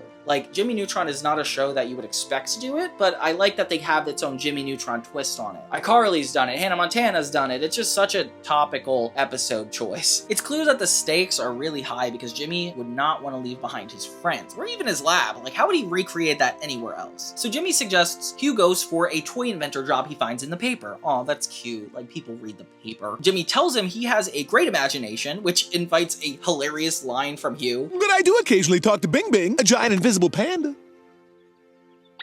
See, you've got a great imagination. Imagination? I mean, Hugh's lines are just crazy funny. Look at all this. Intense UV radiation has made me delusional. I'm a monkey.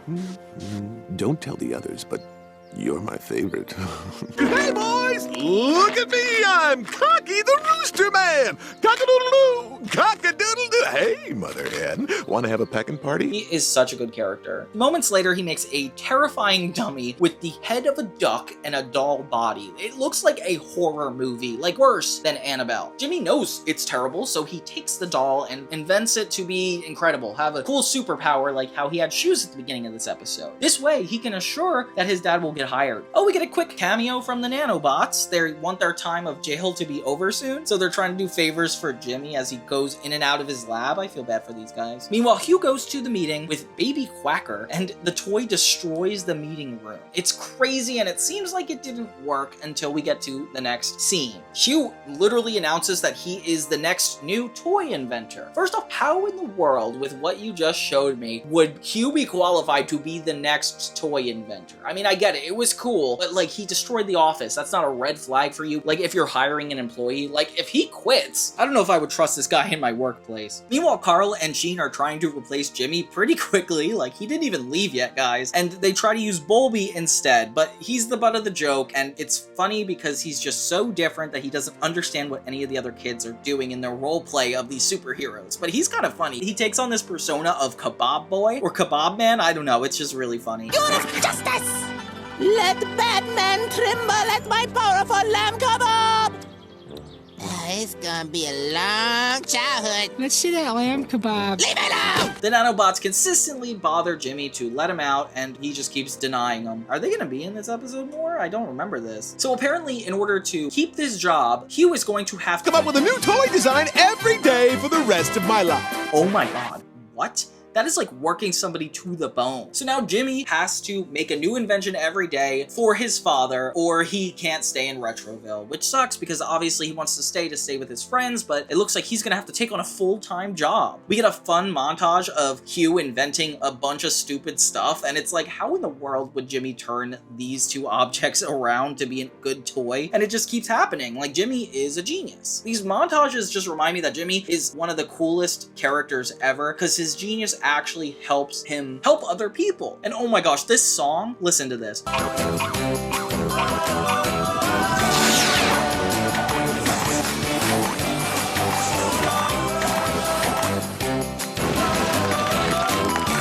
This could only be a copy of that song Hey Ya from the 2000s, and it's clear because they didn't change that much. Even the vocal line is like used as an instrument here. Like, come on. Suddenly Jimmy can't make one of the toys, and he's exhausted. He's been doing it every day now, apparently. Hugh makes this thing called the Malibu Death Machine, a tank with a Barbie doll head, and whew, I think people would buy this nowadays. I would. This is kind of epic. But Jimmy falls asleep, and Hugh accidentally takes the toy before Jimmy could finish it. In the meantime, he even takes the Nanobots that were begging to be let out earlier and uses them as batteries for this thing. So in the meantime, these Nanobots are staying inside the toy. Hugh presents in the meeting room again with his new toy, and the Nanobots actually make this tank go huge to supersize, and the meeting room is destroyed, which actually, after the first time, you got a job getting at this company, so I don't know why this wouldn't get you at least a promotion. Like, they clearly respect somebody that destroys their habitat. But yeah, it's the Nanobots taking over, using this giant tank to go out of the office and even destroy the town. They're shooting candy at everybody, and I don't know how this is a real threat. And it kind of reminds me of this episode Make Room for Daddyo, like the other Jimmy and Hugh episode. We don't see a lot of Carl and Sheen except for the B-plot, and I like it when it's Jimmy and his dad. Jimmy is such a straight man with his genius, and Hugh is such a dummy that it gives me that opposite roommates vibe. Jimmy wakes up and sees the news and is freaking out. He gets a brain blast and realizes that he can actually use the first invention, Baby Quackers, and the remote for that to stop the tank. And then we keep cutting to Bulby and Sheen and Carl as superheroes pretending to do whatever, and this is so unnecessary. Sons of justice!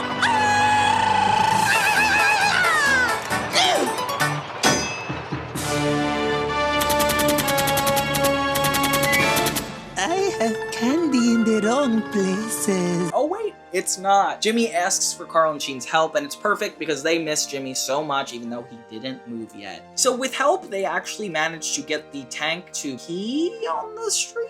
I think it's urine, okay? Causing the entire thing to disrupt. And that's how this episode kind of ends. Like, I don't know, this was a really good one. I don't remember it super well, but I am so happy the last season does get another Hugh-centric episode. He is such a revitalizing character to this series, and I don't know what I would do without him. It's fun how the A and B plot tie in together so well, and Carl and Sheen even jumping in at the last second to help. Like, this episode has all of everything Jimmy Neutron should be. They're so good at making this series at this point. It just ends with Jimmy, Carl, and Sheen happy to be playing together once again. Apparently, because of all the damages done to the other cars, Hugh can go back to his old job. Aw, it's really sweet that we have a good ending. And I like so far that all these episodes are double length. Like, there's no 10-minute Jimmy Neutron episodes. Like, it gives us enough breathing room to see Jimmy's best and worst sides, as well as giving each of the side characters a little bit of time to revolve around it. This show is just so good, and I'm so happy to be going back through it, and it's so much easier to make the retrospectives with less episodes, trust me. So the next episode, Stranded, is an interesting one. I would say it is the most confirming any Jimmy Neutron episode is ever about Jimmy and Cindy's love story. I'm not sure if you guys remember, but when I was little, I used to be a little turned off to this episode because I felt like it was definitely not Jimmy Neutron, not what the show was supposed to focus on. But looking back, I'm like, this is such an incredible episode that they were so smart to weave into the series and give a little bit of closure to the people who looked at this as like a more serious serialized show. Like, if you paying attention to television, you probably like Easter eggs subtly hidden that actually rewards the person for watching and paying attention to the whole show. So it starts off with Jimmy and Cindy in one of their usual fights. Sheen breaks the fourth wall by saying like the adventure should start any minute. Just a little longer, Carl. Our adventure should start any minute. Jimmy and Cindy's fight goes to the hover car as they actually try to prove one another's argument, which I forget what it even is. Sheen asks if they're gonna admit that they're in love yet, and it's so funny to think that everybody knows but them, especially by how much they argue. It's like, you definitely would get tired of like your friends if they were like hiding their feelings for each other this long. And pretty quickly in the episode, Jimmy and Cindy fall out of the hover car.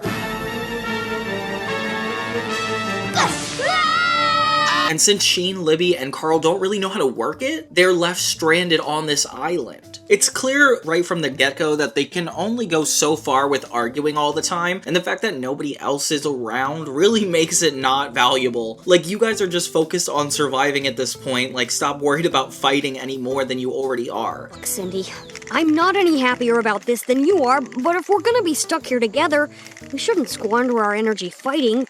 So what do you say? Truce? Truce. Good. Each of them gets a chance to save one another from sudden danger, which actually confirms their care for one another, and it's really sweet. It's definitely like a metaphor for like giving and taking in relationships and how important it is to maintain that. And since they're not dating and they're so rude to each other, that could only mean that if they were to date, that it would have to be the opposite. I'm not sure if you guys agree with me, but usually your relationships change for the better if you decided to get closer with somebody, as opposed to breaking up with somebody or somebody that you just kind of stay on a level playing field with. Whatever, that makes sense to me. It doesn't have to make sense to you guys. So meanwhile, Carl, Sheen, and Libby are still trying to find Cindy and Jimmy, but they don't even really know how to work the hover car. In fact, they even crash it into the ocean themselves, so everybody is stranded in this one. So it's funny to think that Jimmy and Cindy actually start embracing this new lifestyle. Like, they appreciate the finer things and the small things in life a lot more when they're forced to live here. Assuming that they're never going to get home ever again, they choose happiness, which is kind of nice. Crazy to think that these characters have to go through this much in order to have a good time. Like, their lives have to be so bad that they're stranded and isolated from everybody they know and care about to really be happy. And it's interesting because that is kind of how most of us would be as humans, since we like interacting with each other. Having it taken away just makes you appreciate what you do have more. Jimmy and Cindy, I swear, develop a relationship. Like, they might as well be dating at this point because they just take care of each other. They make an entire civilization just out of the two of them. And it's sweet watching Jimmy be protective and actually care about what Cindy thinks, and Cindy actually mushing over Jimmy. Like, it seems like it really adds value to their life to care for each other in that way, which makes it so sad when Carl, Sheen, and Libby actually show up to save them. Jimmy was about to give her this really rare pearl, which is so sweet, Jimmy. Jimmy is like slowly opening up to love in his life, despite being in like 5th grade. They're finally able to get back in the hover car, get it working, and then head out. Obviously, Cindy's a little disappointed because they were having such a good time, and Libby is suspicious that they did form a relationship already, but they're too ashamed to really come out to anybody about it. All right, girls, spill. What's up between you and Jimmy? Up! Nothing's up! What makes you think something's up? Oh, well, that's not... Oh, I see, you thought... It's a funny story, really. We lead the episode on like one last wink and acknowledgement that Jimmy had a good time and really liked spending it with her. But all is back to normal when they end at the candy bar and Jimmy and Cindy are fighting once again. But this time it doesn't end with them fighting, it ends with them agreeing to do something together, and they end up becoming friends pretty much. A very sweet episode, definitely makes it worth watching, especially if you care about Jimmy and Cindy. I feel like it does really good to have an episode this direct in the 3rd season, especially if it's getting ready to start slowing down. I can see what people say when they like regard this season as something that's like a really good deep part of animation, because unlike SpongeBob or Fairly OddParents, like, we don't delve this deep into characters. Their wants and desires don't really come priority to the episodic structure. It's nice to see when a story is worth doing that. So this is essentially Jimmy Neutron's Young Sheldon episode, Jimmy Goes to College. Something you would expect to have happened in the first season, but just never occurred yet. So Jimmy's smarts are taken to an entirely new level. We start in the class and everybody's tired of Jimmy's genius. He critiques Miss Fowl's scheduling, which is kind of bold, Jimmy. A professor shows up and says he wants to recruit Jimmy for college, and of course, Jimmy is all in on that. At first, his parents aren't really into the idea, but then they eventually agree. Jimmy jetpacks into class late, which, Jimmy, you cannot be late to college. And turns out, he's not special. Everybody has a jetpack, which is nuts because this was the 2000s. And even today, people don't have jetpacks. I feel like the proper equivalent would probably be a hoverboard. You know those hoverboards people take from city to city? Jimmy's pretty much insecure because everybody's smart, and now he has to rely on his social awareness, which is interesting because Jimmy's never been put in a position where there was a bunch of people like him. And anybody in that position could feel really embarrassed, like going to college for an art degree. I feel like everybody's there for the same thing, and it's hard to wrap your head around not being special, especially for Jimmy's sake. Like, he's been a genius. But do you think everybody else in this class is like willing to go to space or save the world? Because I know Jimmy's smart just like the rest of them, but Jimmy does have a lot more to give than they do. Everybody's impressed by Jimmy, and he makes an enemy because this nerd gets jealous. I think his name is Seymour? So he sabotages Jimmy's jetpack, making him like really embarrassed in front of everybody. Oh, I love a new enemy. Clueless little dweeb. I'll have him running back to mommy inside a week. Meanwhile, Hugh and Judy miss Jimmy a lot more, and it's like exactly like college life would actually be. Like the parents already missing them, and I don't know why Goddard didn't go with him, because Goddard's still at home. Hugh uses the extra time to start a flea circus, which is ridiculous. I think I'll call you Jimbo. You can be the Jimster. Oh, and you are definitely Jim Jamboree. So then Jimmy's late to class again because of his jetpack, and it's clear he's not fitting in. Probably partially because of the sabotage from Seymour. Oh, just find a lab partner, Mr. Neutron. Jimmy partners with Seymour, and Seymour sabotages the science fluid. And then Dean Cain comes in, and apparently he's the only teacher. He's literally teaching every class at this point. And then we go back to Hugh having a funeral for the old fleas, and Carl and Sheen are, like, trying to save Jimmy from college. They seem to have no purpose outside of Jimmy. Like, where are their hobbies? Every time Jimmy can't be there for them, they seem to not know what to do with their lives. My fleas! Don't worry, we'll get him. Why? Merciful heavens, why? So Judy and Hugh pretend like everything is going well when Jimmy gives them a call from college. Jimmy pretends he's doing well too, keeping them all in the same situation, even though neither of them are having a good time. The nerd Seymour shows up to where Jimmy lives, which is this closet, which is so sad, and I'm scared what he's gonna do. He ends up challenging Jimmy to listen to what he says, because he will guide him through college. Then they bring him to like this cult. Is this like a parody of like a frat house? It definitely is. They're insisting he does everything that's a part of the quote-unquote ritual, and he's resistant but gives in. Exactly how college works. They convince him to streak through the college lab, which I don't know why Jimmy, being so logical, would think this is necessary, but I guess since he doesn't have the social awareness, it makes him a lot more of an outlier. It's really funny because, of course, the dean has an important lady visit, and Jimmy runs in naked. I'm streaking! I'm streaking! Naked boy! Naked boy! Neutron! Oh my gosh. He ends up getting actually expelled. And we have another flea funeral with Hugh. This bit actually is pretty funny because it's like, of course he would do that with his free time. It's not like he has a job. Jimmy eventually learns that Seymour did sabotage him. He asks Carl and Sheen to come help, which I bet they're ecstatic. Toga! Toga! Toga!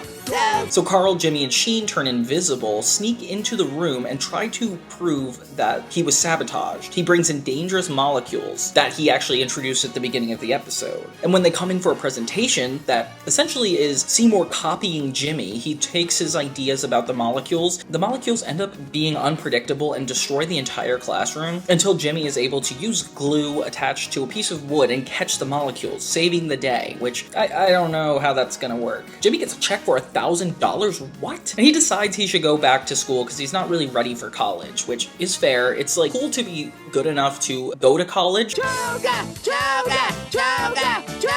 But I feel like the whole point of the school system is to kind of weave your way into the social circles, like get to know the people around you and learn how to work in a society. And we forget the parts that really matter that are not worth skipping, and it's that like fitting into your group, like doing projects, like that's what really makes it work. College is just an expansion of that, and if you didn't do the first couple years, it's nuts. Young Sheldon is similar in that they have a comically young kid going to college, and Sheldon sees a lot of things that kids are not supposed to see, but the biggest issue is that he's missing out on his social development because not going through an actual high school or middle school just puts you at a disadvantage to the rest of the world. It's so funny. I feel like Jimmy walked so young Sheldon can run because this is just such an impressive episode, and I feel like this is inevitably what young Sheldon entirely is. So then we have N-Men. This is one of the really fun episodes. I always liked watching this when I was little because it's those shows that have the main characters get superpowers in some supernatural way, and seeing their personalities dialed to 100 because of the fact that they have the ability to use powers now. I don't know, it's just a cool concept. We start with Jimmy and Cindy fighting on one of the ships, and it just seems like they're fighting all the time now. Like, they're clearly getting tired of putting their ego aside and actually caring about one another. They have to put up this whole facade. There's like a slow motion sequence as the ship enters this like really weird storm of rays, and everybody's doing something like really specific before they hit this ray. Like Jimmy and Cindy are arm wrestling, Libby is using invisible cream for her zits, Carl's burping, and Sheen is just looking like a weirdo.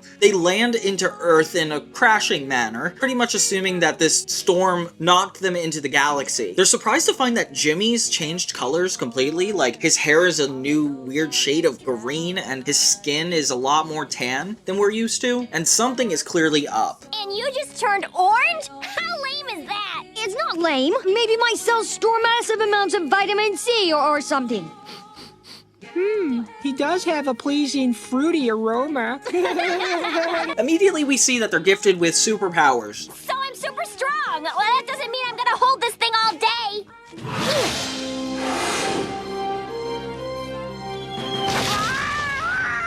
Sheen runs to Japan and back in 1 second. We've all been endowed with incredible power, and I say we use that power to attack Tokyo!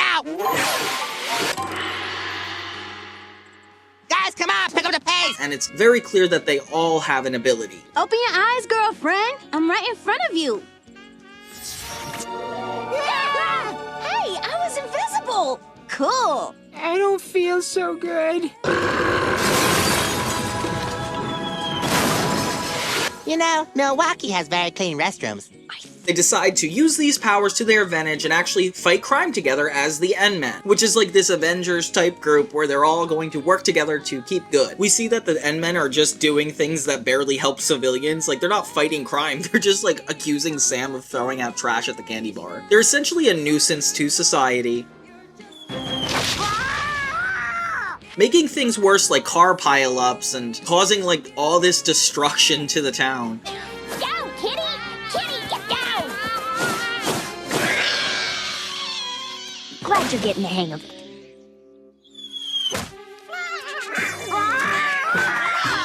So obviously the government gets involved, and we see the army guy that is usually involved in government-related things in the Jimmy Neutron universe taking away all the kids because of their superpowers. It's clear that the amount of power they have is not welcome, so they put him in a tube, and since Jimmy doesn't have any ability like the rest of the people, like everybody can run or burp or turn invisible, but Jimmy is only able to be Tanner. Like, for some reason, they don't even think it's necessary to kidnap him either. That's a good one. You better head back to the pumpkin patch, little fella.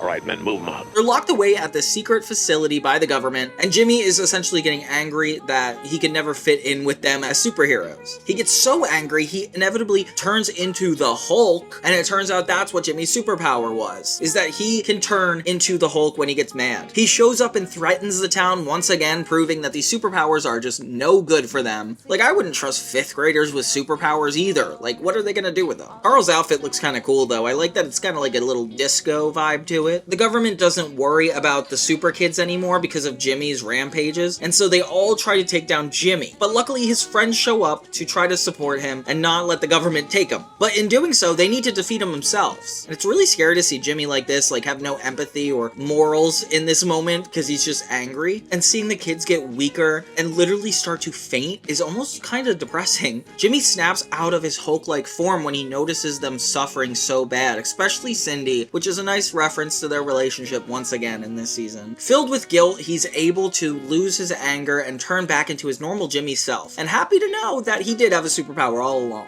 They apologize to the entire community because they literally wrecked Retroville, these poor kids. There's even a sign that says save our mutated children. So like they're worried that like these kids are just broken now. Jimmy's able to announce that the powers will go away inevitably and everybody's happy. The end. So this next one is by far one of the coolest episodes of television I've probably ever seen. So Jimmy Neutron did basic story tropes of characters meeting their future selves. But check out how well they executed this. We start with a really funny side plot of Jimmy teaching flowers to beat each other up, which I don't know what that's about. And everybody's getting ready to go to Libby's birthday party. They've got presents, and this is the most generic wrapping I've ever seen in my life. It's almost insulting if somebody got that for me. Jimmy shows Carl and Sheen his new invention, and Sheen says somebody already invented the arch. LOL, Sheen. Got him. So it turns out this device actually is a gateway to the future. At first, they could just look inside of it. They see that Sheen's a male model, which is kind of random. Carl wins a competition for llamas, and Jimmy wins the Nobel Prize. And apparently, Jimmy has the ability to allow them to walk into it, which is insanely cool. Apparently the perfume is what made the flowers fight, and it makes somebody mad with power, Jimmy explains. Jimmy, Carl, and Sheen show up early to the party to drop off their presents when they go back in time, 15 years into the future. They get to the future and it is not anything like they expected. The glimpse they got made it seem like they're in this big paradise, but it turns out that it's really dark and dingy and filled with cops, but not just normal cops, AI cops. No, I'm just kidding, robot cops, but seriously, AI. The robot tells Carl, Sheen, and Jimmy that apparently they already broken some laws. They find out that the leader of this dystopian society is actually Libby. What?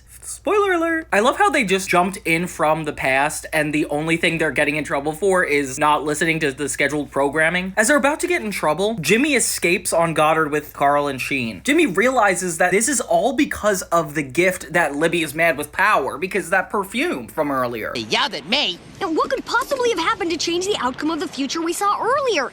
What did we do before we left? Well, I woke up with a hollow feeling, which went away after I ate plenty of bacon. Closer to our departure, Carl. I'll play back this morning's lab footage. Ow! Ow! Flower cut! I cut it out! Ow! If you'd have been there, it wouldn't seem quite so unmanly.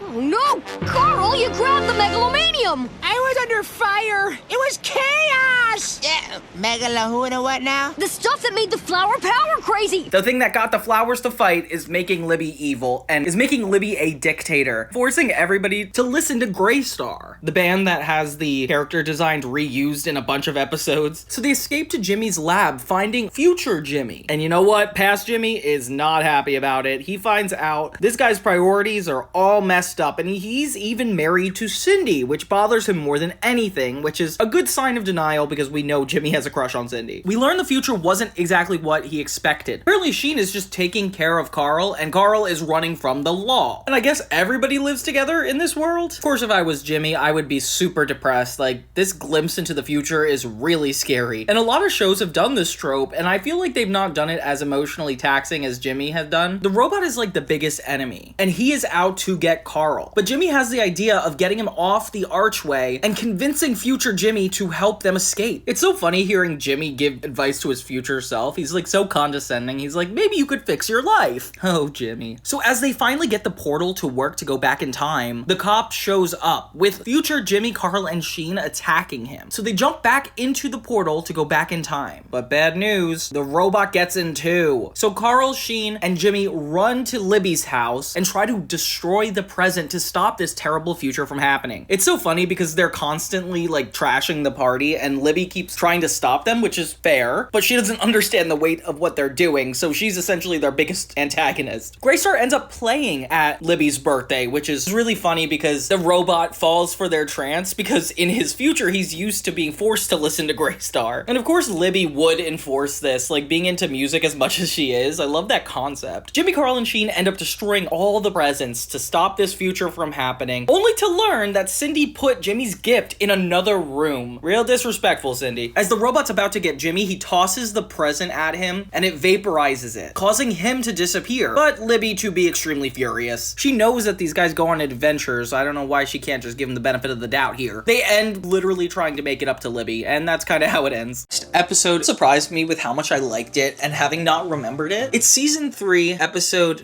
9, I guess. My Big Fat Spy Wedding. So we start with a hidden figure, like a ninja, that we don't really know who it is, but it looks like the outline of Beautiful Gorgeous. It goes to sneak in on Jet Fusion, who is asleep, and we kind of cut away from that. Jimmy has his robo-walker out, and he's trying to teach it how to give him dance moves, which is kind of random. It reminds me a lot of the Pants Machine from season 1. So Jimmy's interrupted and abruptly taken to the secret spy headquarters. What the heck just happened? I guess Jimmy mailed himself to downtown.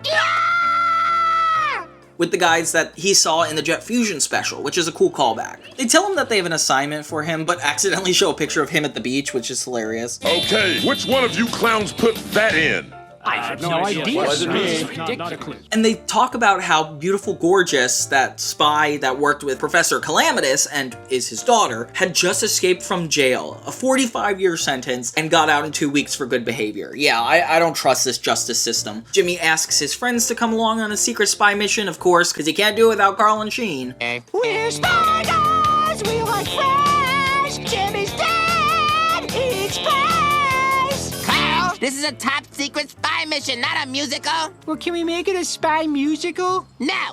And as they're about to spy on Beautiful Gorgeous, they notice that she is with Jet Fusion. She is the one from the beginning of the episode that is planning on attacking him. They see him together and they're like, what's going on? And Jet reveals they're actually getting married. Oh my gosh, see, this is a cool plot twist. Turns out that she went to apologize to him after 2 weeks in jail, which, yeah, people change that quickly. And apparently they fell in love and are ready to get hitched. And I'm not making that word up, like, Jet Fusion uses the word get hitched in this.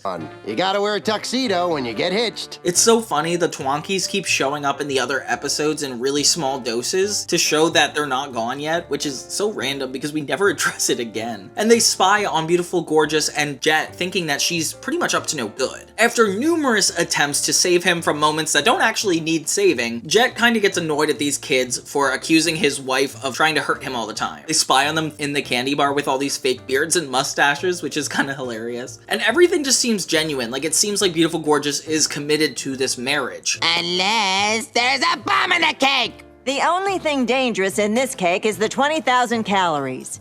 A likely story.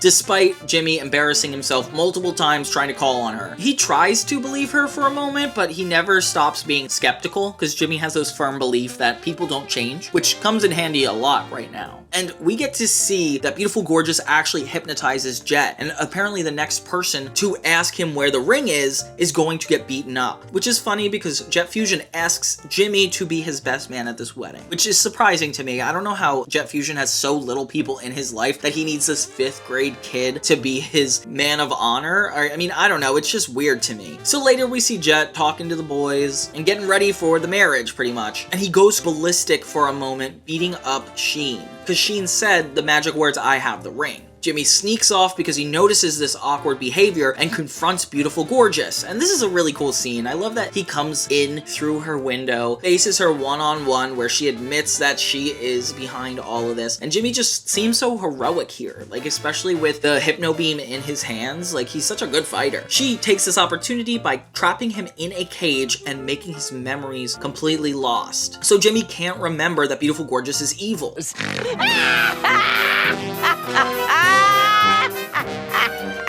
She releases him from the cage, and the only thing he remembers is that he's a part of a wedding. Carl and Sheen, though, are able to pick up on the fact Beautiful Gorgeous is evil now, and they're onto her, so they keep following her around. But she doesn't really see them as a threat. They get to the wedding day, and Libby's the one on the piano, and Jimmy Neutron looks so good that Cindy literally has heart eyes. Hunk muffin.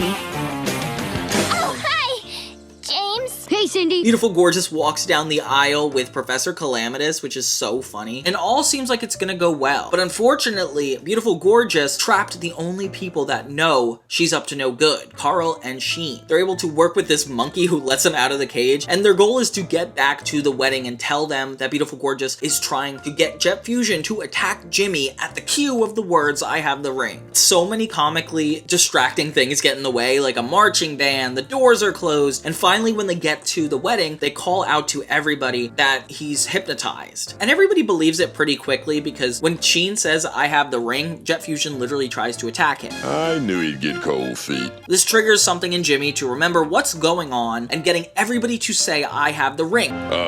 I have the ring. I have the ring! I have the ring!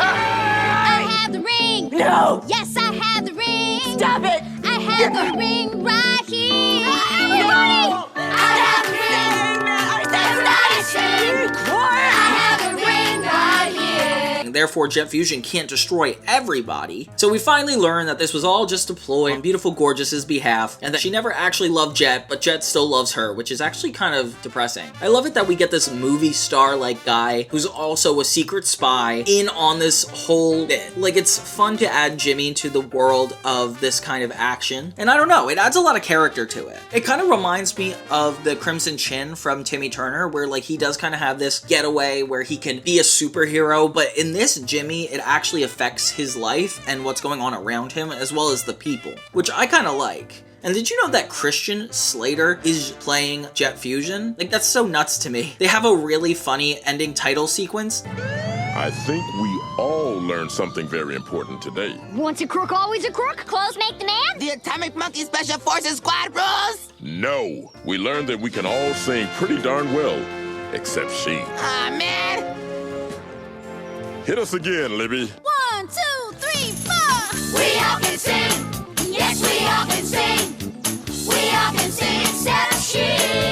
What? I can sing? We all can sing. I can sing? Yes, we all can sing. I do it all the time in the shower. We all can sing instead of she. I'm real good at singing. With Tim Curry as Professor Calamitus, and it just seems like it's just this big drama, but I don't know, all around one of the funnest episodes I've ever had to watch of Jimmy Neutron. I'm sure you guys remember this one. This one is like crazy special. Who's Your Mommy is a really disturbing episode. I saw Aggressively Average did this recently, and he's one of my friends in real life, so I thought it was necessary to actually look into. This is the one that's infamously about Carl being pregnant, and it's so disturbing, to say the least, but I never realized how funny it was. So Jimmy, Carl, and Sheen are headed to another planet looking for something that Sheen left behind. Like when you go back to a classroom that you just finished class in and you're like, oh, I left my books behind. That's kind of what's going on here. Ha! There you are. From now on, you're going into the bathroom with me. I don't care how embarrassed you are. They're going through this creepy cage and a disgusting looking tarantula captures Carl's face. What? Do I have something on my lip? Don't worry, Carl. Everything's gonna be fine. Fine? Are you kidding? It's the most horrible thing I've ever seen. Sheen! Well, look, it's hideous. It's like something out of a freak show. Sheen! Jimmy and Sheen can't even get it off right away, so they take it back to his lab. They find out that this is just some really weird space monster, and they're able to take it off of his face pretty quickly. But next thing you know, Carl starts having cravings for weird food and really quick mood swings, like yelling at Jimmy and Sheen and then just like casually laughing at them. Like it's so scary. When they go back to the lab, they see that Carl is pregnant in the butt. Like it's like his butt has a child in it, and they keep addressing it like a child, and it's really disturbing because I cannot imagine what this thing is gonna look like. And seeing Carl go through all these symptoms are super funny. Even his family, the Weezers, are super supportive of him being pregnant, and they're like getting ready for his little baby to come out. It enlarges Carl even more in his butt, and it's really, it's so gross to be animated. I can't believe that like 20 people oversaw this and were like, yeah, we're just doing this episode about this 5th grader that gets pregnant. It happens all the time. They have a baby shower for Carl, which is really cute, and I didn't realize Carl was this close to any of the girls, but it is sweet to see them all working together. And this one random ensemble character that is like never in the episodes is just there too. I don't even think the girls know their name. Should have been implanted with an alien growth long ago. Okay, game time. First, we're gonna play Diaper Baby Around His Tail. Yeah, it's my favorite game. I love it. We don't know if your baby will even have a tail, but it can't hurt to practice. In the meantime, it starts to affect the power lines in all of Retroville. Like, he was trying to get out of paying his electricity bill, and then everything goes dark, making him, like, forget that. Ooh, I didn't know you were so strapped for cash. Will you take a check? Which is so funny. Which means that Carl is about to give birth, and the alien's real mother is floating into town, and it looks like this giant jellyfish that floats through the sky. And I've never seen a more accurate representation of what I imagined an alien to look like. It's really disturbing. I don't know if you guys know, but I'm pretty scared of space and the unknown, and it really freaks me out to think that a giant extraterrestrial, like, squid could come destroy our power lines. Like, that's getting too realistic for me. Carl inevitably ends up sacrificing his child to the giant alien thing, saying that he knows what she wants and gives birth to this jellyfish thing. It zaps him one last time, which is a really funny bit that doesn't end here. Carl, that hug contained 10,000 volts of pure energy. Wasn't it painful? Saying goodbye to your kids is always painful, Jimmy. And it goes back to its mother, which is really sweet. And in the last scene, we get Carl, Sheen, and Jimmy visiting the planet once again to celebrate his birthday. Oh, so Carl's still in his life. It's so funny. And then each of them try to hug Carl's kid, but he keeps zapping everybody. And it's weird to think how many relationships the Jimmy Neutron characters have formed with alien-like species or just things from outer space. Like, Jimmy had Robot, but now it's living out on its own. Carl has this new jellyfish guy, and of course Planet Sheen has Planet Sheen. I mean, I don't even need to get into that one. It's just funny, Jimmy Neutron's universe. It's very interesting. Combined with this episode is Clash of the Cousins, and it's actually a Jimmy Neutron's family reunion episode. It's kind of funny because it's like everybody looks like Hugh, so it's clearly Hugh's side of the family, and I swear they did not change the model at all. Like, look at this grandmother, she just looks like Hugh with a wig on. They're going through all the presents, and they kind of reference the fact that they're waiting for this lady to die to inherit her wealth, and talk about the will a lot, which is a lot that happens in Drake and Josh when they're doing that wedding trip. It's just such a funny trope that everybody's waiting on somebody in their family to die to inherit their money. I don't know, that's just kind of dark to me. We see all the relatives, and they're kind of weird, like one sucks on his foot, one is really bossy, and the other one has a baby. Baby Eddie.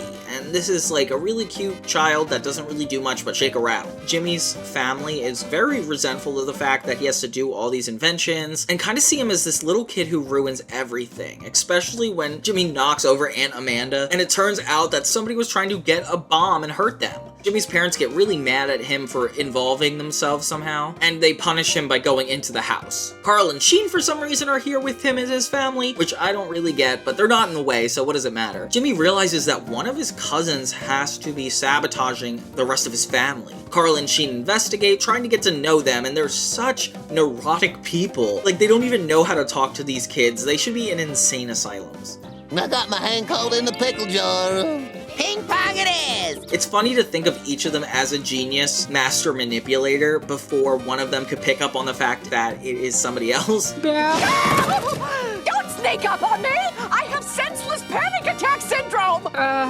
I'm allergic to wheat. Oh, really? Go away! Like, Jimmy's family is just so confusing. None of them essentially look like they could be the one to cause the destruction, until we realize they didn't think about the baby Eddie. So Eddie starts talking like this big mobster with a rattle, and he's like this evil genius. Man, did I have you barking up the wrong tree? You know, maybe you ain't as bright as everybody thinks. Oh, how could I be so naive? It's so weird to think that this came after the Jimmy Neutron season finale, like the one where the League of Villains is teaming up against them. them? Yeah, Baby Eddie is a vital part of that, and it happens before this episode technically, so it doesn't even make any sense why he's a part of the revenge group. But we know that episode numbers and production codes are different, so we're just gonna move on. Jimmy tries to warn his family, but he can't in time until the baby starts attacking Jimmy. Then the family realizes that he's up to no good, and Jimmy was telling the truth this whole time, so they can't hate him as much as they have been. Dad, baby's a bad seed. It's Jimmy who's the good nephew. Baby Eddie is so funny because he reminds me of Boss Baby a lot, but he's like a lot more aggressive, and I don't know, it's just such a funny bit to have him be such a stern guy, but in a baby's body. And it's interesting that he acknowledges that he is Jimmy's cousin. Like, of course he's related to a genius, of course it's normal to have a genius, and I feel like if the show went on for a 4th season and continued this run, we might see more of Baby Eddie, and I would love to see how he reacts to the family. Maybe Jimmy and him facing off a lot more. He seems like a really worthy opponent in the same way that Rich Kid was. Like, it's a version of Jimmy that doesn't have any morals. Of course he would go up against him, and I just want to see that, okay?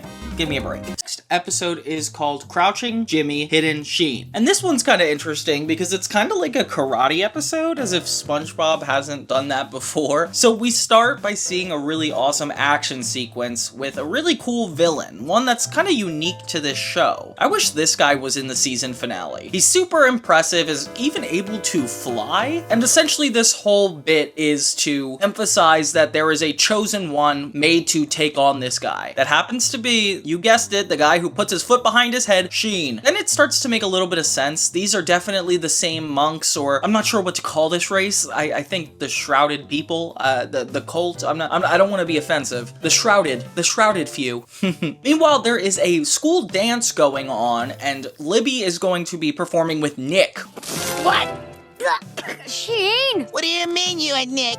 You're my girlfriend! Sheen, chill out. Ooh. Sheen says that she's his girlfriend, so she can't do that, which is so funny because they aren't apparently dating. I could have sworn they were, but whatever. Fickletooth, thy name is Libby! Sheen's immediately jealous, but Jimmy's like, you don't want to be doing that anyway, discouraging Cindy from asking him to do it. Aw, these guys just keep missing each other, Jimmy and Cindy. It's not enough that they all have all the same interests, but they have to reject each other all the time. It must be exhausting. Sheen lies that he's a good dancer and begs Jimmy to help him with that. So it works. Jimmy makes a machine that allows Sheen to dance really well. It's a really funny sequence. Even Carl gets swayed away by him.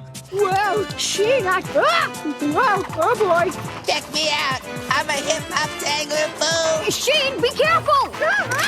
And just as we're about to see him enter the dance competition, a ninja approaches from a helicopter and attempts to kidnap Sheen. They don't really know what's going on, so they continue to get ready for the school dance. Jimmy is concerned for Sheen's safety, so he goes to try to protect him. But Miss Fowl is like, you're not in the competition, so you can't be here. So Jimmy takes the opportunity to be Cindy's dance partner. There you are, Neutrons. Look, I know it's late notice, and I know you think the dance show is stupid. You need a dance partner for tonight? I'm your man. You are? Fulfilling her wish, and then also getting to spy on Sheen. Obviously, it doesn't go as planned because Jimmy's not really there to dance, and Cindy gets really mad. Another miss on these two. Bulby has this really funny routine with his cousin, and they look exactly alike. Slap, slap, slap, clap, clap, clap, slap, slap, slap, clap, clap, clap. I bet they took the character model and literally just duplicated it. So as they dance, ninjas actually show up to take Sheen once again. Jimmy activates this neutralizer that makes them pass out on stage. That's when they get the message that Libby was taken by this martial arts guy. And if they ever want to see her, my favorite villain so far, why couldn't he be in the League of Villains episode? Now I must speak to myself again.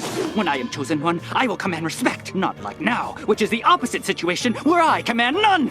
Okay. Don't try to escape. Jimmy and friends try to avoid the fight and just rescue Libby, but they get attacked by ninjas once again. So Sheen has no choice but to actually prepare to fight this guy. Since he doesn't have any skills, he goes to seek out this trainer. He has a funny doorbell. His name is Master Hong, and he teaches Sheen to be a good fighter, followed by another montage with the same music from earlier, but now Sheen is learning how to train in martial arts. Jimmy attempts to help him with his invention, but it doesn't work. Sheen ends up getting severely beaten up, and there's almost no chance until Jimmy realizes he can insert the dance chip. So he dances his way through defeating this guy. With the help of the pendant that Libby found in this guy's room, they finally take down down the ninja boy. Sheen becomes the ultimate fighter and exactly what everybody expected him to be, which is so crazy to me. Cindy comes in to save the day too, and we end with Sheen putting his leg behind his head one last time. Interesting episode. I like the homage to old Chinese karate movies, and having Sheen be at the forefront of it is just hilarious. I did not remember this episode going into it, but I'm happy about it because everything was a surprise and really fun to rewatch. Next episode surprised me with how much I liked it and having not remembered it. It's season 3, episode 9, I guess. My Big Fat Spy Wedding. So we start with a hidden figure, like a ninja that we don't really know who it is, but it looks like the outline of Beautiful Gorgeous. It goes to sneak in on Jet Fusion, who is asleep, and we kind of cut away from that. Jimmy has his Robo Walker out, and he's trying to teach it how to give him dance moves, which is kind of random. It reminds me a lot of the Pants Machine from season 1. So Jimmy's interrupted and abruptly taken to the secret spy headquarters. What the heck just happened? I guess Jimmy mailed himself to downtown. With the guys that he saw in the Jet Fusion special, which is a cool callback. They tell him that they have an assignment for him, but accidentally show a picture of him at the beach, which is hilarious. Okay, which one of you clowns put that in? I have no idea. Wasn't me. Not a clue. And they talk about how Beautiful Gorgeous, that spy that worked with Professor Calamitus and is his daughter, had just escaped from jail, a 45-year sentence, and got out in 2 weeks for good behavior. Yeah, I don't trust this justice system. Jimmy asks his friends to come along on a secret spy mission, of course, because he can't do it without Carl and Sheen. We're spiders, we like fresh. Jimmy's dead, each place. Carl, this is a top secret spy mission, not a musical. Well, can we make it a spy musical? No. And as they're about to spy on Beautiful Gorgeous, they notice that she is with Jet Fusion. She is the one from the beginning of the episode that is planning on attacking him. They see him together and they're like, what's going on? And Jet reveals they're actually getting married. Oh my gosh, see, this is a cool plot twist. Turns out that she went to apologize to him after 2 weeks in jail, which, yeah, people change that quickly. And apparently they fell in love and are ready to get hitched. And I'm not making that word up, like, Jet Fusion uses the word get hitched in this. You gotta wear a tuxedo when you get hitched. It's so funny, the Twonkies keep showing up in the other episodes in really small doses to show that they're not gone yet, which is so random because we never address it again. And they spy on Beautiful Gorgeous and Jet, thinking that she's pretty much up to no good. After numerous attempts to save him from moments that don't actually need saving, Jet kind of gets annoyed at these kids for accusing his wife of trying to hurt him all the time. They spy on them in the candy bar with all these fake beards and mustaches, which is kind of hilarious. And everything just seems genuine, like it seems like Beautiful Gorgeous is committed to this marriage. Unless there's a bomb in the cake! The only thing dangerous in this cake is the 20,000 calories. A likely story. Despite Jimmy embarrassing himself multiple times trying to call on her. He tries to believe her for a moment, but he never stops being skeptical because Jimmy has this firm belief that people don't change, which comes in handy a lot right now. And we get to see that Beautiful Gorgeous actually hypnotizes Jet, and apparently the next person to ask him where the ring is going to get beaten up. Which is funny because Jet Fusion asks Jimmy to be his best man at this wedding, which is surprising to me. I don't know how Jet Fusion has so little people in his life that he needs this 5th grade kid to be his man of honor. I mean, I don't know, it's just weird to me. So later we see Jet talking to the boys and getting ready for the marriage, pretty much. And he goes ballistic for a moment, beating up Sheen. Because Sheen said the magic words, "I have the ring." Jimmy sneaks off because he notices this awkward behavior and confronts Beautiful Gorgeous. And this is a really cool scene. I love that he comes in through her window, faces her one-on-one where she admits that she is behind all of this. And Jimmy just seems so heroic here, like especially with the Hypno beam in his hands. Like, he's such a good fighter. She takes this opportunity by trapping him in a cage and making his memories completely lost. So Jimmy can't remember that Beautiful Gorgeous is evil.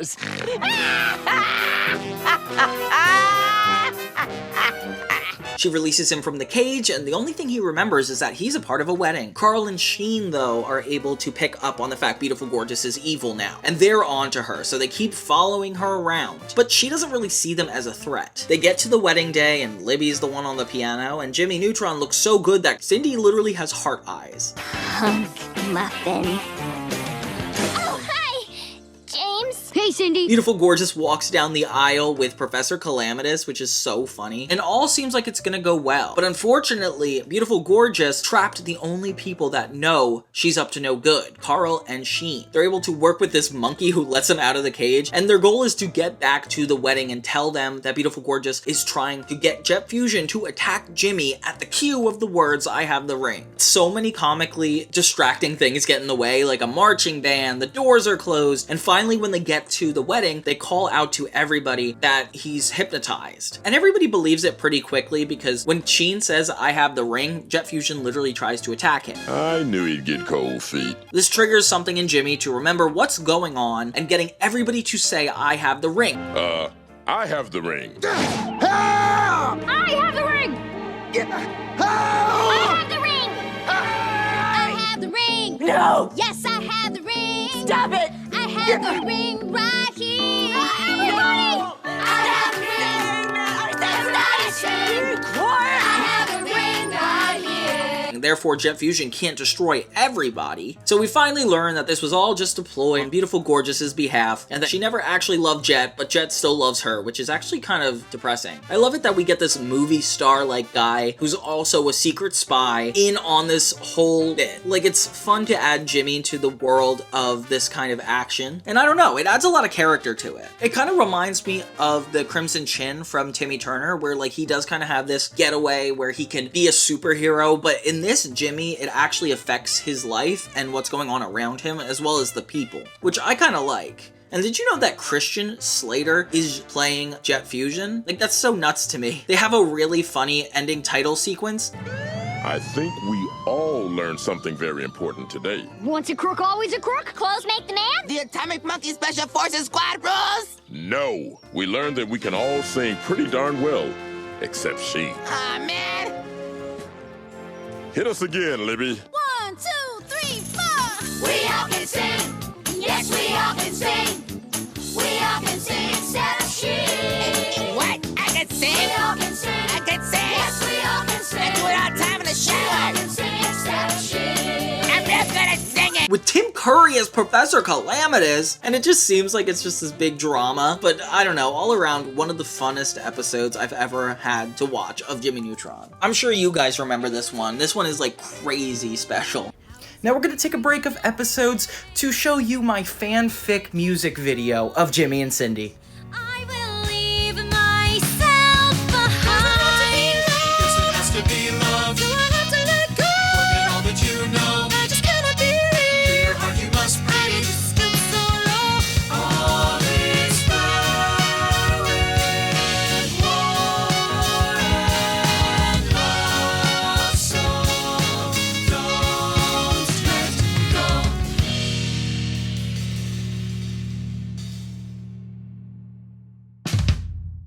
The next episode of Jimmy Neutron is called The Incredible Shrinking Town, and I cannot believe that Jimmy Neutron didn't do a shrinking episode yet. It's crazy some of the episode ideas that are used in this season because they seem really basic in retrospect, but Jimmy Neutron does have a good twist on almost all of them. Butch and Nick are picking for their basketball team, and for some reason Wayside goes to their school. Like, can you see those guys there? Jimmy gets picked last because he's apparently the smallest and shortest. Hey, after the game, you want to come over and watch Wizard of Oz? I love those little munchkins.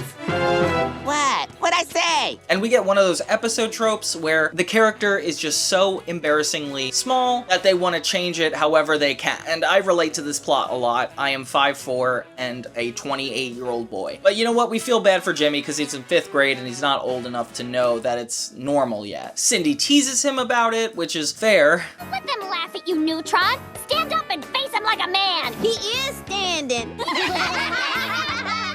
But Jimmy is just fed up, so he uses a shrink ray in attempt to make the roller coaster attendant feel bad about himself, but somebody knocks the shrink ray out of his hand into Retroland's strength thing. Oh my god, the woman has a copy of Little Women, which is so funny. This ends up shrinking the entire town. Every human, but a few things, like Goddard, who's not human. And now they're basically stuck as these pipsqueaks. Everybody liked Jimmy. Hugh obviously has a good time with it, which is so funny, because he's just always he's making do and enjoying himself. I know, these are dark times, sugar booger. But look on the bright side, we finally got a jumbo-sized TV! And his mom is like, you better get this fixed. Next thing you know, getting into the lab becomes even a chore because of how small they are, but Jimmy manages to do it. He basically needs time to recreate an entire new anti-shrinking device. And unfortunately, all of Retroville is going to have to wait until he's finished. You're telling me there is nobody else that could help? Seeing all the characters try to go about their daily lives as super small micro people is super funny. We get introduced to the Martians in this episode, who already plan on invading Earth, which is convenient timing because everybody is super small and pretty much defenseless. I was even worried about them in this episode because obviously when the Martians come, it's like there's no way they could beat them. They end up playing with them like ants and making them do things they don't want to do, even capturing Jimmy and his friends. Hugh has fun on the hamster wheel, and that's all that needs to be said about that. The whole premise is that they're becoming pets for these aliens, which has always been a fear of mine. Like, imagine, like, one day we are taken over by aliens, but not only that, used as pets. Like, that would freak me out. My name is Carl, and I want to play with you. That's a 10 on the creepy scale. Jimmy uses his brains to make up for his smallness, and he, Carl, and Sheen try to get into the aliens' heads, causing them to fight each other. Oof. Good job, Jimmy. Using his given talents. In the end, Jimmy is rewarded for bringing everybody back to normal, but Cindy points out that it was his fault in the first place and they revoke his award. May I just remind everybody this was all Neutron's fault? Oh, the loud girl has a point. Chainsaw! For reminding us that this was all Jimmy's fault, we present half of the Retroville Trophy of Honor to Cindy Vortex.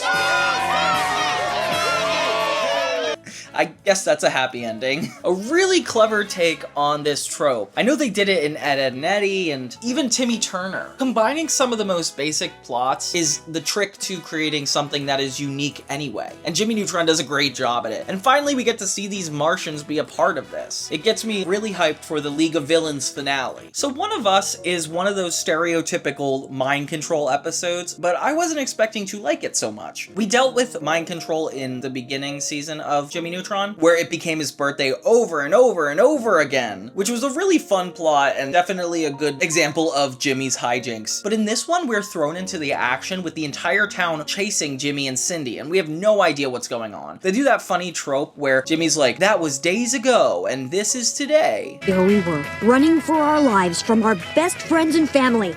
How did this happen? It all began on a normal day at school.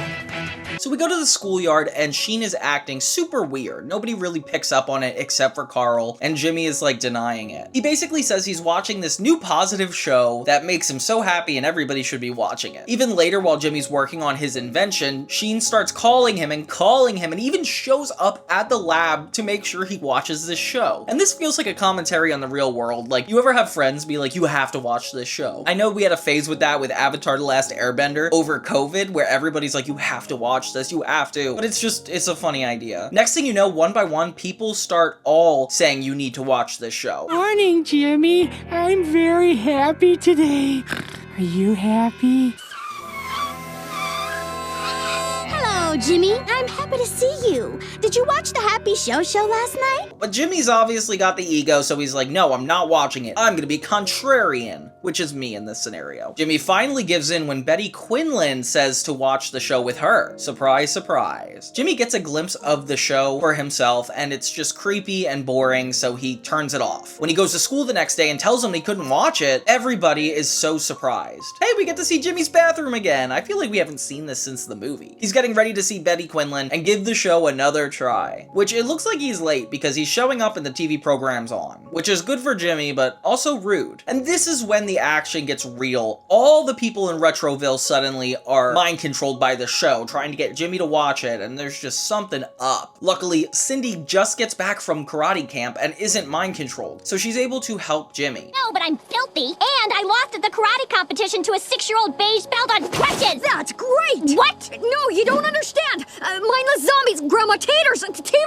mass hypnosis. Neutron, that big brain of yours has finally blown a gasket. It's nice and sweet to see these two alone once again since the Stranded episode. They clearly are a good team, and I don't know why they keep denying it. They work together to try to take down the head of this program, Grandma Taters. Grandma Taters is later going to be a villain in the Jimmy Neutron finale, so it's cool to see her in this. It's weird to me that she's in only a 10-minute episode, as opposed to the karate guy from the last episode that I loved. He's not even in the finale, and he got a full episode. This one really could have been a full episode, though. It's a really clever idea. Having everybody stuck watching the TV. Grandma Taters has everybody chain Jimmy to a chair to get him to watch the show. Luckily, Cindy seems like she's under mind control, but is able to get Jimmy out of it.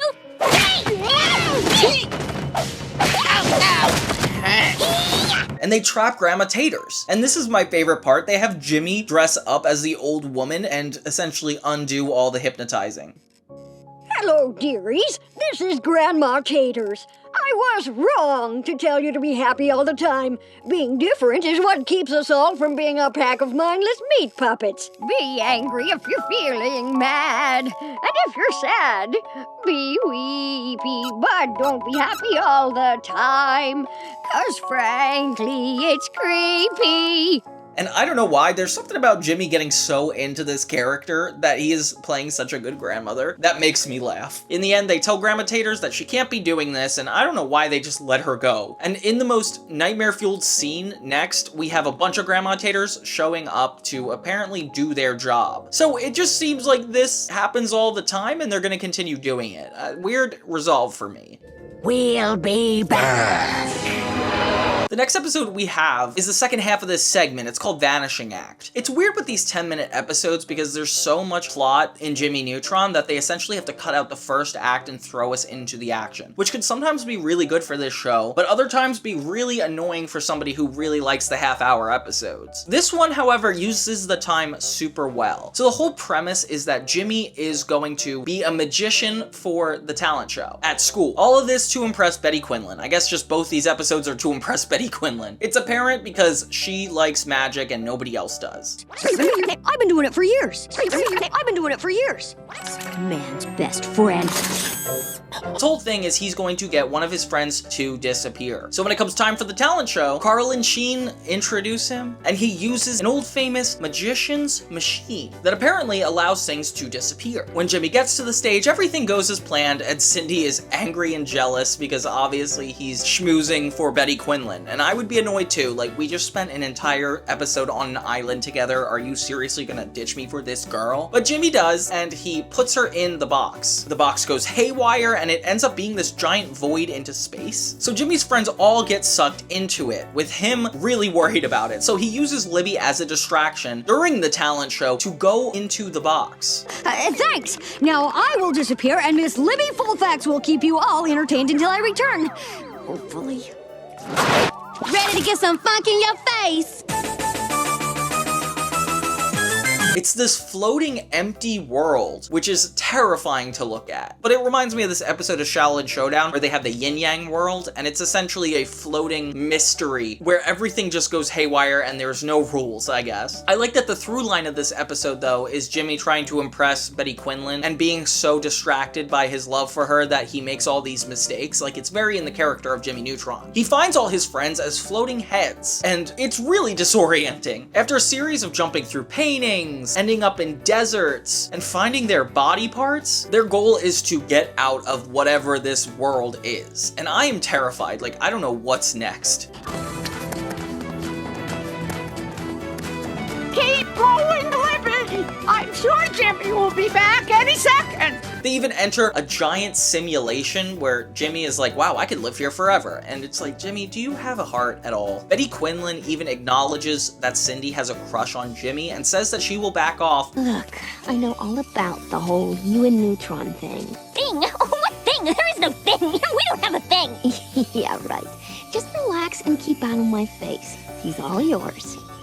which really makes her happy. So there's a little bit of character development in this, despite being a 10-minute episode. They're running away from this mysterious floating hand the whole time, which makes it even more scary, until they eventually find themselves in a really vague room. And who better to be in that room than the magician that made the attraction that Jimmy used. Jimmy learns quickly, and I don't know how he figures stuff out like this, that there's a sandwich that keeps appearing every day in this one really creepy hallway. It leads them to a secret room full of a bunch of voids. I would avoid this, am I right? Nah, just kidding. And each of them are portals to their own little worlds. They keep looking until they find the right one, and they are back in the talent show. I don't know how Libby distracted this long. Oh, do you know anything about knife throwing, Libby? No, but how hard can it be? But Jimmy takes credit for one of the best magic tricks of all time. And we don't really see what happens with Betty Quinlan. All around, a good use of the 10-minute episode. But I still wish each of these had their own standalone time. But you know, Jimmy Season 3 is just full of surprises, and we're gonna just keep trucking through. This is by far one of the scariest episodes of TV I think I ever saw. Not because of like jump scares or anything physically scary, but almost the thriller of it all. The episode's called The Trouble with Clones, finally giving a half-hour episode to evil Jimmy, because his last appearance in the show was only 10 minutes, and it wasn't really about him, so I like that we finally get a plot that's relevant to him. We start off with Cindy and Libby reenacting some old historical fight, but Jimmy's just getting mad at it, which is, Jimmy, get something else to do. Everybody in the class kind of make fun of him because, and this is their words, not mine, he's slow. Slow people make the lamest excuses. Making him insecure that he's not making enough inventions in his life. It kind of inspires him to try to buy more time. He flies off into space, approaching evil Jimmy with the intention that he will make him good and allow him to fill in for him during his school day. I feel like if I did that with my day job, I would get way too comfortable doing nothing with my life. Like, imagine we all just had clones that did stuff for us. That's a dystopian world. And the cinematic shots of them in space is just kind of really good. Jimmy's able to capture his clone and take him to his lab. So Jimmy uses this giant foggy box that he used in the hamster episode when he turned into a hamster to take away the evil from his clone. But Jimmy doesn't realize that his clone literally breaks off all the fluid that would have made him good, and he just pretends to be good, which isn't that all of us in a way? I don't know how he shaved his eyebrows though in that short amount of time. Like, that's kind of weird. So Jimmy stows away in his lab to work on all the inventions he's been missing out on. Meanwhile, his evil clone is ruining his reputation with everybody in town. Dig in, Jim Jam. Or how about this? You think you're an aphid? Jimmy, what on earth are you? You think you're a lawn sprinkler? Whip, whip, whip, whip. This is gonna be fun. And it leads to one of the funniest musical acts where he makes Carl and Sheen become backup dancers. Listen to this. Hey, Jimmy, can you make school end at 10:45 every day? Yeah, and can every second Thursday be Burrito Thursday? Ooh, burritos. Good idea. First, you two think you're a couple of sassy female backup singers. Ain't no loving my man. Shoo up, shoo up. Ooh, ain't no loving my man. Shoo up, shoo up.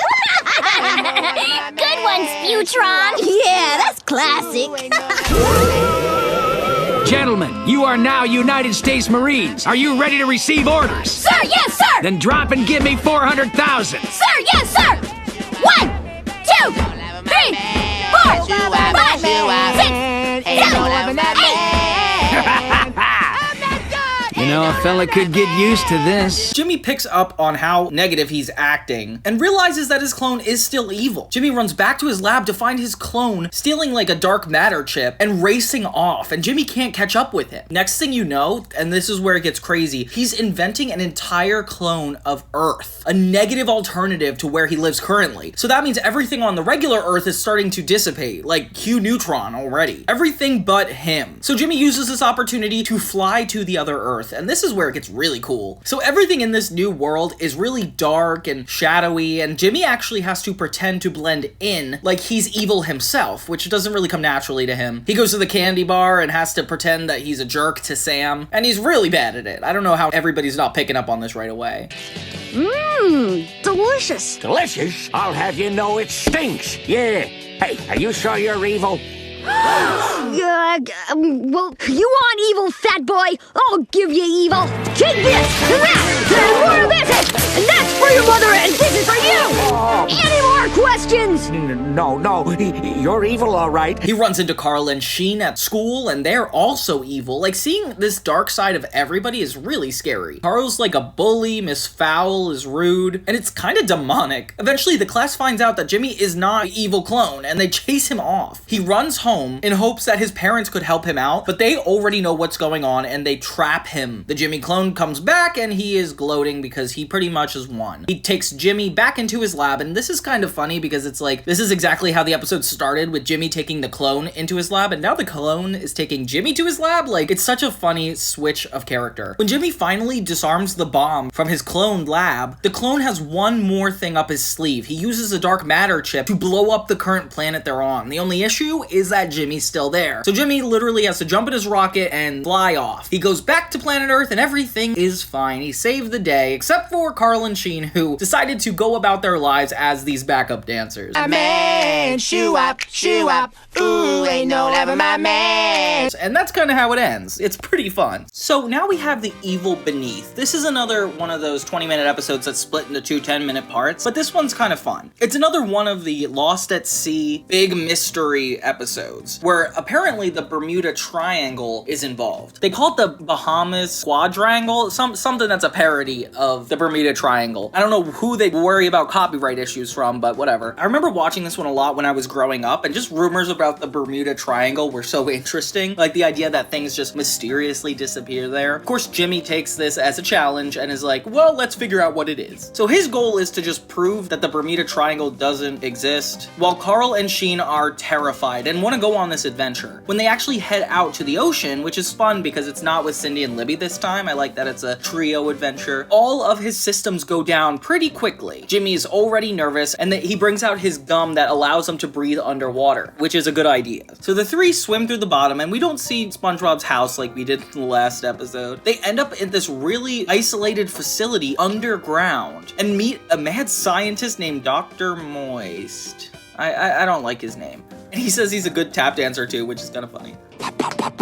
Yeah! He has these giant algae-covered green bodyguards, I guess? And Jimmy is at first impressed until they realize that they are literally trying to kidnap them. They have Carl, Sheen, and Jimmy for dinner, and Jimmy's not smart enough to realize that the stuff they're eating is literally gonna turn them into the green monsters. So he captures all three of them, puts them in a cage as they start turning green to become another one of Dr. Moist's slaves. And this is another guy that I think could be in the League of Villains episode, but you know, that never really comes out, so whatever. They escape long enough to trick the algae men and take the antidote that stops them from becoming algae men themselves. As they swim out of the lab, it explodes, pretty much, causing the three to be proud of their successful adventure. The mystery of the Bahama Quadrangle is solved. I'm just glad it wasn't evil porpoises. That would have been terrifying. The next episode's really funny because to me, it is exactly taking the plot of Drake and Josh and copy and pasting it. It's called Carl Weezer Boy Genius. And well, first off, the title is amazing looking. Like, look at that. The llama in orange. Like, this is so funny already. Carl admits to the boys that he's been seeing somebody. And of course, they are reasonably shocked. I'm like, who are you seeing? Apparently, she's a pen pal from another country. Sound familiar on Drake and Josh? Josh was talking to a pen pal and she came over and he pretended to be a whole different person. It's kind of like what's about to happen. So basically, Carl is telling Jimmy that he promised her that he was a genius and he needs his help to put on this facade when she gets there. Her name's Elkie. It's so funny because Carl and Sheen are just so comfortable lying and Jimmy's the only one that's like, I don't know, that kind of seems inappropriate. As they're trying to get Carl ready for Elkie's arrival, they try to give him like a scientist outfit and we get a funny little montage.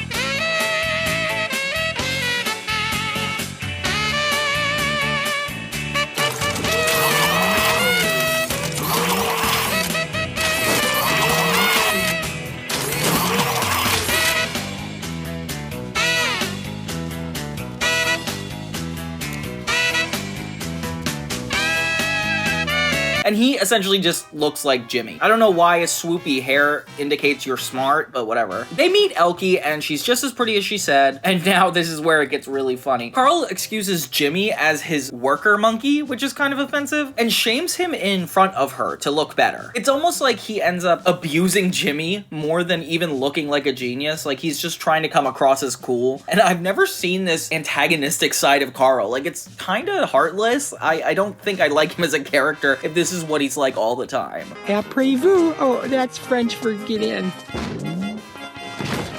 But you gotta admit, a lot of these jokes are super funny, especially with how ridiculous Carl's accusations are to Jimmy. Elkie asks Carl to bring back her favorite poet, and they bring back Attila the Hun, and he destroys Jimmy's lab. Jimmy has had enough, and he's like, Carl, stop, I'm done playing along with this. But Carl fights back and kicks Jimmy out of his own lab. Carl, yeah, he takes this way too far. He even jumps in Jimmy's rocket and heads off to the sky. It's like this desperate attempt to prove to himself that he's a genius, which is crazy how delusional he gets. He ends up crashing the rocket right back into Jimmy's house and then blowing up on him about it. Oh my gosh, Carl. I would be so fed up. Elkie admits to Carl that she is actually a loser and a nerd and that she shouldn't be with a genius like Carl. And Carl admits that he too is a nerd and they're both a part of the llama club, which didn't realize that was a thing, and end up dating. And therefore, we never see her again. Overall, a really funny episode. I love it when they switch the character roles and seeing how they react to it. Like, Carl is just such a jerk in this episode, and I'm so glad it doesn't get this far again. But I definitely empathize with Jimmy more here. Oh, Carl, it is the truth. You were lying. You are a nerd. A heavy-set glasses-wearing nerd with a blankie and many fears and numerous medical problems. Come, let me kiss you so many times, nerd boy.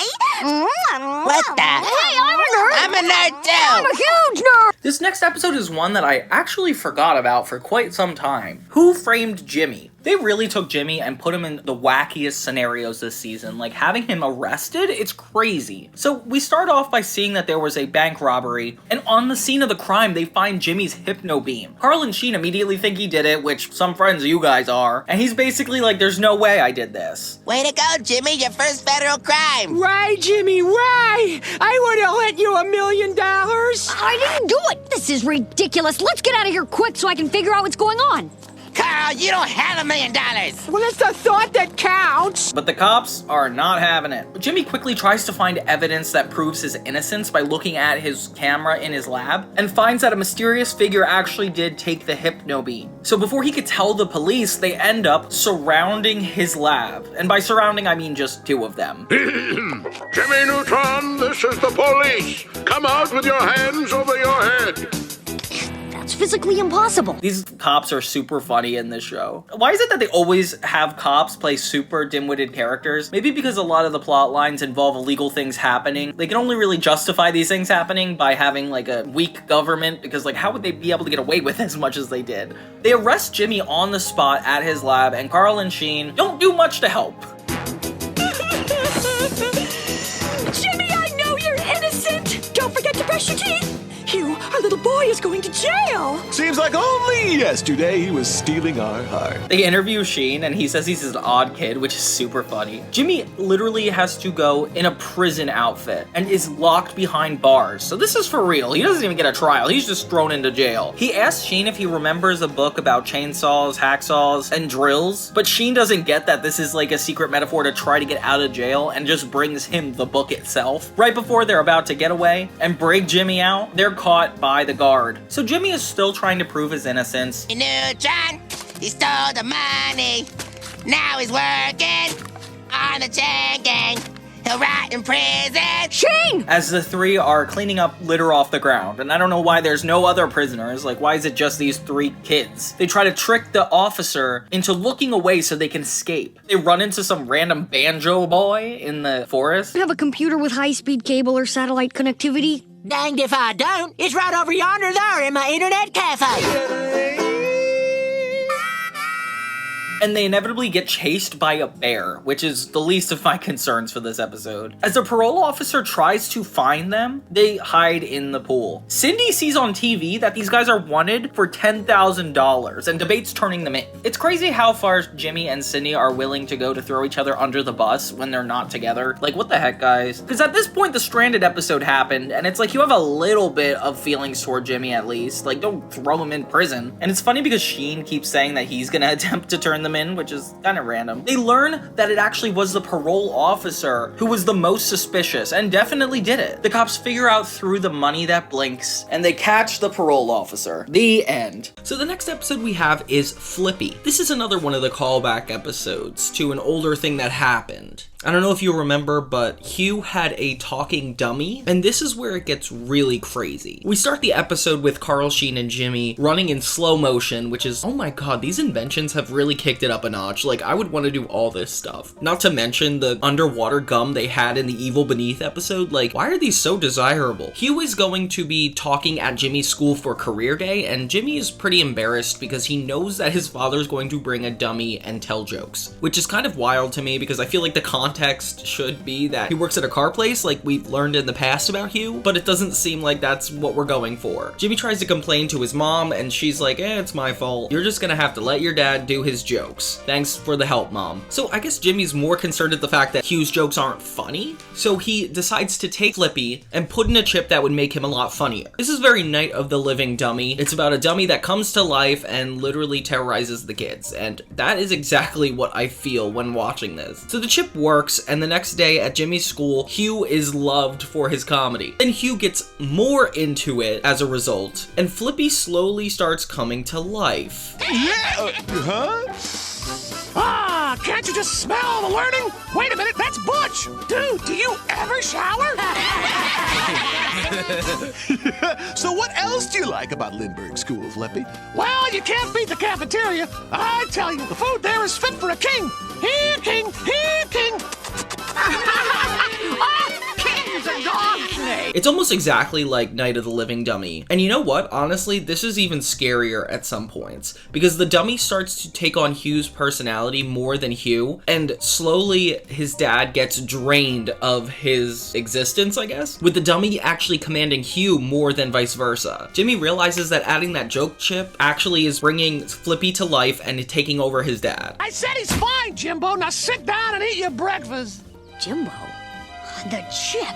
All right, Flippy, I know what you're up to. Hey, bad move, kid. Your pops and I share a brain, and I could do some serious damage. Oh, I wish this was a normal half-hour episode because I find it really interesting, and I feel like if we had more build-up and payoff, it would be such a crazy, scary episode. Sheen points out that Jimmy just wants him to act different and he will never be satisfied, which is really funny. First your dad's not funny enough. Now he's acting like a zombie. Will you never be satisfied? Flippy takes things way too far and actually starts selling all of Jimmy's stuff, which, how in the world did you guys get that out? Jimmy ends up confronting Flippy, knocking him off of Hugh, and Flippy tries to get sympathy from him, but clearly it doesn't work. He has this really dark monologue about wanting to live, which is so dramatic. Apparently the brain transference becomes complete, and Flippy is living now without Hugh, but he keeps Hugh as like his energy victim. Kind of reminds me of what we do in the shadows, like a little vampire-y, and seeing Hugh look so dead is really concerning. Flippy even takes his car and drives away with him. Jimmy follows him in the hovercraft, only to find out that Flippy is trying to throw Hugh off a cliff. Jesus Christ. It's Jason Bourne. Jimmy realizes that he just needs to communicate with his dad's brain as opposed to Flippy's, and that maybe he will get to him that way. He starts mentioning ducks, and Flippy gets overpowered by Hugh's passion for them.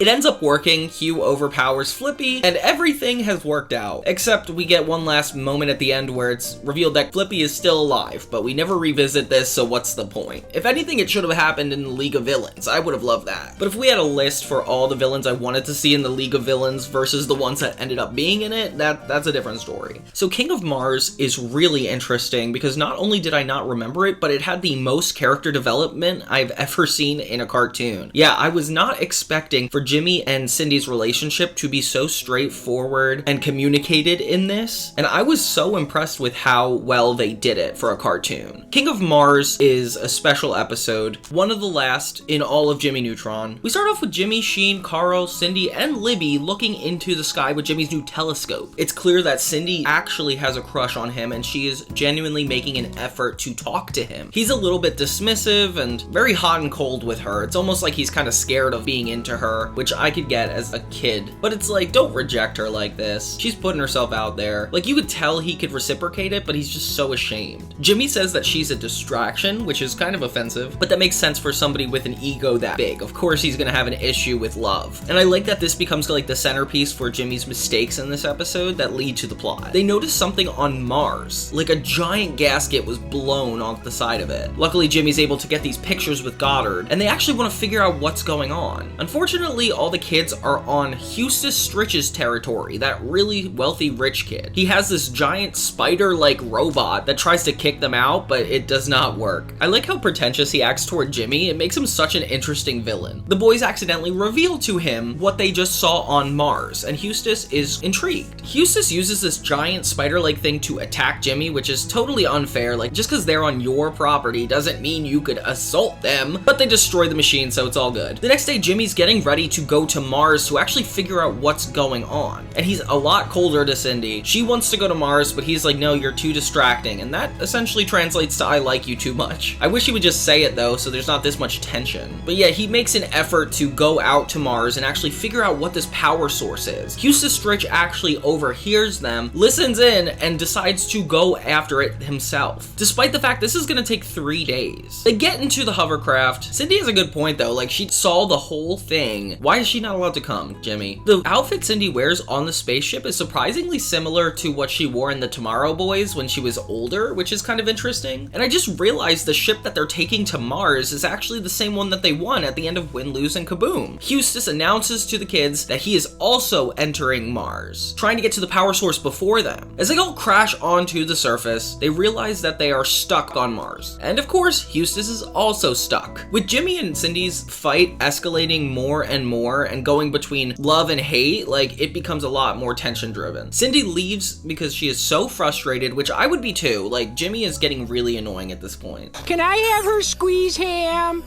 And Eustace captures her, essentially trying to talk her into working with him. He points out that she's probably unappreciated and should consider turning against him, which she does, which is really crazy. Like, I never expected Cindy to turn on him like that. I thought she was smarter. Eustace puts her in the giant metal machine and she captures him and his friends. But of course, just as quickly, Eustace betrays her, leaving her in the dust. Jimmy is reasonably angry, like this is a horrible thing. She literally just betrayed them. But she admits that it's because he's been treating her bad. Jimmy kind of admits that maybe he's been upset because he does realize he likes Cindy. He doesn't say it directly, but I just think you're pretty smart and smell nice and you kind of distract me sometimes. He declares his love for her, essentially. As Jimmy and Eustace go to get the power source, they realize that there's even bigger problems. That this place is already taken up by a civilization of rock people that do not want them taking their resources, which makes sense. They capture the kids in bricks, and I forget how funny Eustace's lines are in these, especially the way he treats his butler. Like, he is like borderline abusive with how he goes about his life. So Jimmy and Eustace essentially have to work together and actually use the power source as a way to get them back home. They make it rain, no pun intended, literally actual rain. And the Twonky is literally in the background of Sheen's shot right before they leave. This is so funny. I just realized the Twonky's in like every episode. Defeating all the rock creatures, they're finally able to get back in their ship and head home. And that's kind of how it ends. We get the closure between Jimmy and Cindy where it's like very clear that they both like each other. And it's pretty blatantly stated in this. Of course, they don't expand on it too much. And this is kind of where we're left with them for the rest of the series. Like, they have another moment or two of being rivals, but I don't really want to count that in their development. I feel like this is the perfect place for them to end on the entire series, but I wish we got to see them together at all. Like, that would have been interesting. Overall, King of Mars is definitely one of the most impressive episodes of Jimmy Neutron. I did not expect it to give me as much as it did. So next we have El Magnifico, and this one is very special because it's about Sheen and his dad, which I never expected to have an episode on, but I'm kind of here for it. Sheen's playing with his Ultra Lord and super into his superheroes, and it's funny to think that his dad dad really is vying for his attention. Like, usually it's the son with the emotionally distant father, but in this, the father really wants Sheen's approval and is so sensitive about it. And it makes Sheen look a lot colder because he rejects his father constantly. I guess because he looks up to Ultra Lord instead of his dad, which I would be insecure if I was his father too. Air conditioning's boring. If Ultralord needed cooling, he would shoot freeze charges from his elbows like in episode 212. Ultralord versus the Cajun chefs. His father essentially is like, I'm a superhero and I've saved the day before. And that superhero they've seen is a movie about him. Obviously the kids don't believe him for a second because this is a ridiculous joke, but he insists it's true. Later we find out that his dad shows up to Jimmy's asking him to help him become a superhero, which is so funny because Sheen, Carl, everybody uses Jimmy for his inventions, and it's getting a little bit out of hand now. But Jimmy is empathetic because he sees that Sheen really doesn't care about him, and that he might disown his father if he finds out he was lying. There's a push and pull here, like Sheen is definitely acting pretty aggressive, and his dad is lying, but still. Hey buddy, just a little pie-based accident. How long can meringue burn anyway? Am I right?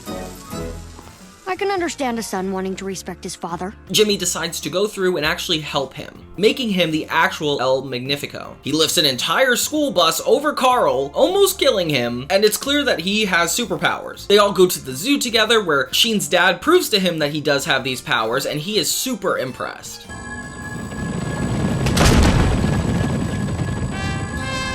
Why didn't you show me your powers before? Superpowers are like the giant clam.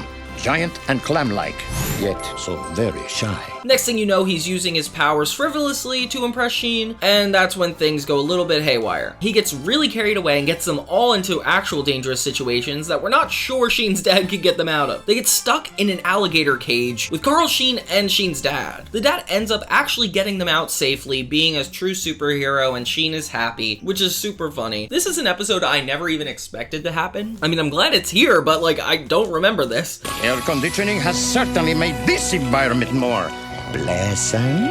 Wow! Dad, you stopped the gator using just your regular powers. The next episode is Best in Show, and in this, Jimmy is competing for the best dog in show. Obviously with Goddard, as everybody else has their own pets. Butch and Sheen try to put a worm and fish in the competition, but they're basically like, that's not a dog. This is my Japanese fighting fish, Yoko. Very impressive, Butch. One question, shouldn't he be in the water? I'll be right back. Me next! Me next! Say hello to Tito, the dancing worm! Watch closely as he does the twist, the Macarena, and the funky chicken. This worm is not moving. Which kind of preludes to this. Cindy has Humphrey, which it's been a while since we've seen this guy, and he's a really cute dog. But he's nothing compared to Goddard, who is literally able to fly. Cindy makes the really fair point that Goddard is a robot and not an actual dog. Sure, he's a pet, but it doesn't really count. This episode's really cute because it's like a Goddard episode, which we've never gotten so far. And I guess Goddard has a conscience because when Jimmy's asleep, he's just laying there contemplating his existence, which is really dark. He's upset that they don't call him a real dog, and I feel bad. I don't usually like dogs, but it's cute. LOL! It's so funny because apparently Principal Willoughby is there shouting it, and that's his conscience. Not a real dog. Not a real dog. Not a real dog.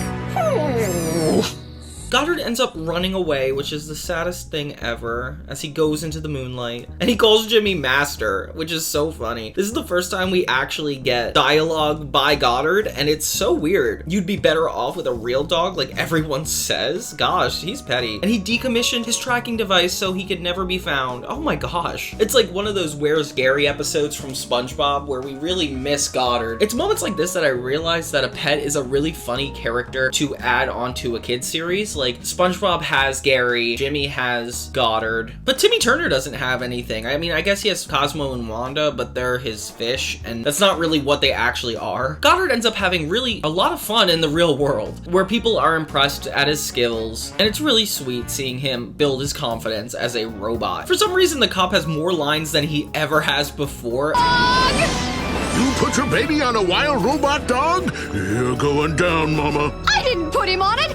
The dog grabbed my baby. All right, calm down. I'll call the Air Force and we'll blow him out of the sky. You can't do that. My baby's on that thing. Boy, there's just no pleasing you, is there? Arrests Goddard, essentially. And this guy is so funny while he has Goddard in the car. He is like such a reckless person. I can't believe how much the cops are in this. Like, I had no idea prior to this. Jimmy, Carl, and Sheen are looking for Goddard, but to no avail. He's living his own life. The cop is even going to put him into a recycling unit, which is kind of a metaphor for leaving a baby at a firehouse, and I'm really disturbed at that. Cindy happens to be walking by when Humphrey actually gets away. About to be ran over, Goddard saves him, which is another good Cindy and Jimmy moment. Even though it's not that big of a deal, it's still cute. And Goddard realizes that he has a lot more purpose than just being Jimmy's pet, which is really sweet. The mayor ends up giving him this formal award, and I don't know, it's really cute. It ends with Principal Willoughby one last time. Celebration song! Kick it, Goody! My eyes! Okay, this isn't funny anymore. Not that it was funny before. All right, maybe the first time, but much less so the second time, and now it's really getting tiresome and very painful. And this is just kind of funny. I like that we have an episode about Goddard. Like, I feel like I definitely didn't remember this, but I'm so happy it exists because he's really cute when you think about it. The next episode is called How to Sink a Sub, and this one is so funny. Like, I feel like we have a lot of character-driven episodes and relationship development in this season so far, but this is pure comedy, this episode. I actually had to sit my friends down to watch it because I thought it was so necessary to watch. So we see Jimmy's school teachers all together in this bus flying through space, and we do not know what's going on. Willoughby, you dink! I told you turn left of the pants outlet! I'm frightened and nauseated. Where are we? We're in hyperspace, where no teacher has gone before.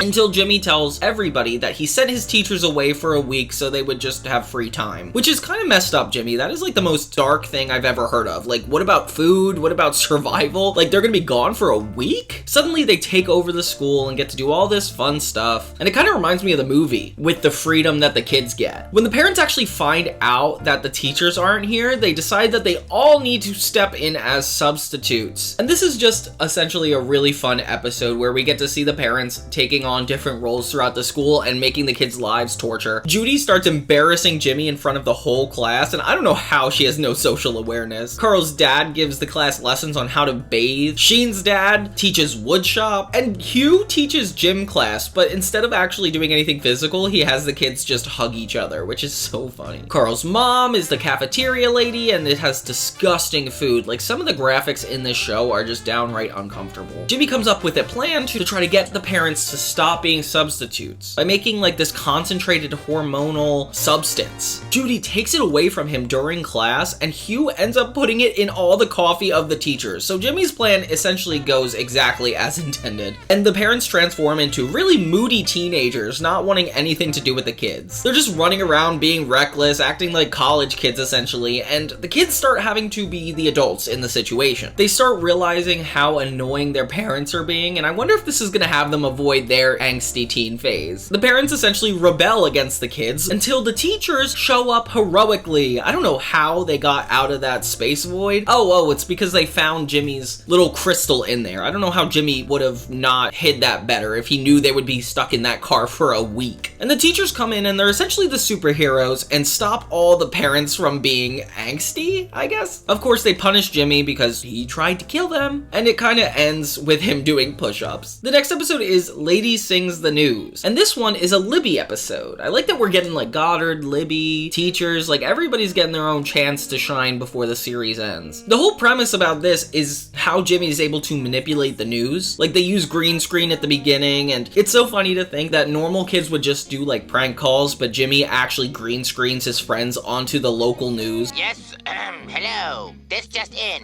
I'm not wearing pants under this desk. Repeat, I'm not wearing pants. Hi. Who wants to see my head spin around?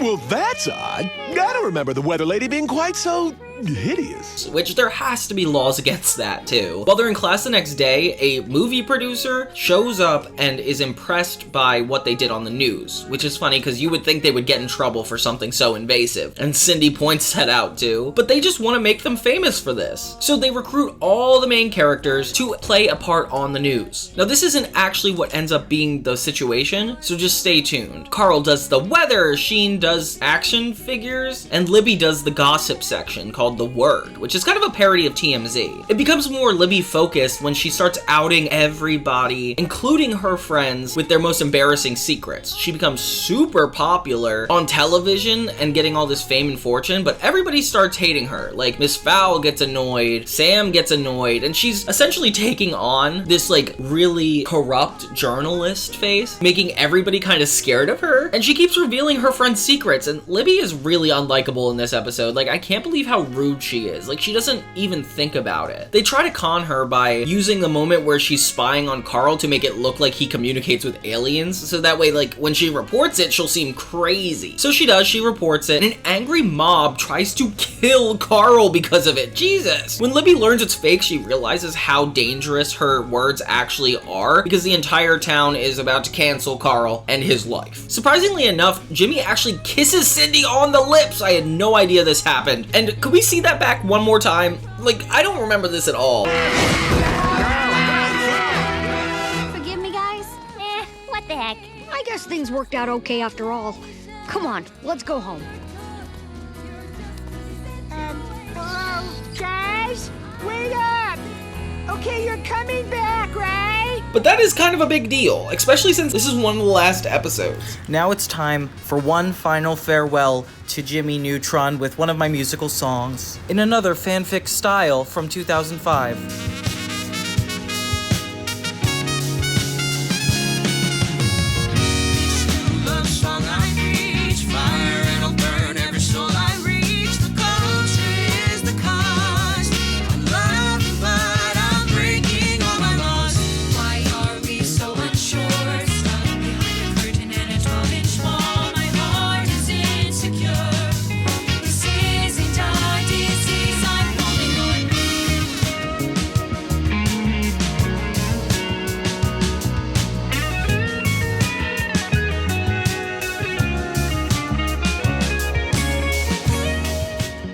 All summer long, it's Friday night movies on Nicktoons. Attention, Retroville! This is an emergency! Friday, Jimmy Neutron shows up on the wrong night for a fair fight. I'm talking life or death situation, understand? When he goes up against his evil enemies, things are gonna get messy. Let's eat him! Oh, now you're just being disgusted.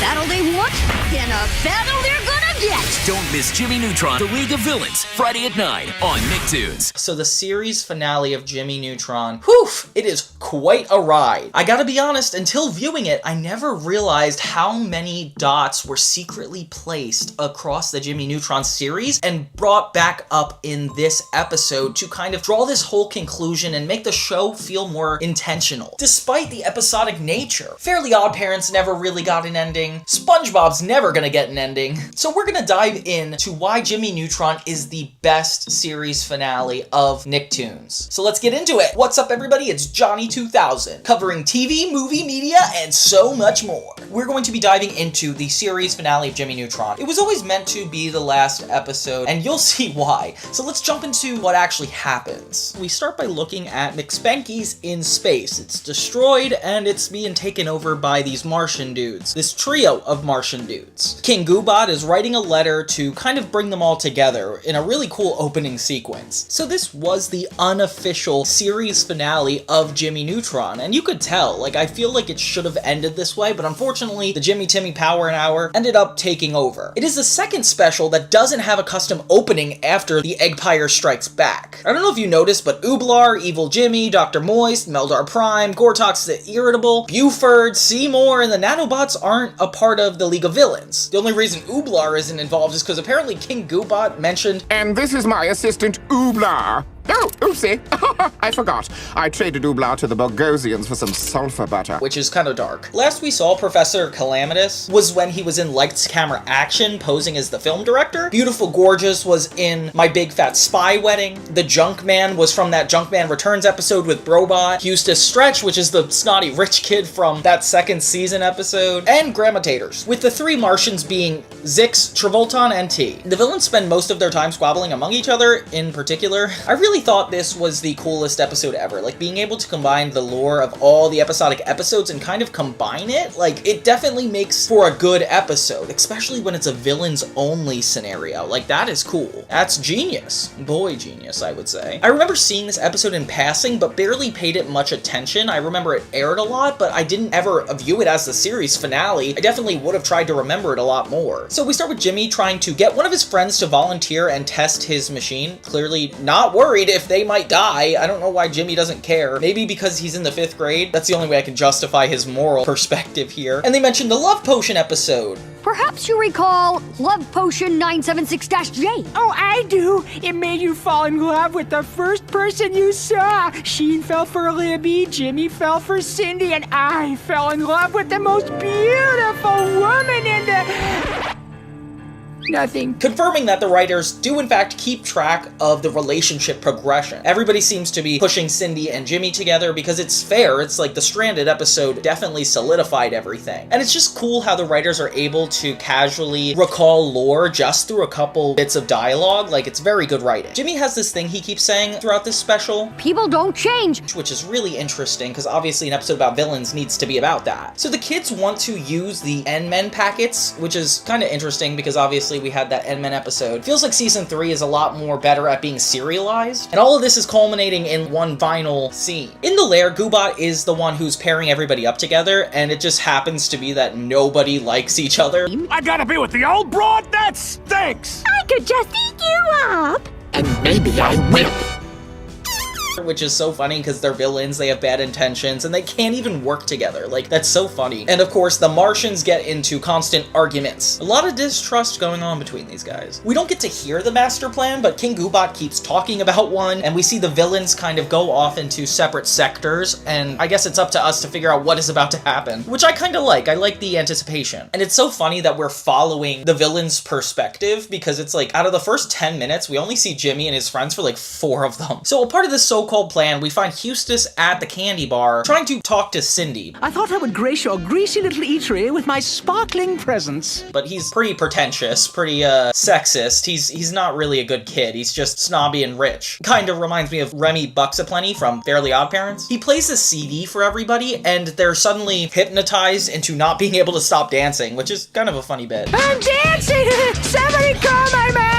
So Jimmy is about to throw away the N-Men powers, and the audience is probably freaking out because we know he's about to get ganged up on, but he doesn't. So there's a lot of tension with Jimmy alone in his lab. But next thing you know, Jimmy's lab is sprayed with this really weird goop, and the Junkman ship arrives at his house. I still don't know what the plan is. It feels like it's going on for so long, and I just want to know. Jimmy runs into his friends who can't stop dancing. I don't know why Libby brought the stereo. Obviously, it's not going to help the situation. I'm getting pretty good. Jimmy ends up being kidnapped, and the villains kind of surround him in their ship. He is completely powerless here. King Goobot, Baby Eddie, Grandma Taters, the Junkman, Eustace, Professor Calamitus, Beautiful Gorgeous, Zix, Travolta, and T! How come he said my name last? The friends end up stopping the music, and Cindy, Libby, and everybody are able to stop dancing, eventually. Meanwhile, the villains have a really unfair court and put Jimmy on trial. He's charged by the Goobot for stopping evil, which I didn't realize was a crime. He is not in a good position here. Sheen shows up because apparently he was the only one able to stow away on the ship and save Jimmy, but clearly he's trapped too. I don't know how he's gonna help this. Sheen, please tell me you're not alone. Okay, I'm not alone. Where's everybody else?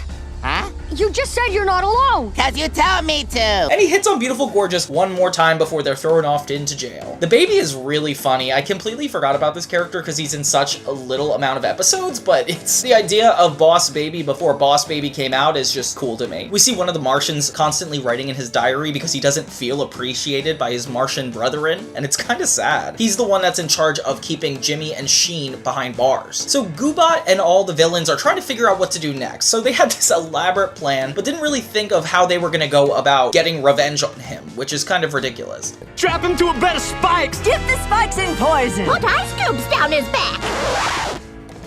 Especially since Professor Calamitus isn't the one leading the way. You can't keep relying on that being the downfall to the villains. Sheen starts talking to the Martian, and they're basically having therapy together. It's really funny, and it's actually kind of sweet. So T, what's it like being a big lizardy space bandit? You making fun of me? No. Cause I'll squish your head! I'm not honest. I just really want to know.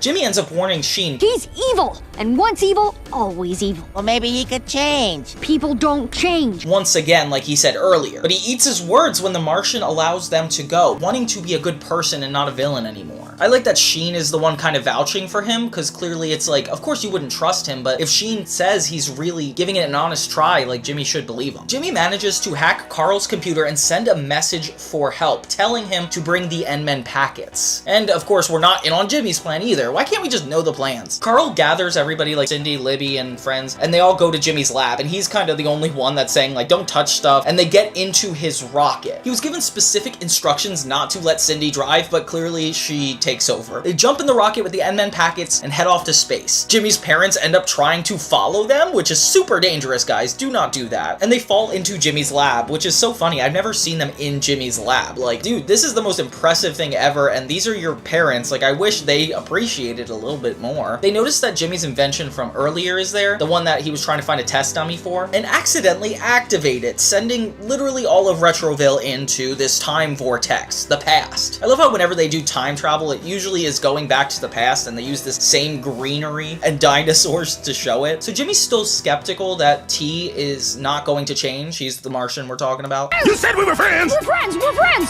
See, Jimmy? He's changed. Earlier today you said people don't change, but T changed, even though he's not a people so much as an alien lizard guy, but my point is... Okay, I get it! But they managed to get into an escape pod together, even seeing their friends in Jimmy's rocket nearby. Of course, he gets mad because Cindy's driving. We're heading back to... Cindy's driving my rocket? And these have got to be the only kids in space passing each other. Like, I get seeing each other on the football field or at a school dance, but I bet these are the only 5 fifth graders you could catch in space. The villains end up stopping the rocket, causing Jimmy and friends to crash. Suddenly T is super clingy, and it's so funny to see him like this. I feel like being a good person to him is just being extra sensitive. You risking your skins to save your friends? I'm gonna weep openly. Give me a tissue, fool!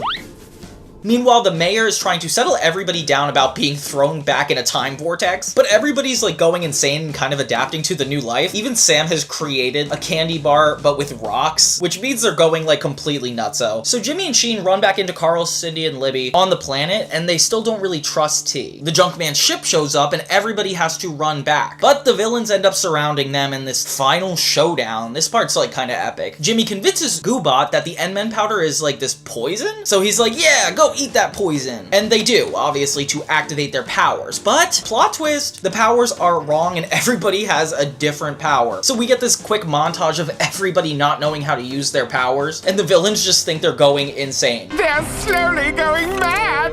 Oh, why didn't I bring my camera? Which, they're not wrong. This whole special feels so much like plot, like thing after thing happening, not a lot of character development, except for the whole villain storyline and Jimmy insisting that people don't change. Like, I like that that's kind of the gimmick, but it doesn't feel like it sums up the entire show, more like it sums up this entire episode's premise. But it feels a lot quicker than it should be. So the villains realize they have a lot more in common than Jimmy's demise, and they are able to escape, going back to Retroville, but uh-oh, Retroville is in the time vortex. Next thing you know, the entire town is being attacked by prehistoric dinosaurs, and they only have 5 more minutes of their powers, so they need to help the town. Oof, that's intense. The villains even arrive, and the dinosaurs attack them too. T ends up being worried about his villain friends, and asks Jimmy and his friends to help. I need your help! Please, please, please! Clearly everybody's kind of against it, but we have this kind of message that in order to be good, you have to do good things. It's not necessarily about who you're good toward and the actions you take, which is a really cool message. T asks the villains why they even want to be villains, and nobody even knows how to answer, which is so funny. I feel like being evil is just so shallow in this world. Well, because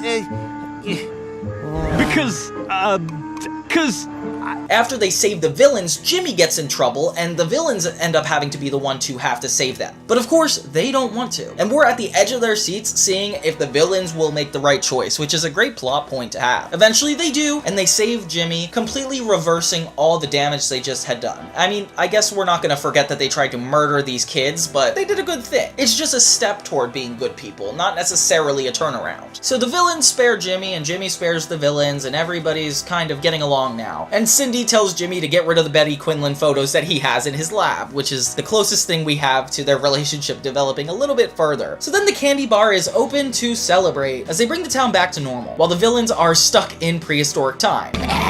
You think you're scary, pal? Huh? You think you're some sort of big shot?